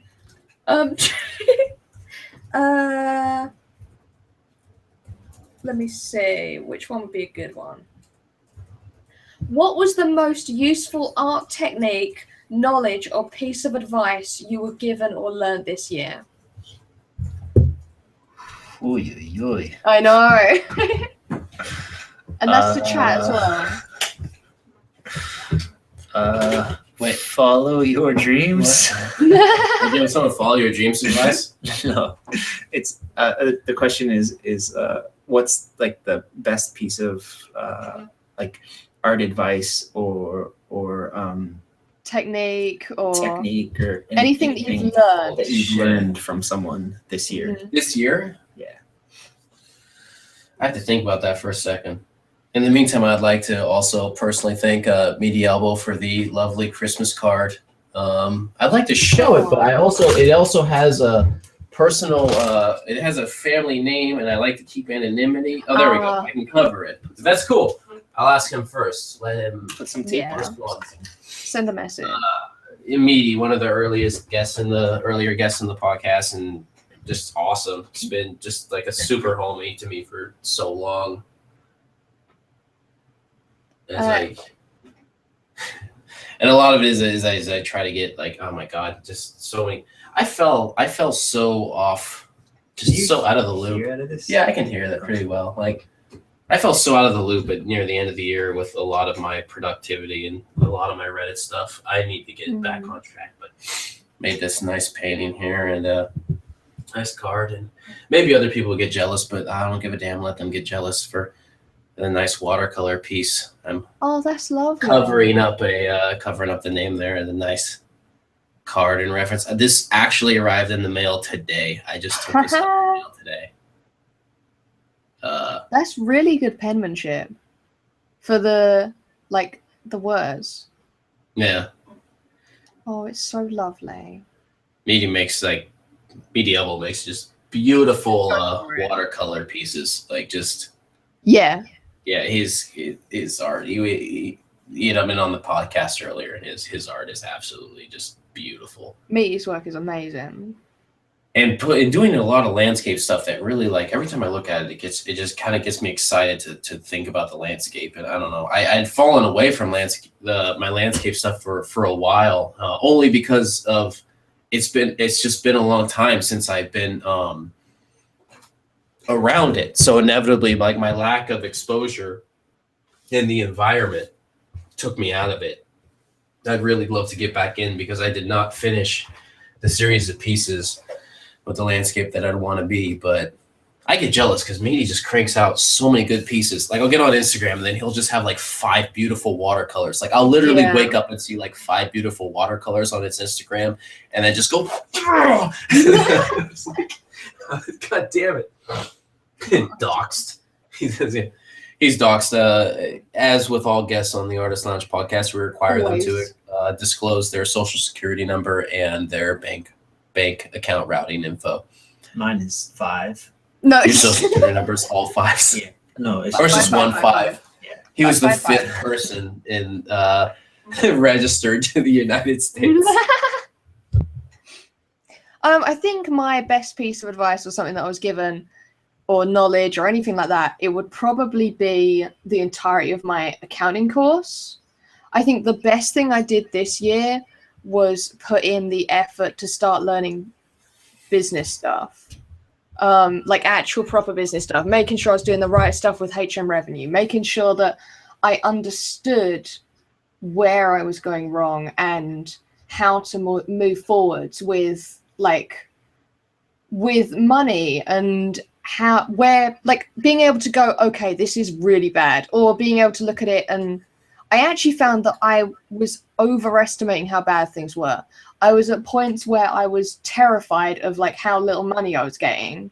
And then once I actually sat down and did my accounts properly and looked at it, it was actually like, oh, it's actually not as bad as I thought it was. It's just I'm accidentally spending stuff too much, like things like that. So I think that's the biggest thing that I've learned. And then anything like particularly arty, I'm not sure.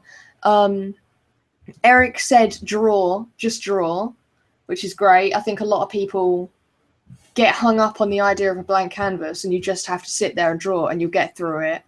I don't know. I've spoken to so many people who've given me so much amazing advice over this past year. A lot of like random little things that you can learn for like digital. This has been, okay, there we go. Maybe the best piece of advice I was given was to start doing master studies and to start really hankering down on my fundamentals, even though I feel like at the time I felt like I should know all of that because they're the fundamentals and I've been drawing for like 15 years or whatever it is. And then it's like, actually, no, I don't know them as well as I think I do. And I do need to hanker down on them and control them. So perhaps that's it. Go back to your fundamentals, no matter where you are in your career.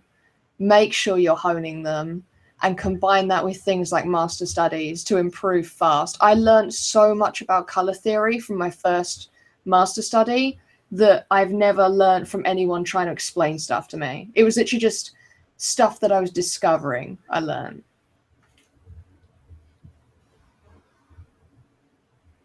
Hello?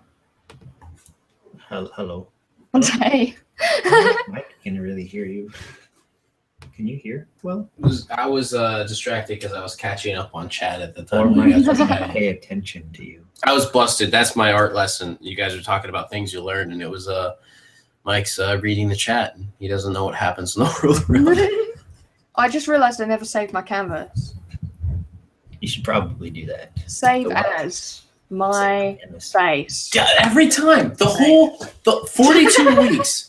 And you know how many times it's come to like, oh, I should probably save, like near the end of the. That Yeah. freaks me out, man. One Is that day what it's people gonna. feel when I tear my shit up? One day it's gonna be really bad. One day I'm gonna lose everything. I don't know if everyone seems to get mad when I tear up a drawing. It doesn't matter. It's your drawing to tear up if you want to. I think it's funny. When I tear up a drawing. Yeah. After I'm done, Tim laughs and then makes fun of me, and we eat chips in the kitchen.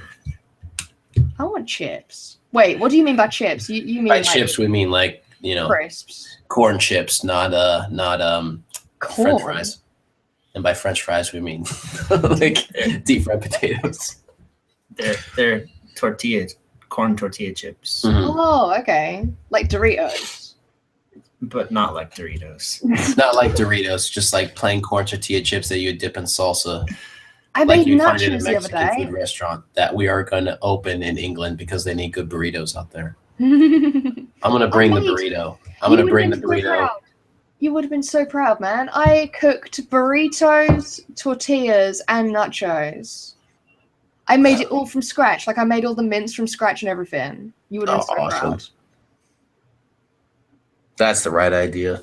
Yeah, there I was still so much fantasize food. about. I mean, it wouldn't be good because I suck at cooking, but I still fantasize about making a just like opening like the taqueria right by like a pub in London and just retiring because man, people go nuts. Yeah, they would. It'd be so good. I don't know. I'm sure literally none of the millions of people that have been through there have had that idea. But I think it probably won't be as successful as you would imagine, because even here in the Bay Area, they do burritos differently than they do in Southern California. And in Southern California, like it's absolutely amazing. And then when I moved up here, I realized that the burritos were lacking. They were really just not good. And everyone swears by San Francisco mission style burritos up here.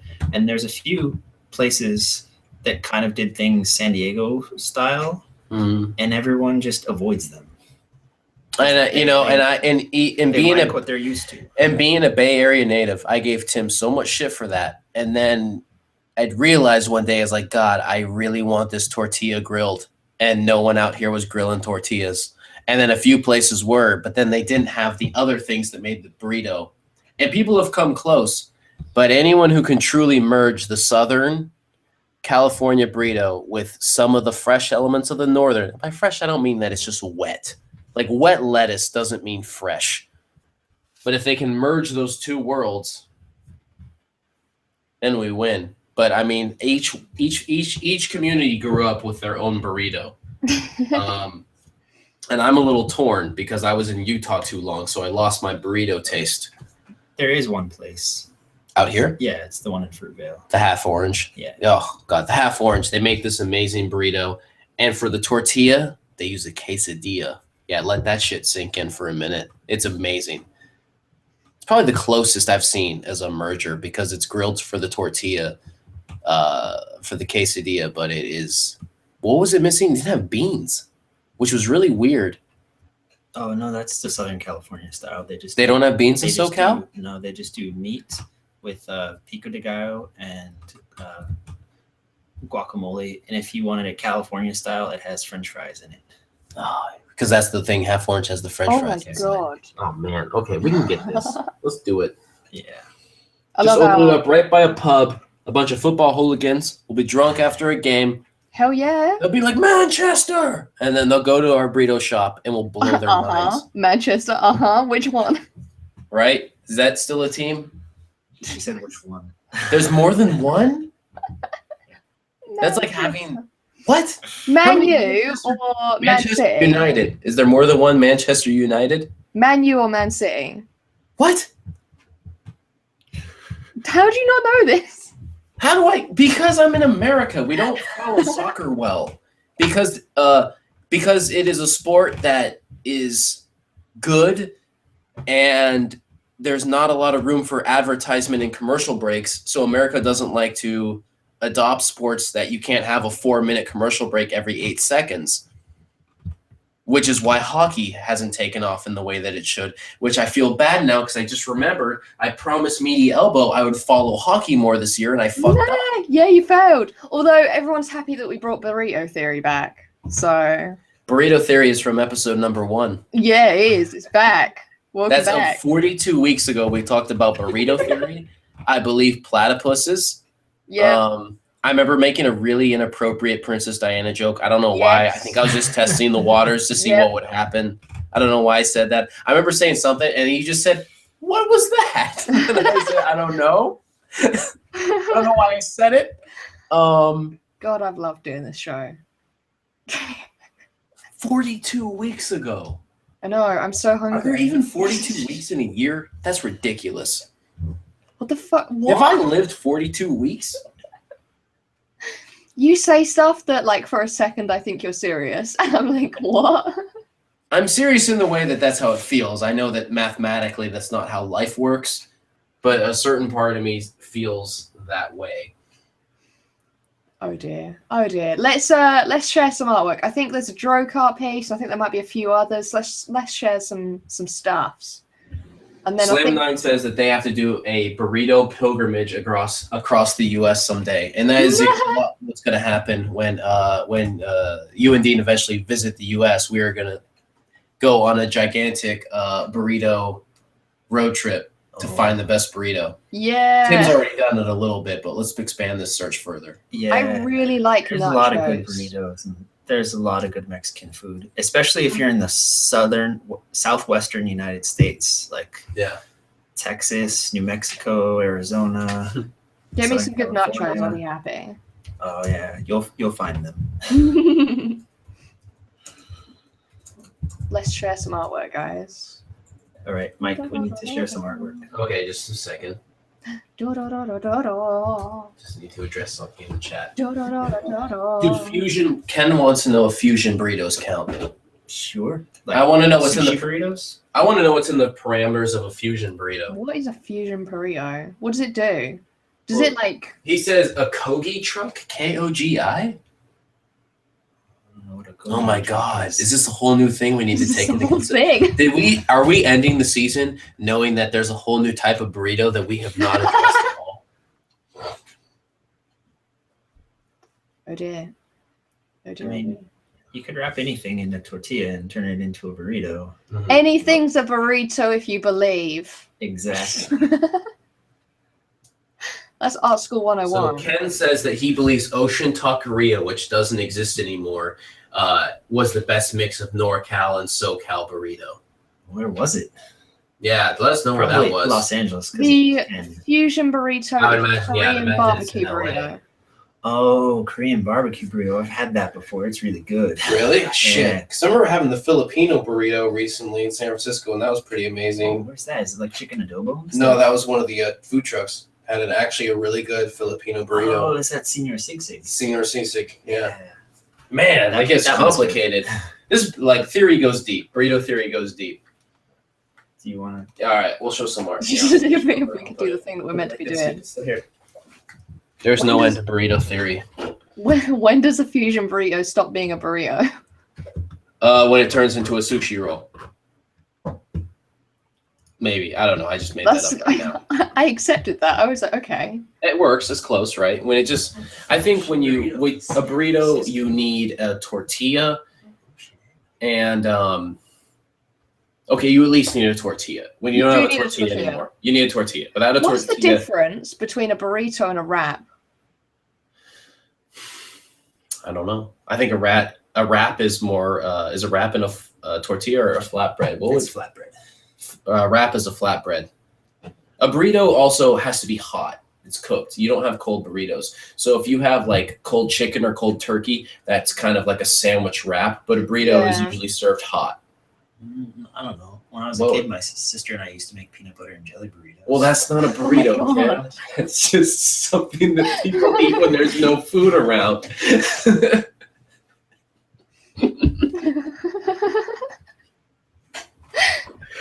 We used to eat sugar sandwiches.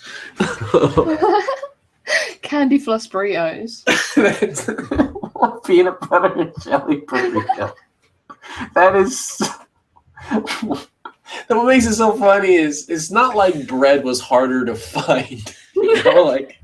It wasn't my family. I don't know. What? It wasn't your family. Whose family was it? No, it was.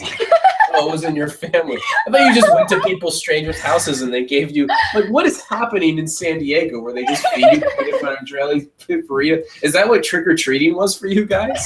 I'm just imagining you like knocking on people's doors like I need a burrito like right now. It's like trick or burrito. Like, all right, I don't have burritos because it's August, but here's some peanut butter and jelly on a tortilla. Can we call your parents now? I sent you out looking for burritos, man. Oh my god. Dude, people are talking about a sushirito.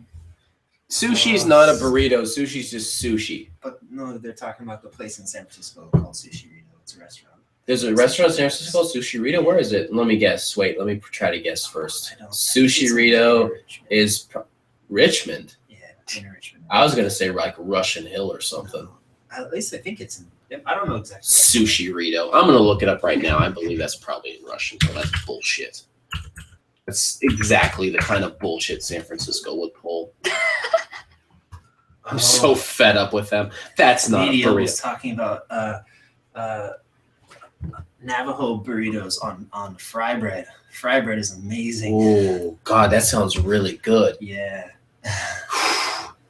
This is gonna have to be a pretty big trip across America to really get. Okay, here you're gonna love this. Like PBJ burritos matter. This is. I mean, okay. Here's how it's gonna go. Literally, this is what the trip should be. NorCal burrito, right? And then we should go through the fry bread burrito, and then down through the south, right? You can find some really good burritos actually in sparsely in like Portland area.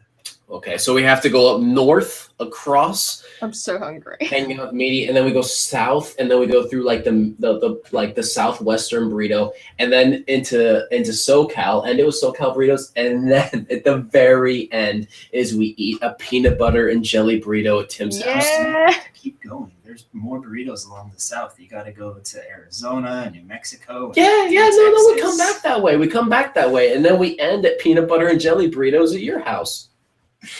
Oh, jeez. That's the trip. We figured it out. I will set aside like $4,000 for that trip. I will find a way to earn the money, and I will set aside, and that will be the entire second season of the Artist Lounge podcast. We won't even like it is a burrito road trip. It'll be the third season. I need a little time. Dude, to save both of money. us get car sickness. Only if we try to text at the same time. I don't get car sick if I'm driving. Do you get car sick just riding? Yeah. Well, we're talking about desert roads. It's literally a straight highway with no turns for like 7 hours. You'll be fine. So weird that I'm like talking to you, but I'm talking to your painting face. Well, it's pretty much me.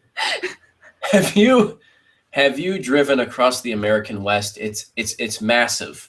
You've never seen it. I hate it. It's just like nothing forever. It makes you want to crawl into a hole and die. It's like, no. Wait a minute.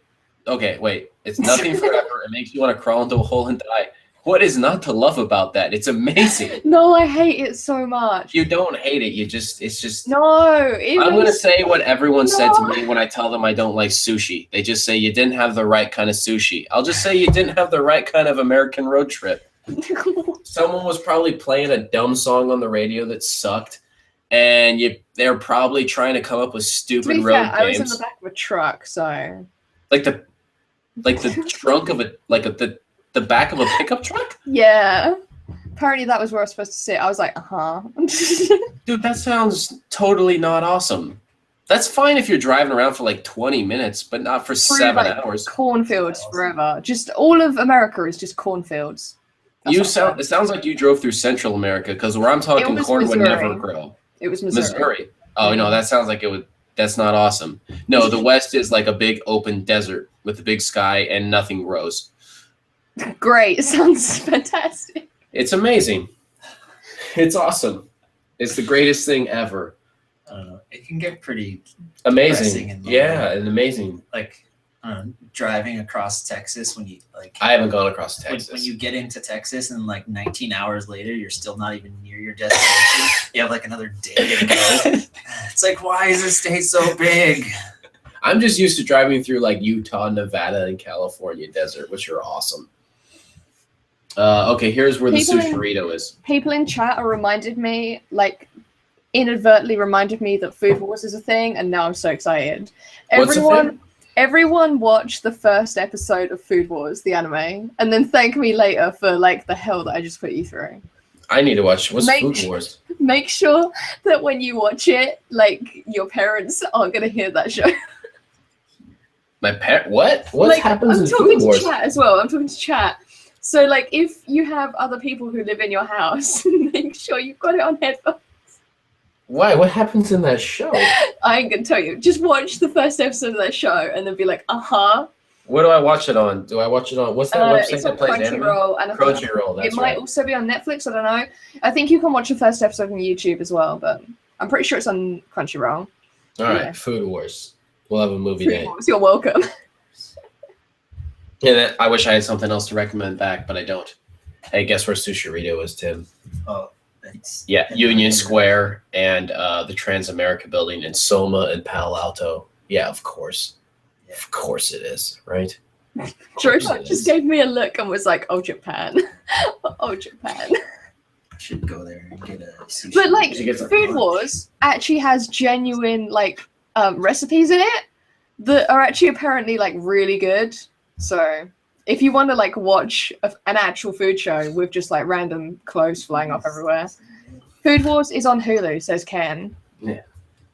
Oh, it's on. I don't have Hulu unless I can watch it on Hulu normal, if that's a thing. Watch Food Wars and play Honey Pop at the same time, and you'll just get the old. I'm gonna play Honey Pop. All my friends will judge me, and they'll make fun of me, and they'll be like, "What's going on, Mike?" And they'll make an intervention. And I'll say, no, you throw burgers at girls. It's fine. I understand things. And right now we are looking at a drawing by Anon. Play Honey Pop nice. In real life. Just throw burgers at girls. I think it will go well if you play it in real life. Oh, Lord. That's a beautiful drawing. Yeah. I was just like leaning in so I could see all the details. I love the hair. Mm-hmm. Let's see if I can get him a little closer. Wait, what happens if I... No, that doesn't do that. Also, yes, One Punch Man is also on all of these places.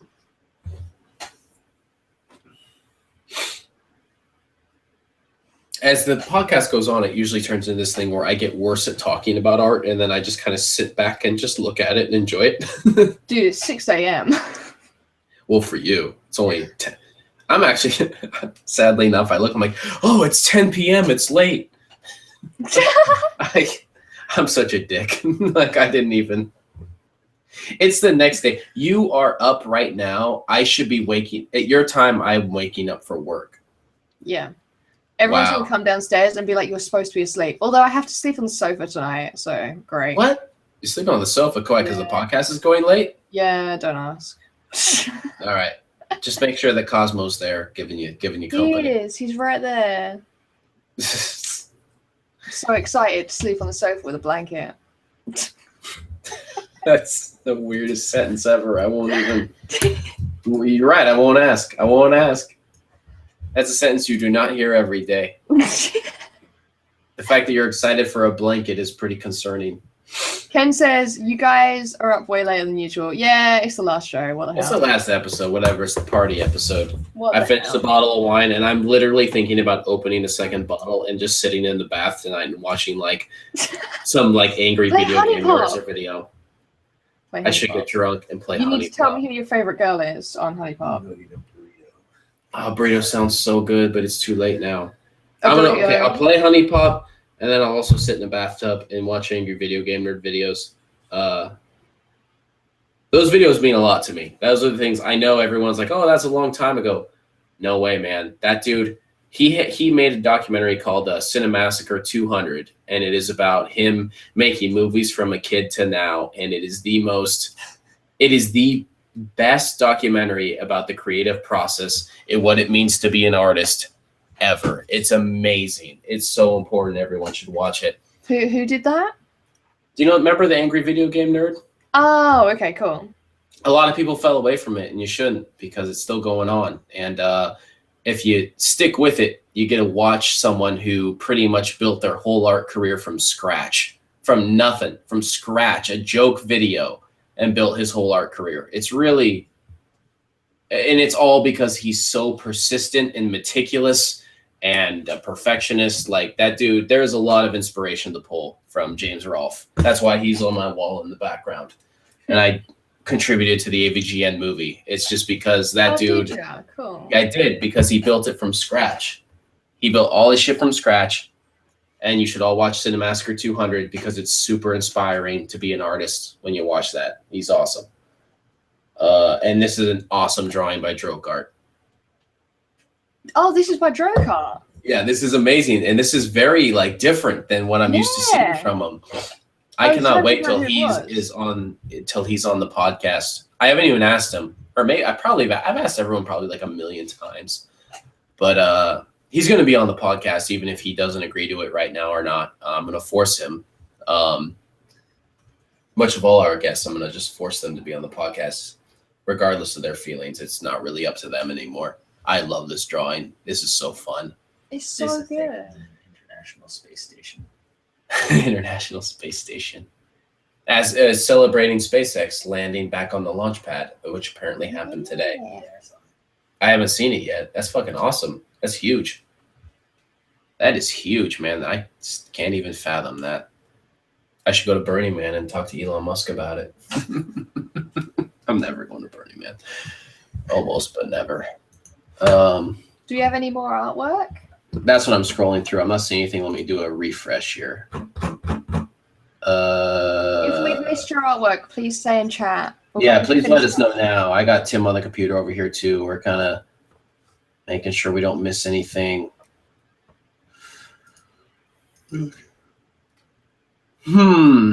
I love that we've kind of finished off this series with kind of getting to know everyone a little bit better.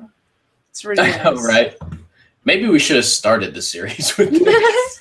Although we wouldn't have had everyone joining in. Now we have so many people. Let's pull up the webcam on that. Let's switch cameras back to normal camera mode here for the end here. Okay. I'm gonna switch back because I don't want to end just on my dumb drawing that doesn't work. Oh, that's right. Yeah, let me make sure.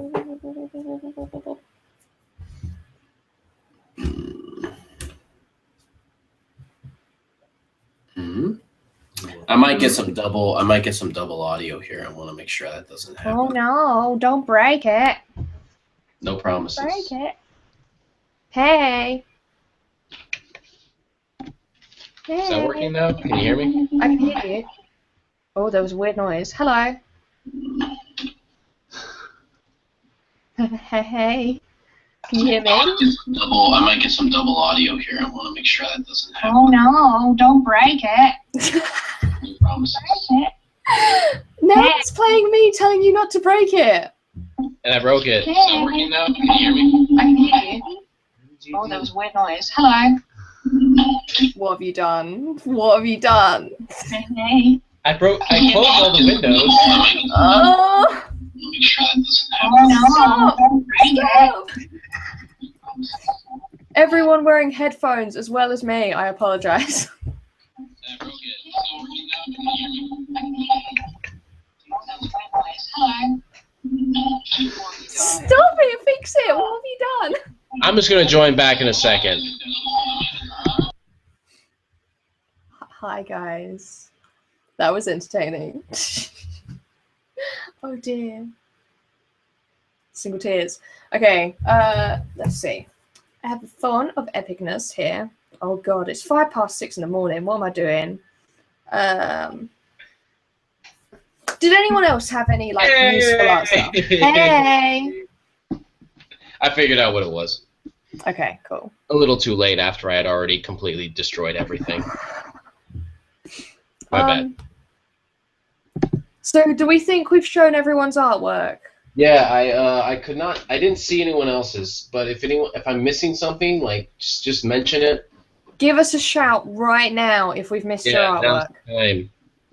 And I hope I'm not missing anything. Was there art from like the previous week that I missed or anything? Let me have a look. Let me have a look. For some reason, I had trouble finding that from the previous week. Reddit.com/r/r. Sorry. Okay, podcast. Search.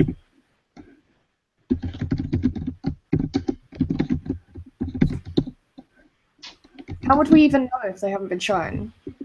I don't know. If it just doesn't look familiar, I guess. Oh yeah, okay. I'll be able to recognize them. Give me a second. I'll flick through. Yeah, we showed all these. Ooh. I got like documents over there that have info. I don't know if it's legible, but I shouldn't have that be visible. It's usually here, which is yeah. Usually the camera's further that way. Oh, I don't think we showed this. Okay, open new tab. You just said there's a new magenta video. Oh. Anyways. Okay, we missed a few from Drawing by Anon last week. Cool.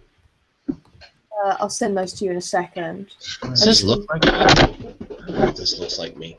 That doesn't. That doesn't really entirely. That doesn't look like me. It's not me. That's not. I think yours looks like a chav that I'd meet around the corner somewhere here, and not your adorable little sad eyes. It doesn't look like a little babu pappy, which is what you look like. Yeah. Thank you. I called you adorable. These were both by Drawing by Anon. A beard? Yes. Oh God, I hope so. Are you really? No. No. Oh my God. This is This is what Tim's drinking. I thought it was a beer. And do you know how excited I got to see Tim finally drink a beer? I have no idea what that is. Not this time. This is a YOLO ale. You said that like I know what that means. YOLO ale? It's Oh, it's just an Og Appelsen. I know what that is. No, it's not an Og Appelsen. It's Og Appelsen, which means it has apples. Where did you buy that? Where is it from, and what is it? I'm curious. It's an Icelandic Christmas drink. An Icelandic Christmas drink? Does it taste like black licorice and fish? Yes. That sounds horrible. No, everything you eat tastes like salt and burnt tires and fermented fish. Disgusting. It's amazing. It's malt. I am going to drink it. I have never tasted that before. I want to taste it for the first time on the podcast. And everyone can see my face. Because Tim has things that I cannot stand. He even made a refreshing sound. It's so good. I miss this flavor.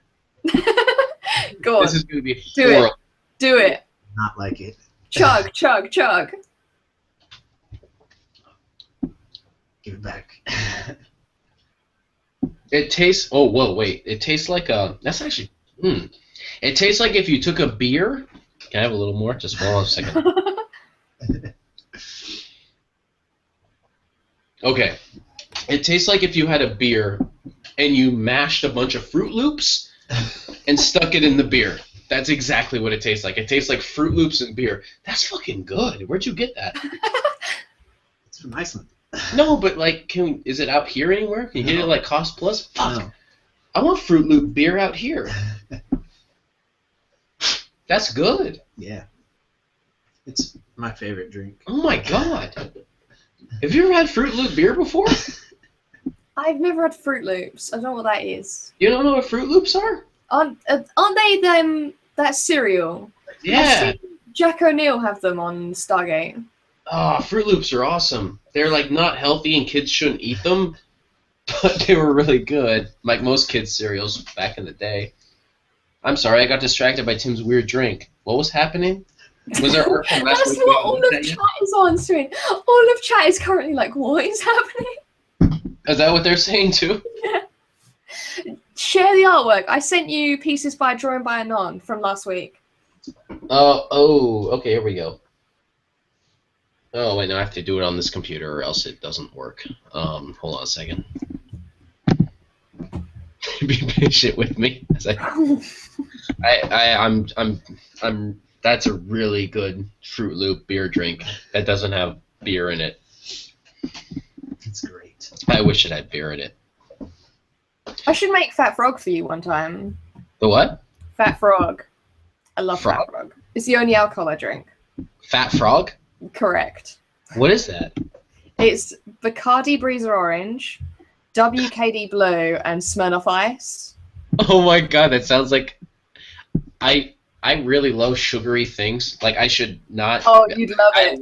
I just eat like candy and shit. I love it. That sounds awesome. Because my boyfriend was like, "No, I'm gonna get you to like a drink. I'll find something." Because he used to work like behind a bar. And he was like, "No, I know the thing. This is the thing that everyone who doesn't like alcohol likes." And he gave it to me, and I was like, "Oh my god, this is amazing." I like super fruity drinks and whatnot. I actually really just like beers and whiskeys, but they just wreck me. Why my thing's not okay? Here we go. Have you got it? So the first one, what are we looking at? Who is this? Both of them are drawing by Anon. One is a random RGD, the other one is the one that we actually did last week. But obviously Reddit wasn't working last week, so I couldn't post it. Oh, that's right. Reddit was being a total pain in the ass last week. Let me see. Sorry, I almost hid you from the presentation by accident, but you're back. Thanks. Things don't. I'm on my Chromebook now, so things are a little slower. Okay, I think I got this ready here. Let me see if it loads decently. This is an awesome drawing. Is it showing up? Yeah, there we go. There we are. It's so good. That's beautifully done. It really is. It took a second for it to load so I can actually look at it. I love chat. Ryan's like, "Hey, I'm readily willing to admit that England is way cooler." And then that guy explains, says, England sucks. I loved it. I loved it when I was out there. It was awesome. I was on Portobello Road, just like in that movie Bedknobs and Broomsticks that I watched as a kid. Yeah, it's a real place. I didn't know it was a real place, but it was a real place. I like portobello mushrooms. Portobello Road. Portobello Road. What's Portobello Road to you guys out there that live there? Is that just like Fisherman's Wharf to San Francisco? Like, who gives a shit? I've never seen the movie, so I don't even know what you're talking about. So Barry? No? Anybody? I've never even seen the movie, so. Portobello Road. I'm sorry. This podcast is getting silly. And I'm looking at art, and I feel like I should start like saying serious things, but really I'm just kind of soaking it in and having. You're in a mood. You're in a mood. You guys lost me at the tetherball story a while ago. Yeah, we lost you. But this is gorgeous. This piece of art. It really is. It really is. Can you share the other one as well? Are those what the markers are? Are those Prismacolor or Copics, or what are those markers? Well, I'm not sure. I don't know if Drawn by Anon is still here. Oh. Can you show the other one? Because that one was also really cool. Oh, okay, I'll check that out too. It's that thing where, because I'm a little curious, because I see that a medium is on. It's on a toned paper, but there's a lighter medium, and I'm wondering. It made me start thinking about like, can you put lighter markers on paper, and that doesn't seem to ever work. So I wonder if they painted that on or what they used there. We'll have to find out next season. That's the cliffhanger. That's not the cliffhanger, but let's see here. All right, let me hold on a second. I need both hands. I love how you were worried about stuff being on your wall in the back, but your camera is so pixelated to shit. No one would ever be able to read it. I can't imagine how bad my camera must look to you guys. To look at the art on the wall. It's fun art though, right? You know, there's people. Yeah, the artwork's gorgeous. That's a. Well done at like orientating yourself. That up there, Sean Pacheco Smurf. That's a portrait, I May Be Dead. That was the very first painting I did for RGD. That is the first painting, one of the first paintings that Roger, not the Roger you know, / Artbroken uploaded to the Artist Lounge and became one of the top rated comments there. This is a landscape, one of the last landscapes I've done. That's a good friend there. I actually want to go visit sometime, hang out with her and her boyfriend in Texas. She's awesome. And that's a portrait of an ex-stripper there who was on the podcast. Super awesome.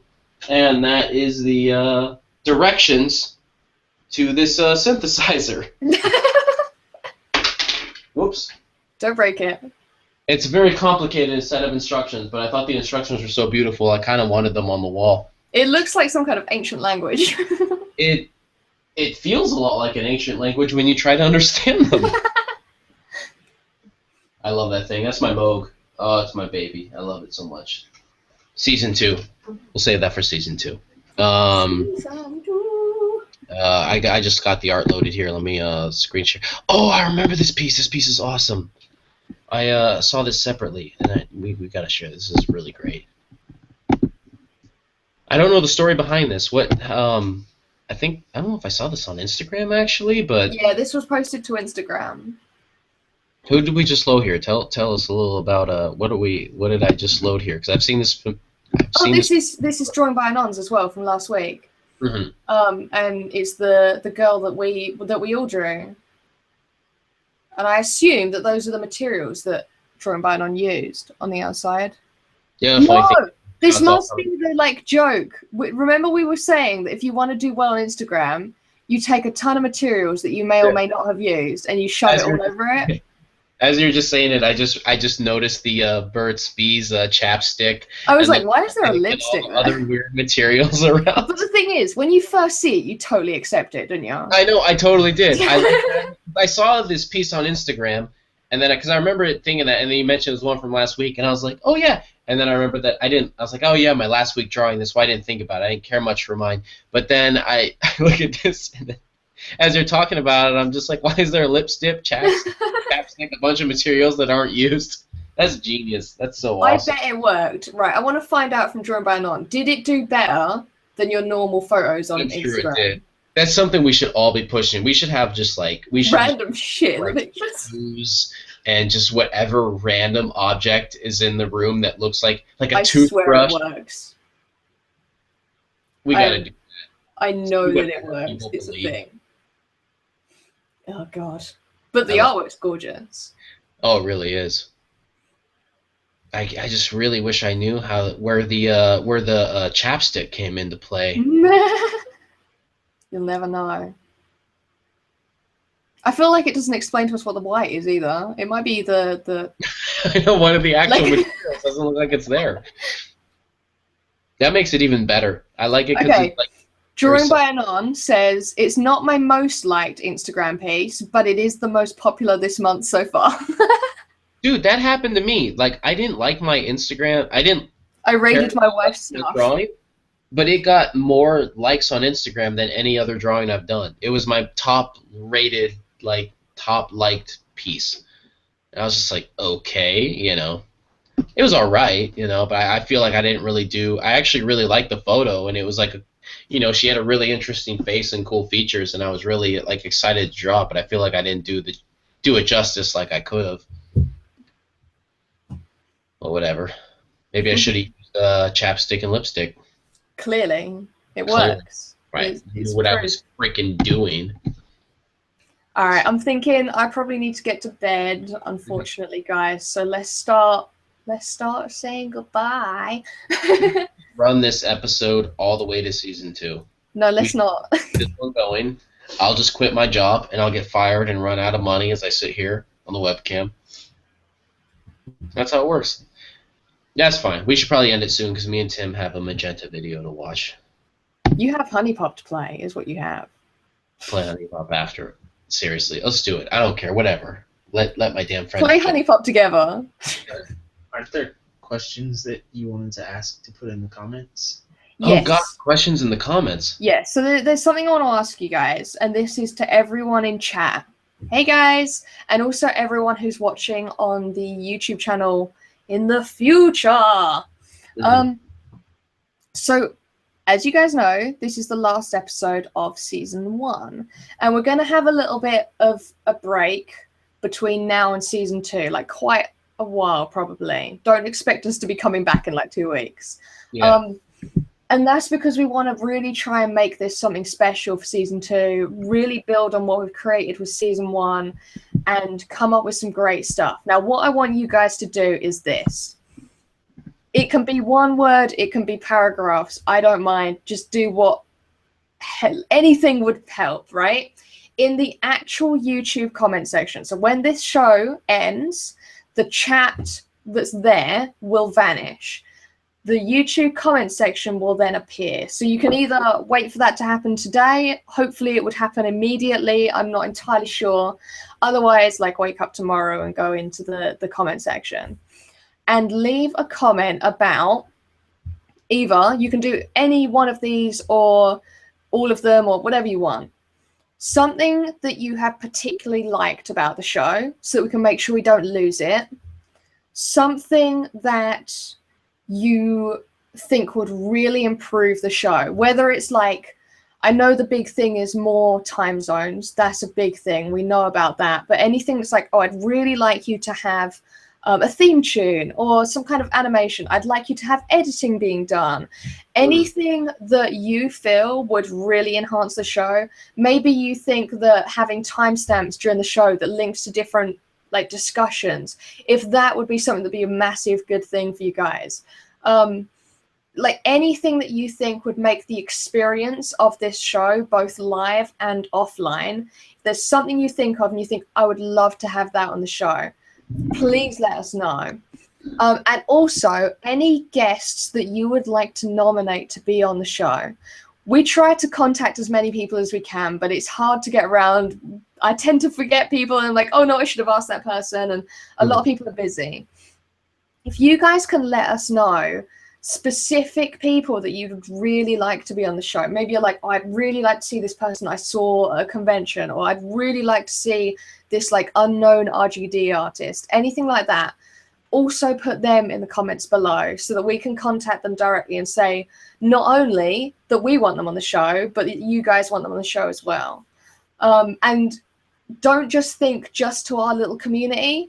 Anyone outside of our community, think of them as well. Like if there's a YouTuber that you really like that you'd love to be on the show, or a DeviantArt artist, anyone, let us know and we can try and get them on the show. Obviously, some people are a lot busier and aren't going to have the time to be able to do the show, but we will try our absolute best to try and find the people that you guys want.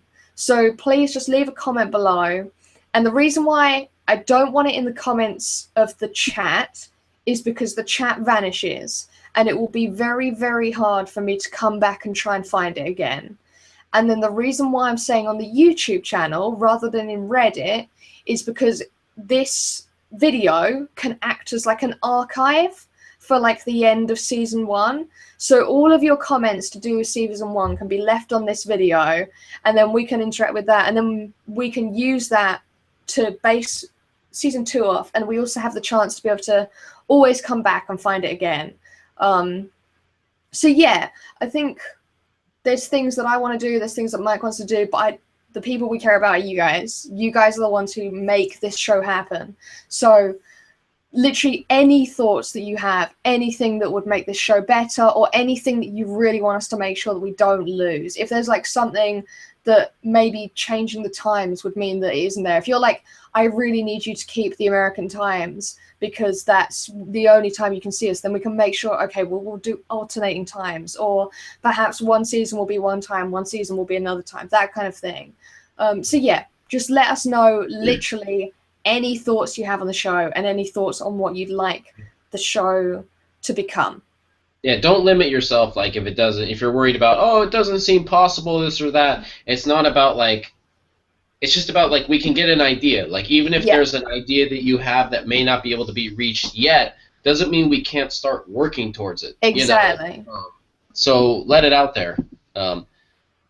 Unless it's just like, and I wish Mike was less bald. There's nothing I can do about that. I try to tell you guys every week. We can't really do much about it, but you know, wigs. I can wear wigs.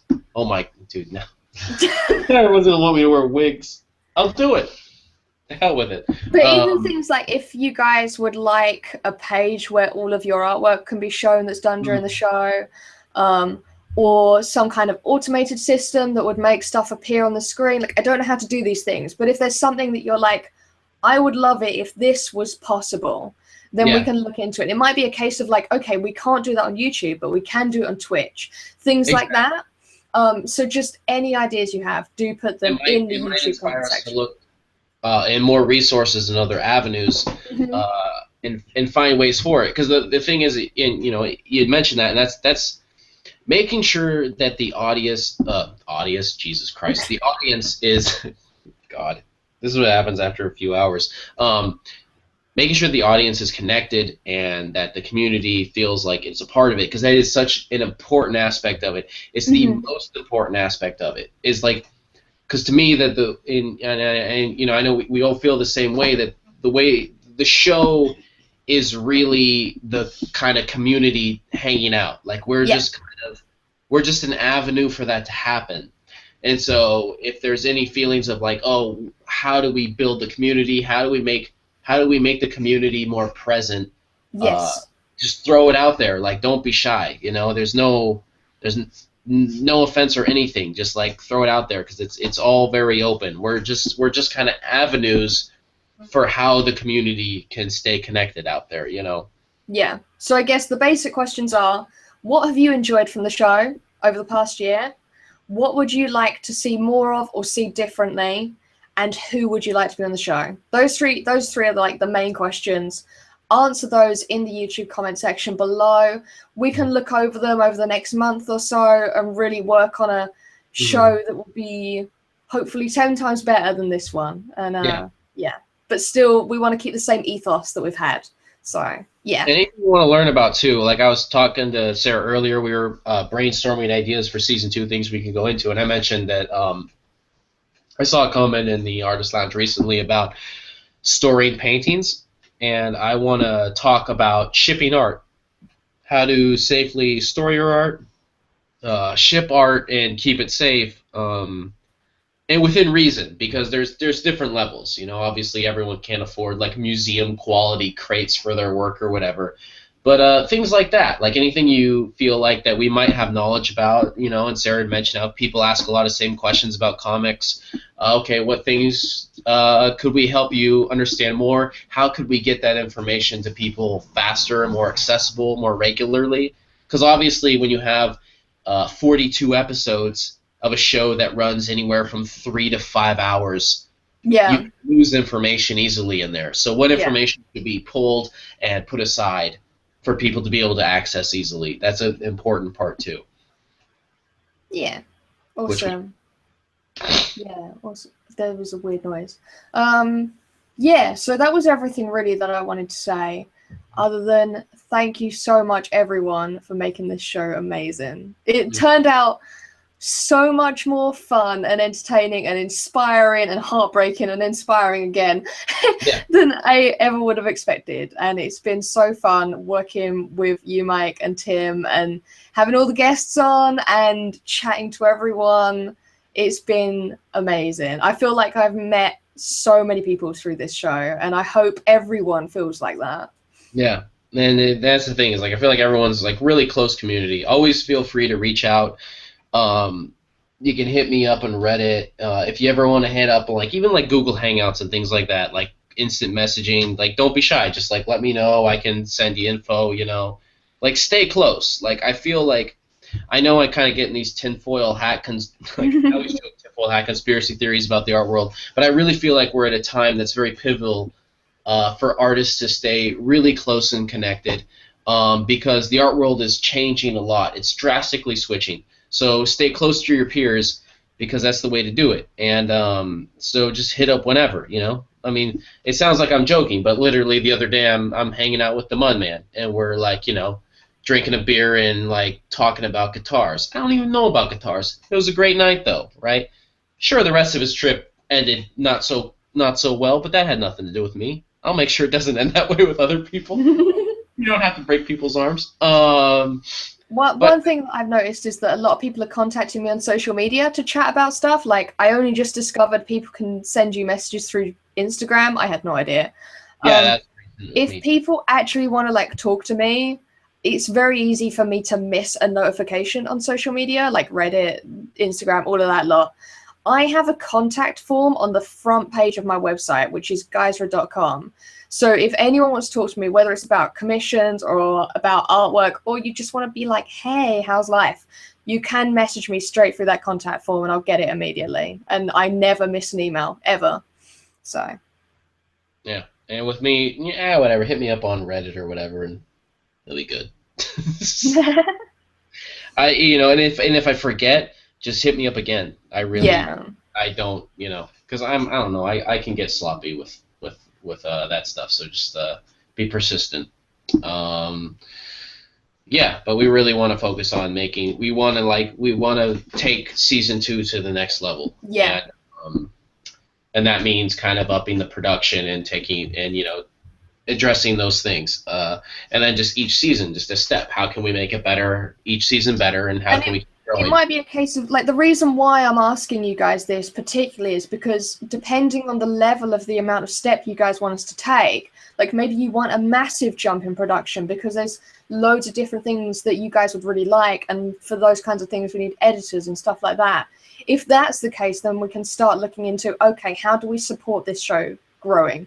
How do we put not just our time and energy, but like money into the show that will let that happen? Because you can't just hire an editor for free, things like that. So it's the kind of thing where it might bring up more questions than answers for us, but it means we have something to work with, and we know what you guys want and what we can make with that. So yeah, and like keep in mind, it's like that thing is like, for what like you contribute and suggestions, remember, like, also be a guest, like, promote your art. Like, we're here to do that too. So when you have those ideas, also, like, just like, don't be shy. Like, if we can make it happen to have you on the show, do it. Like, we're totally willing. This show isn't about who's this most special person, this or that we get on. It's more, it's just about who's in this community that we can introduce to each other.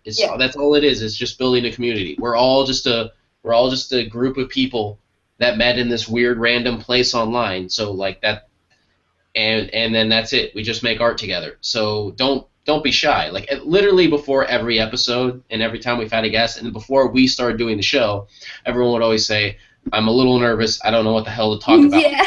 Said, it's so adorable. Don't worry about it. You'll be surprised because it'll be fine. Yeah. Oh my God, it's already been 3 hours. But that is literally every guest, every episode has said that. Yeah, don't think that you'll be bad at it, because literally every single person's like, oh God, it's going to be awful, and then it's fine. Like, it won't be worse than my worst episode. I'm always sure to do a really bad episode, so you can be sure that you won't be worse than it. Oh, no matter how much you're worried it can get, it will not be as bad as when the few times I had to like, try to push it together myself and completely failed. At least, no matter how bad a guest can be, they'll never be so bad they accidentally turn the show off. Like, yeah, no, it never happened. It never will happen. Every guest has a unique story that everyone can learn something from, and that is interesting.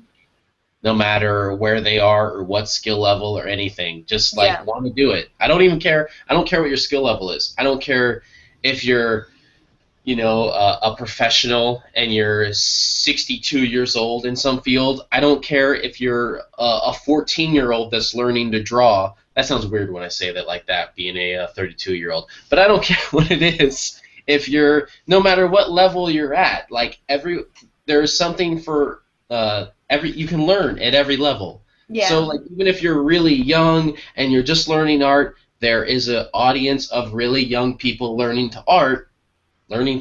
Christ. Done. We're done, guys. That can learn from you. Jesus Christ, this is what happens when you run the episode for 5 hours. Learn to art. That's on a t-shirt. Make it. Christ almighty, that is ridiculous. Just a few seconds ago you said, has happened, will happen. Has happened, will happen. Yeah, you said that. And will happen, learn to art. Jesus Christ. Oh my God. That's what happens. That's just one time. That's what happened. What's happened will happen. Happens. That's what will happen. Will happen. Christ. Wine and time, man. Wine and time. Unbelievable. Anyway, so Is there anything you guys want to say before we finish up? Yeah. I can't read the chat right now, so... No, nothing's happening in chat. I think they're just like listening to us and seeing what's going on. This has happened. Just joking. This has happened. Will happen. Oh my god. Well, we all know what Mike should improve on. Anything you guys want to say or promote or anything like that before we finish up? Well, you know, it's kind of funny because it's like we talk about promoting, but this is literally like FM, like my gallery, like that's it. There's no more gallery. It's all studios now. So I have no shows to promote like anymore with that, which is weird. But now that's kind of exciting because what that means is that is now a time that I can dive back into the Reddit community, and so reach out, people, if you have anything I can help with. That's what I want to actually promote more than anything is I'm really excited to kind of get back into. I feel like I used to throw a lot more information that was more helpful to people. So and for a while I was so busy and all that kind of gallery stuff that I was not as active, and I'm excited to be active again. So anything you need to know about art handling, art shipping, storing, packing, techniques, materials, painting, traditional, anything you know that I know something about that might be helpful, I'm going to be much more responsive now because there's more time, and there's very much less time invested in the kind of business administrative aspect of the art world, which also means there's more time to also give advice about that if you have that as well.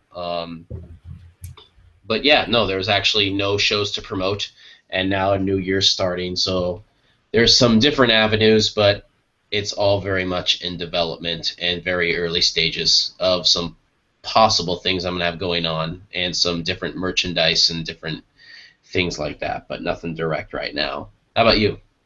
Well, actually, I want to share some really, wonderful messages from the chat.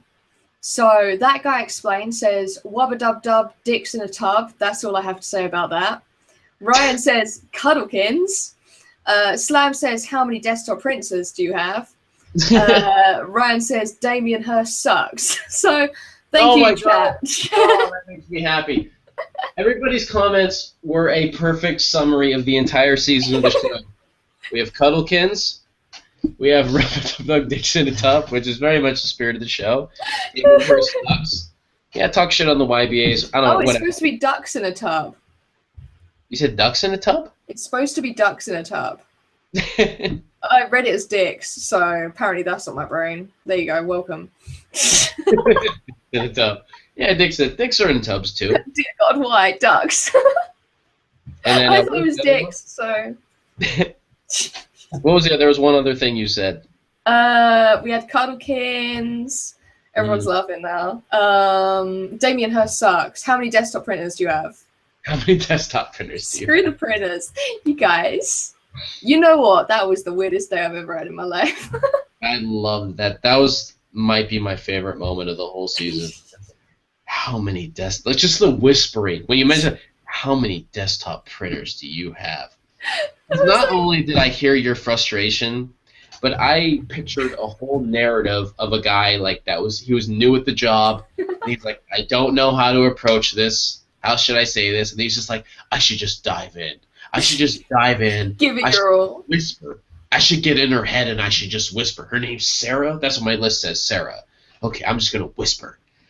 How many desktop printers do you have? It's like, throw the phone. Done. Oh, God. Planet, I love you. My favorite thing ever. I love that so much. You should get a free printer for just getting... I should. I wish I knew what the number for that company was. Like, I don't, because I didn't wait for any other continuation of that sentence. I was like, I'm done. Yes. It was after, how long was that phone call? Like an hour and a half or something? Oh, the first one, God, I don't know. I think I lost half my life to it. That was amazing. God, I've loved doing this show with you guys. Last moment. Heart faces. Heart faces. Mwah, mwah. Colicans makes the heart. Well, that didn't really work because I messed it up because, gotta support the animal. Are they as bad in the UK at butchering people's names over the phone as they are in the States? We have a thing in the UK. Everyone who calls you is from an Indian call center, and they have a name like Gary or Steve. Yeah, that's like here. Yeah, so that's all we get. And and I'm apparently Miss Childs. Miss Childs, huh? Yeah. Wow, I wouldn't think you'd. Okay, that works. I mean, my name's pretty phonetically sound out, Yeah, I feel like mine should be. Excuse me. I feel like mine shouldn't be that hard. Bless you. Oh my God. Oh, bless you. I'm allergic to mispronunciation. Mispronunciation. I'm sloppy, man. I'm allergic to episode just all silly goose, so I'm sloppy now. We should finish up. What can I say? We should finish up. We should say goodnight and goodbye. Yes. And head off. Yeah. Single tier. But it won't. We'll try and make sure it's not too long before we come back. Season 2 will happen. So. Season 2, 2019. You guys just wait. Hell yeah! Are you ready? You ready for 2019? I'll have moved out. I won't have cats anymore. Oh my God, no cats. That's gonna be I'm weird. so excited for no cats. You say that now, and then like. I love them to bits, but they literally. Well, there's no cats. I love them to bits, but they are the bane of my existence. Yeah, and you're gonna miss the hell out of them. You're gonna be like, why is nothing throwing up in my shoes right now? I know. How do I even cope? Can't wait for the teaser and the movie poster. He's like, I'm tired of throwing up in your shoes. That shot was like for way too long. Just like not the same. lingering. Tim's not good at being sick because he's much healthier than me. He's like, I'm gonna eat well. I'm not gonna drink a lot. It looks like you've got a mullet. I have a mullet? Yeah. What? Why? Hold on, let me switch screens. Oh, because of the painting. Yeah. Right there. Yeah, it looks like you got a mullet. That's particularly confusing because I don't have any hair, so that made that really weird. Yeah. I don't know why I look like I have a mullet normally. Right, we're procrastinating. We've got to head off. So we're just sad to see it over. That's all. Yeah, we are. But we'll be around. Everyone, feel free to message us. I hope everyone has an amazing Christmas or whatever you happen to be celebrating. I hope everyone has amazing holidays if you're getting any. Maybe you're getting like the one day off or anything. I hope you make the most of it. And yeah, it's been amazing, guys. Thank you so much for being a part of this. Yeah, thanks, people. Whatever. Who cares? Yeah, screw you. Bye. Seriously. Everyone play Honey Pop, and then tell me who best girl is. I'm gonna play Honey Pop literally right when we end this episode. Yeah. I cannot wait. I cannot wait for all my friends to judge me. And then you make them like that's what I've done. The moment I started getting judged, I like gifted it to people and was like, play it. You're gonna see, this episode's gonna end, and then you're gonna see your Steam window pop up, and it's gonna say, everyone will be on Honey Pop. Dr. Mike Facepants is playing Honey Pop. It's not my name. It's a mystery. So long, people. Bye. Don't forget to leave the comments. Yes, leave the comments. So long. Goodbye. We're good.